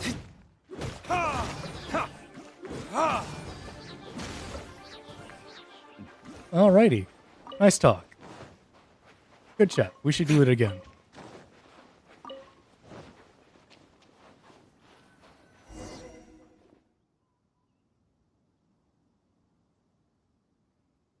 I got awfully quiet here. It's certainly seen better days. Hasn't it? It was never that impressive, but at least back in the day, it was a lively village and home to several families. Oh. I wonder how long these last few old houses will remain standing. So, what exactly happened here? Nothing as dramatic as you might think. A few small incidents occurred, and then people began to leave. Come on, let's take a walk around. People used to call this place Downriver because the villagers apparently moved here from a place called Upriver. With them, they brought their knowledge of fishing, which had been passed down from generation to generation. I learned a lot from them when I was here. Now Upriver is long gone, and Downriver is all but deserted. It won't be long before no one even remembers what these places are called. To Zhong. Wait a minute. We were going over like the entertainment factor of being a part of the crew. Are we being Beto's like psychological counselor right now? Are we? Because that was a part of the deal too. Zhong. I barely remember this name. Maybe you've been gone too long? It's probably because you were little at the time. You're right. I was only about 5 or 6 years old when I first arrived here. I was homeless and had to wander around the streets. Oh. I remember finally managing to find half a rice bun, but then a stray dog jumped out and snatched it away from me. And it won? Beto, I think we're gonna have to talk about, like, fighting things for food. As a proud man who would fight anything for food. I guess it would depend on the food. If it's like dumplings, I'm going to dust whoever gets in my way. Like I will snap, and like one of the songs from Metal Gear Solid Revengeance will start playing. Like some intense boss music will start to kick up like big time. But this isn't about me. This is about you. Half a rice bun was not something I was willing to give up so easily at the time, so I chased it all the way to this neighborhood.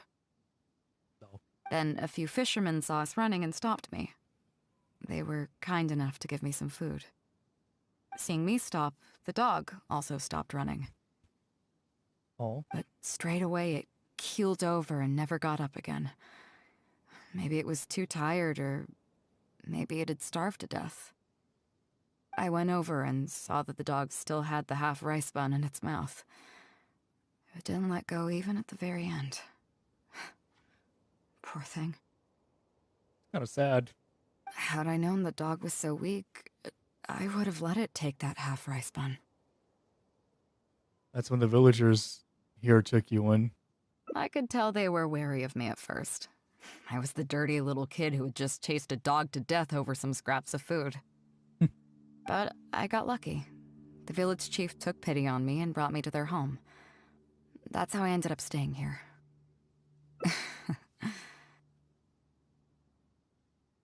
What? I didn't read that bit of dialogue.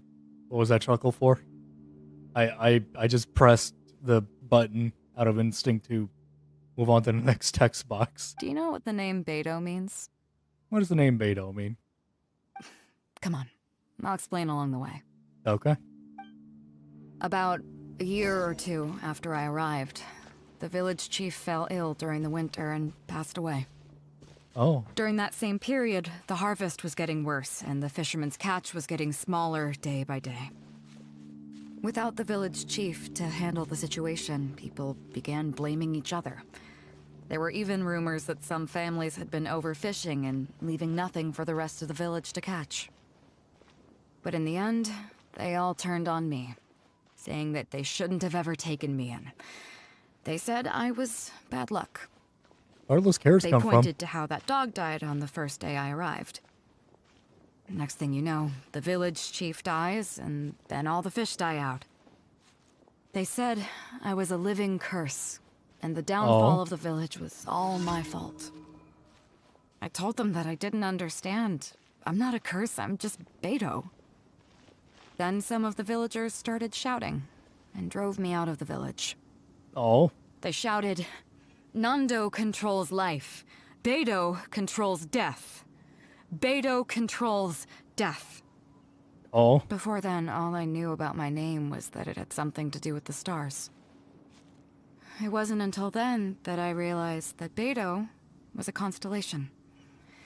And the Alcor, one of its stars, was an omen of death.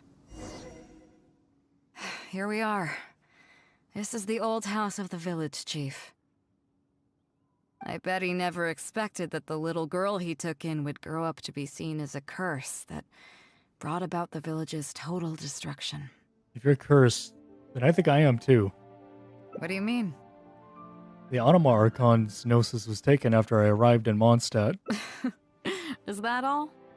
The Geo Archon's Gnosis was also taken after I arrived in Liyue.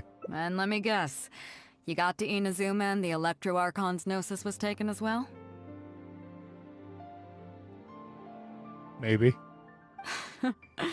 Well, you seem to wreak havoc on a grander scale than I ever could.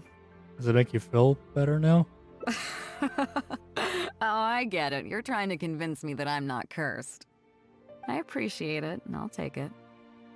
Let's not forget that the people whose names stick around are the ones who emerge from the stormy seas unscathed, and the ones who get swept away in the wind are the fledgling birds who couldn't hack it. I, for one, have never encountered a storm I couldn't weather.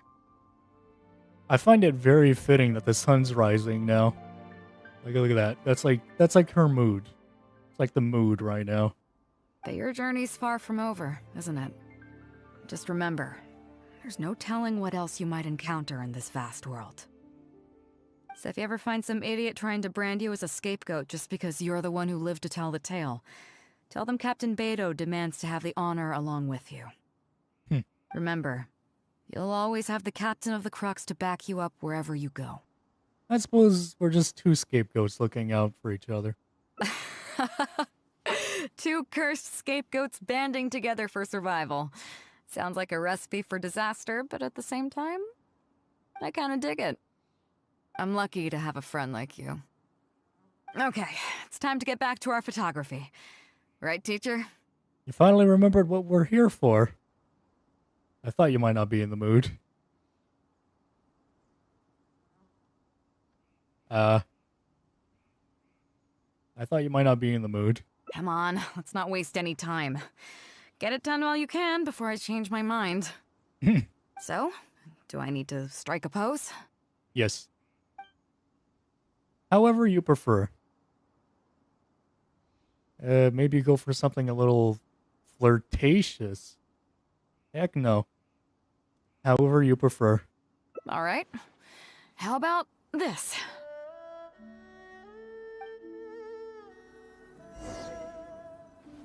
There you Oh, you want me to position? Okay, yeah, no, I could do that.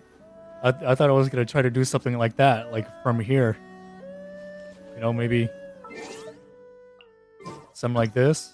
In this... Oh, god dang it. There we go.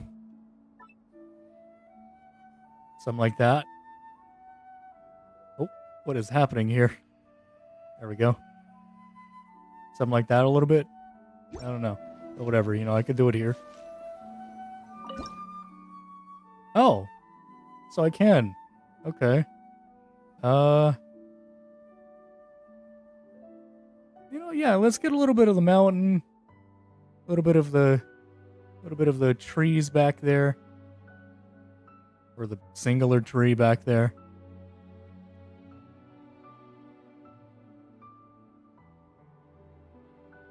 Well, we'll call that a day. We'll call that an image.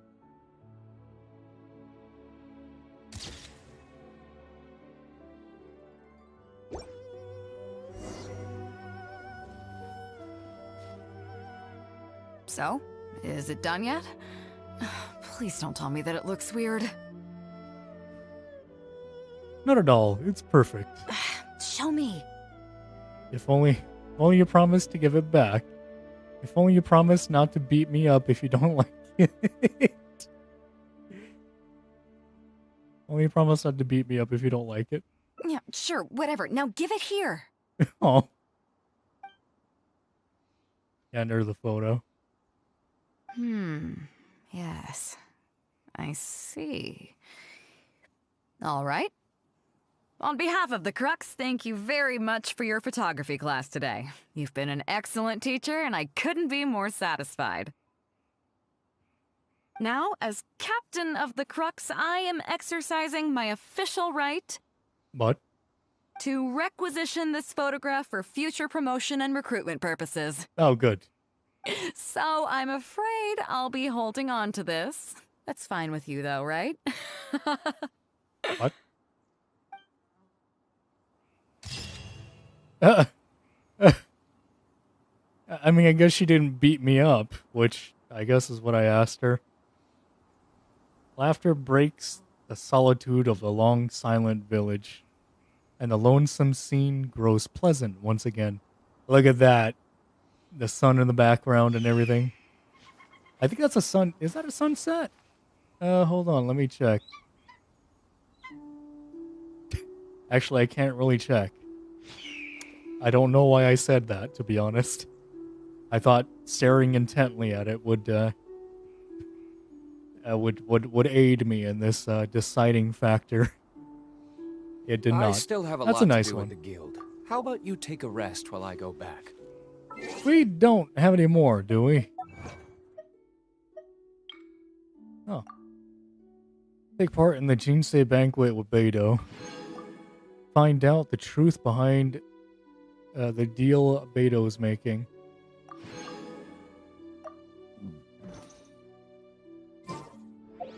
I have a slight feeling that wasn't all that I had to do today.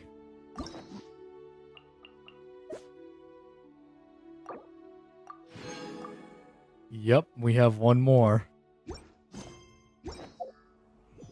God dang it, we have one more. Also, what did I leave the menu?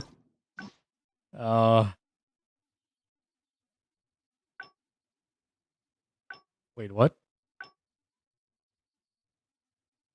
A smattering of memories? Oh my god. All right. Last one. This is it. It's 8:29 in the morning. This is it. Here we are. This is the old house of the village chief. I bet he never expected that the little girl he took in would grow up to be seen You're as a Kirsten, I think I curse. am What do too. you mean? Autumn Archon. Is that all? Geo Then let me Archon. guess. You got to Inazuma and the Electro Archon's Gnosis was taken as well? Nani? Well, you seem to wreak havoc on— Better now? Oh, I get it. You're trying to convince me that I'm not cursed. I appreciate it, and I'll take it. Let's not forget that the people whose names stick around are the ones who emerge from the stormy seas unscathed. I, for one, have never encountered a storm I couldn't weather. But your journey's far from over, isn't it? Just remember, there's no telling what else you might encounter in this vast world. So if you ever find some idiot trying to brand you as a scapegoat just because you're the one who lived to tell the tale, tell them Captain Beidou demands to have the honor along with you. Remember, you'll always have the Captain of the Crux to back you up wherever you go. 2 cursed scapegoats banned. I kinda dig it. I'm lucky to have a friend like you. Okay, it's time to get back to our photography. Finally remember what Right, we're here teacher? for. Come on, let's not waste any time. Get it done while you can before I change my mind. So, do I need to strike a pose? Mm-hmm. However you prefer. I'm gonna keep it at that. Alright. How about this? Mm-hmm. I would assume I had to answer differently.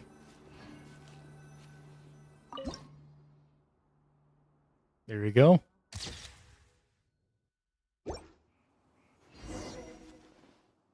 So, is it done yet? Please don't tell me that it looks weird. You were born to be a model. Show me. If only if you promise to give it back. Yeah, sure, whatever. Now give it here.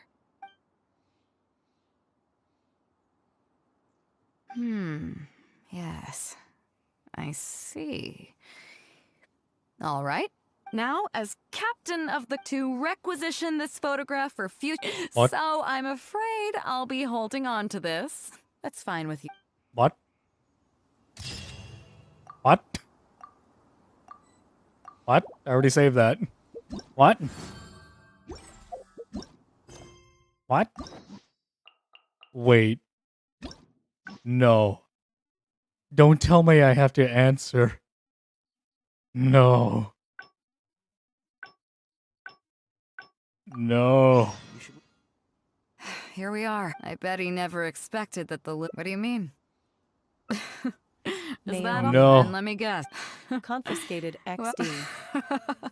I appreciate it. No, let's not forget that I, for one, have been your journeys. So if you ever find some idiot, remember, you'll always— I kind of dig No. it. I'm lucky to have a— Okay, it's time to get back to our photography.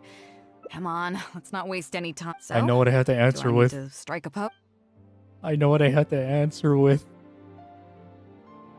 I know what I had to answer with. I don't wanna. I don't wanna. I don't wanna answer with this one. Why? I don't wanna. This is gonna hurt. What? The nerve! What do you think this is? I don't want to do this whole modeling thing. Hey, cut it out. No more pictures. You can press the shutter before Miko. Oh. Ah, it was the answer. Well, I thought we agreed to strike. I thought we agreed to strike a flirtatious pose. So you agreed with who again? Oh no. Oh. Oh no. They're in a falling motion. Naomi. Lol lol. They're in a falling motion.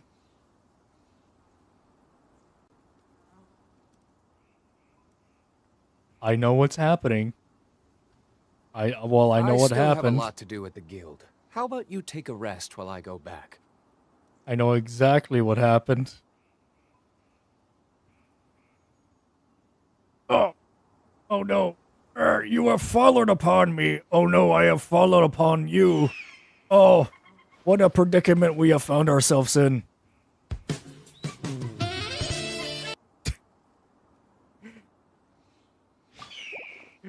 All right. Well, reluctantly, I have done it. I did not want to. I wanted to keep the conversation normal. What is this? There you are. Oh, e-girl. Well then, it's been a while. Mora. Order guide you. You remember the good old Mora strat? Sisson Mage?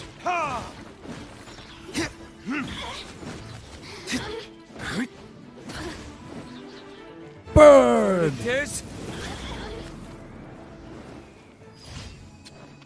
A bit overkill. Yeah, I really wanted that conversation to stay relatively normal. That part that I was forced to do, mind you, was not normal. I don't need an umbrella. Also, how are there but you can carrots use around one here? if you need. Carrots and a radish. What is that? Oh, fire.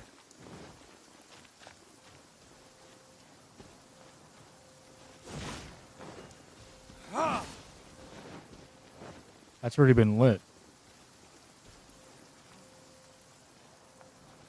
I've been here before. Specifically here.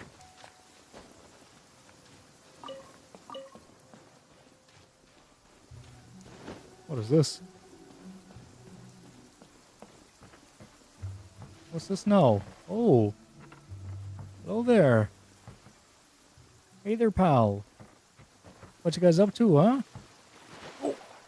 Water. Get me up. There we go. Now here's my plan.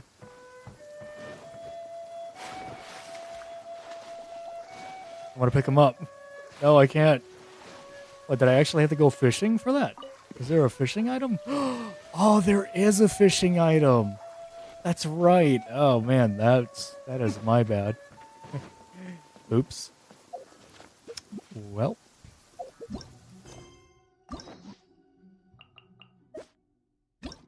Oop. Oh, wrong one. Oh, okay. Menu's a little wonky right now. Hold on. There we go. There we go. Okay, do we have any more achievements? Yes. What is this? Complete when the crux shines bright and unlock all endings. Reluctantly, mind you. I did not want that ending. I was fine with all the good ones, but I had to do it all. And unfortunately, it involved that one. It involved getting anger from the captain. Why would that be a choice? Dang it. Man. Sort of a nice calm day. But now I at least have 400 Prima Gems to work with during the next banner, which is in 6 hours. So, I think 6 hours is a good amount of time to let it leave, to let it do its thing, or to leave it be. In other words, I'm saying now is a good time to go. After all that shenaniganizing, I'm gonna probably go to sleep. But for the sake of protection, we're gonna go back to Mondstadt. We're gonna go back to Mondstadt, so you know we're around friends. Listen, And no oceans. As long as you stick to your own path, it doesn't matter what Mother Nature throws at you. No oceans at all. None in sight. No ships can get to us. No captains can get to us. Perfectly safe. All things are fine, as they should be. And you know what? I know exactly where I can go to be properly safe. I was gonna go to the church, but we could just go to the headquarters. Is that the headquarters? No, wait, no, that's not the headquarters. Headquarters is up here. There it is.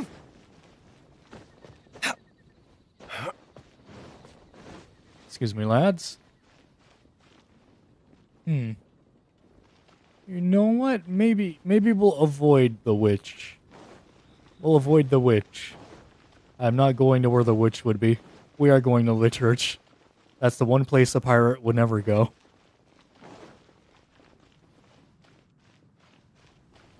They only believe in ships. They don't believe in deities. The ships are their deities. And Poseidon.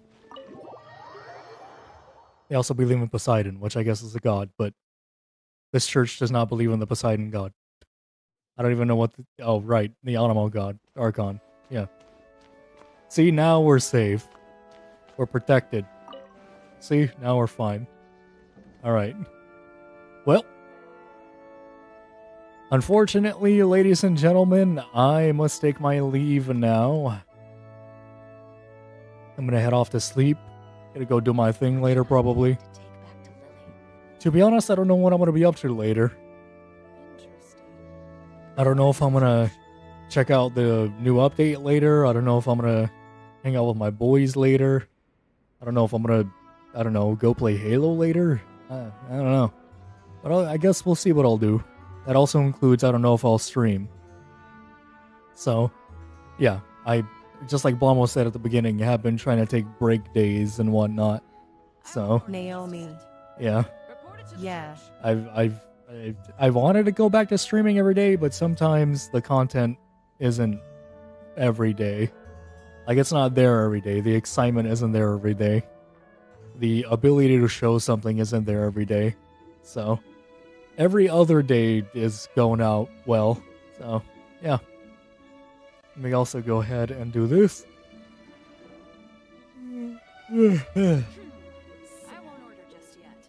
Go to screen. And there we go. I hope you all enjoyed the Genshin content. If you would like any more, feel free to ask. I, of course, will bring more at a later date. However, receiving like comments and whatnot about it kind of show priority in it. Priority in doing it. So if you want to, go ahead. Also, if you like anything else from me, whether it be PS4, PC, VR, or emulator-related content, feel free to ask for any of that as well. If you haven't yet, subscribe, leave a like, follow me on Twitch. I do things both on YouTube and Twitch.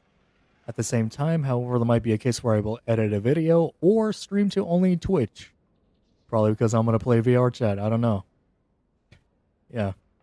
As risky as that game is, I literally did a comment about it and it drained my energy and made me fall asleep. I could not. It was so much venting. Yeah. That was a lot of venting.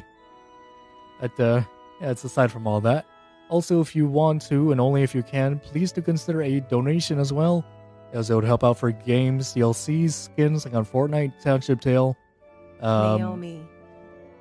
LMAO. Genshin, Honkai, as you see back here behind me. It would help out for models or assets, for models like the ones you see that I'm using right now, whether it be clothing or something fancy like that, for VR chat even. I could put my model in VR chat. That doesn't take money, but if I wanted to add certain assets to it that would require money, then I could. I won't order just yet. What else? Little things, little fancy things like on Destiny, for example. Any of that. Yeah. Donation link down below in the description and down below in the panels for Twitch. I think it might also be to the side. For Twitch, that is. So, yeah. But, aside from that, I hope you all have a good day, good evening, good afternoon, good night, good dinner at night, a good breakfast, lunch, and dinner, and a late night snack, and I'm gonna catch you, guys and gals, later. Peace out. I'm gonna get on out of here. Honestly, I'm a little bit hungry, but one thing a day. One thing a day, one meal a day, and I'm sticking by it. I'm sticking by that, so I'm gonna have my food later whenever I wake up. Thank you, Kill. Take care of yourself. Smiling face, Yeah. love you gesture. Naomi, by chance, do you have an update of a specific day of when you might want to play a Halo Reach? Perhaps, or is it still just any day? Report it to the church. Also, when would I be able to message you about playing where you won't miss it?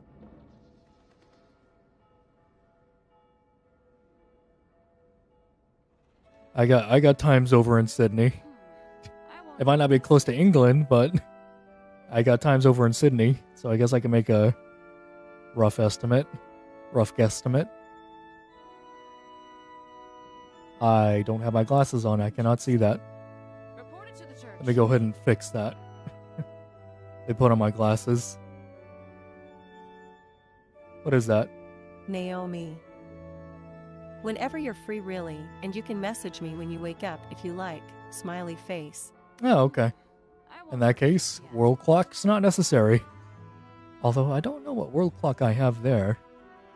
Oh, it was for, now I remember. Somebody actually new showed up at one point before I went in my streamless rut. Yeah, a little awkward to be honest. Quite awkward actually. Oh boy. Oh well, they don't show up anymore unfortunately, because I ended up taking a bit of a break from streaming often. Oh well. Well, I forgot if I did my outro, so you know what, I'll do it again. I hope you all have a good day, good evening, good afternoon, good night, good night, good breakfast, lunch, and dinner, and a late night snack, and I will catch you, guys and gals, later. Peace out. Bye. I'm gonna get the heck on out of here. I'm gonna go eat. Yep. What should I get to take back to Lily? By the way, Naomi, the time I might wake up might be roughly around maybe Naomi. Bye. maybe 4 p.m. my time, rough guesstimate. And that's Pacific Standard Time, by the way. Just thought I'd let you know. Naomi. What should I get Yeah, to take it's Okay, 8:46 yeah, sure. in the morning right now. So if you want to do, I don't know, go based off of that. Yeah. Bye. Church bells, they be ringing.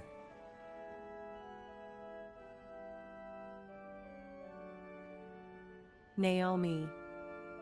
Bye. What should I get to take back to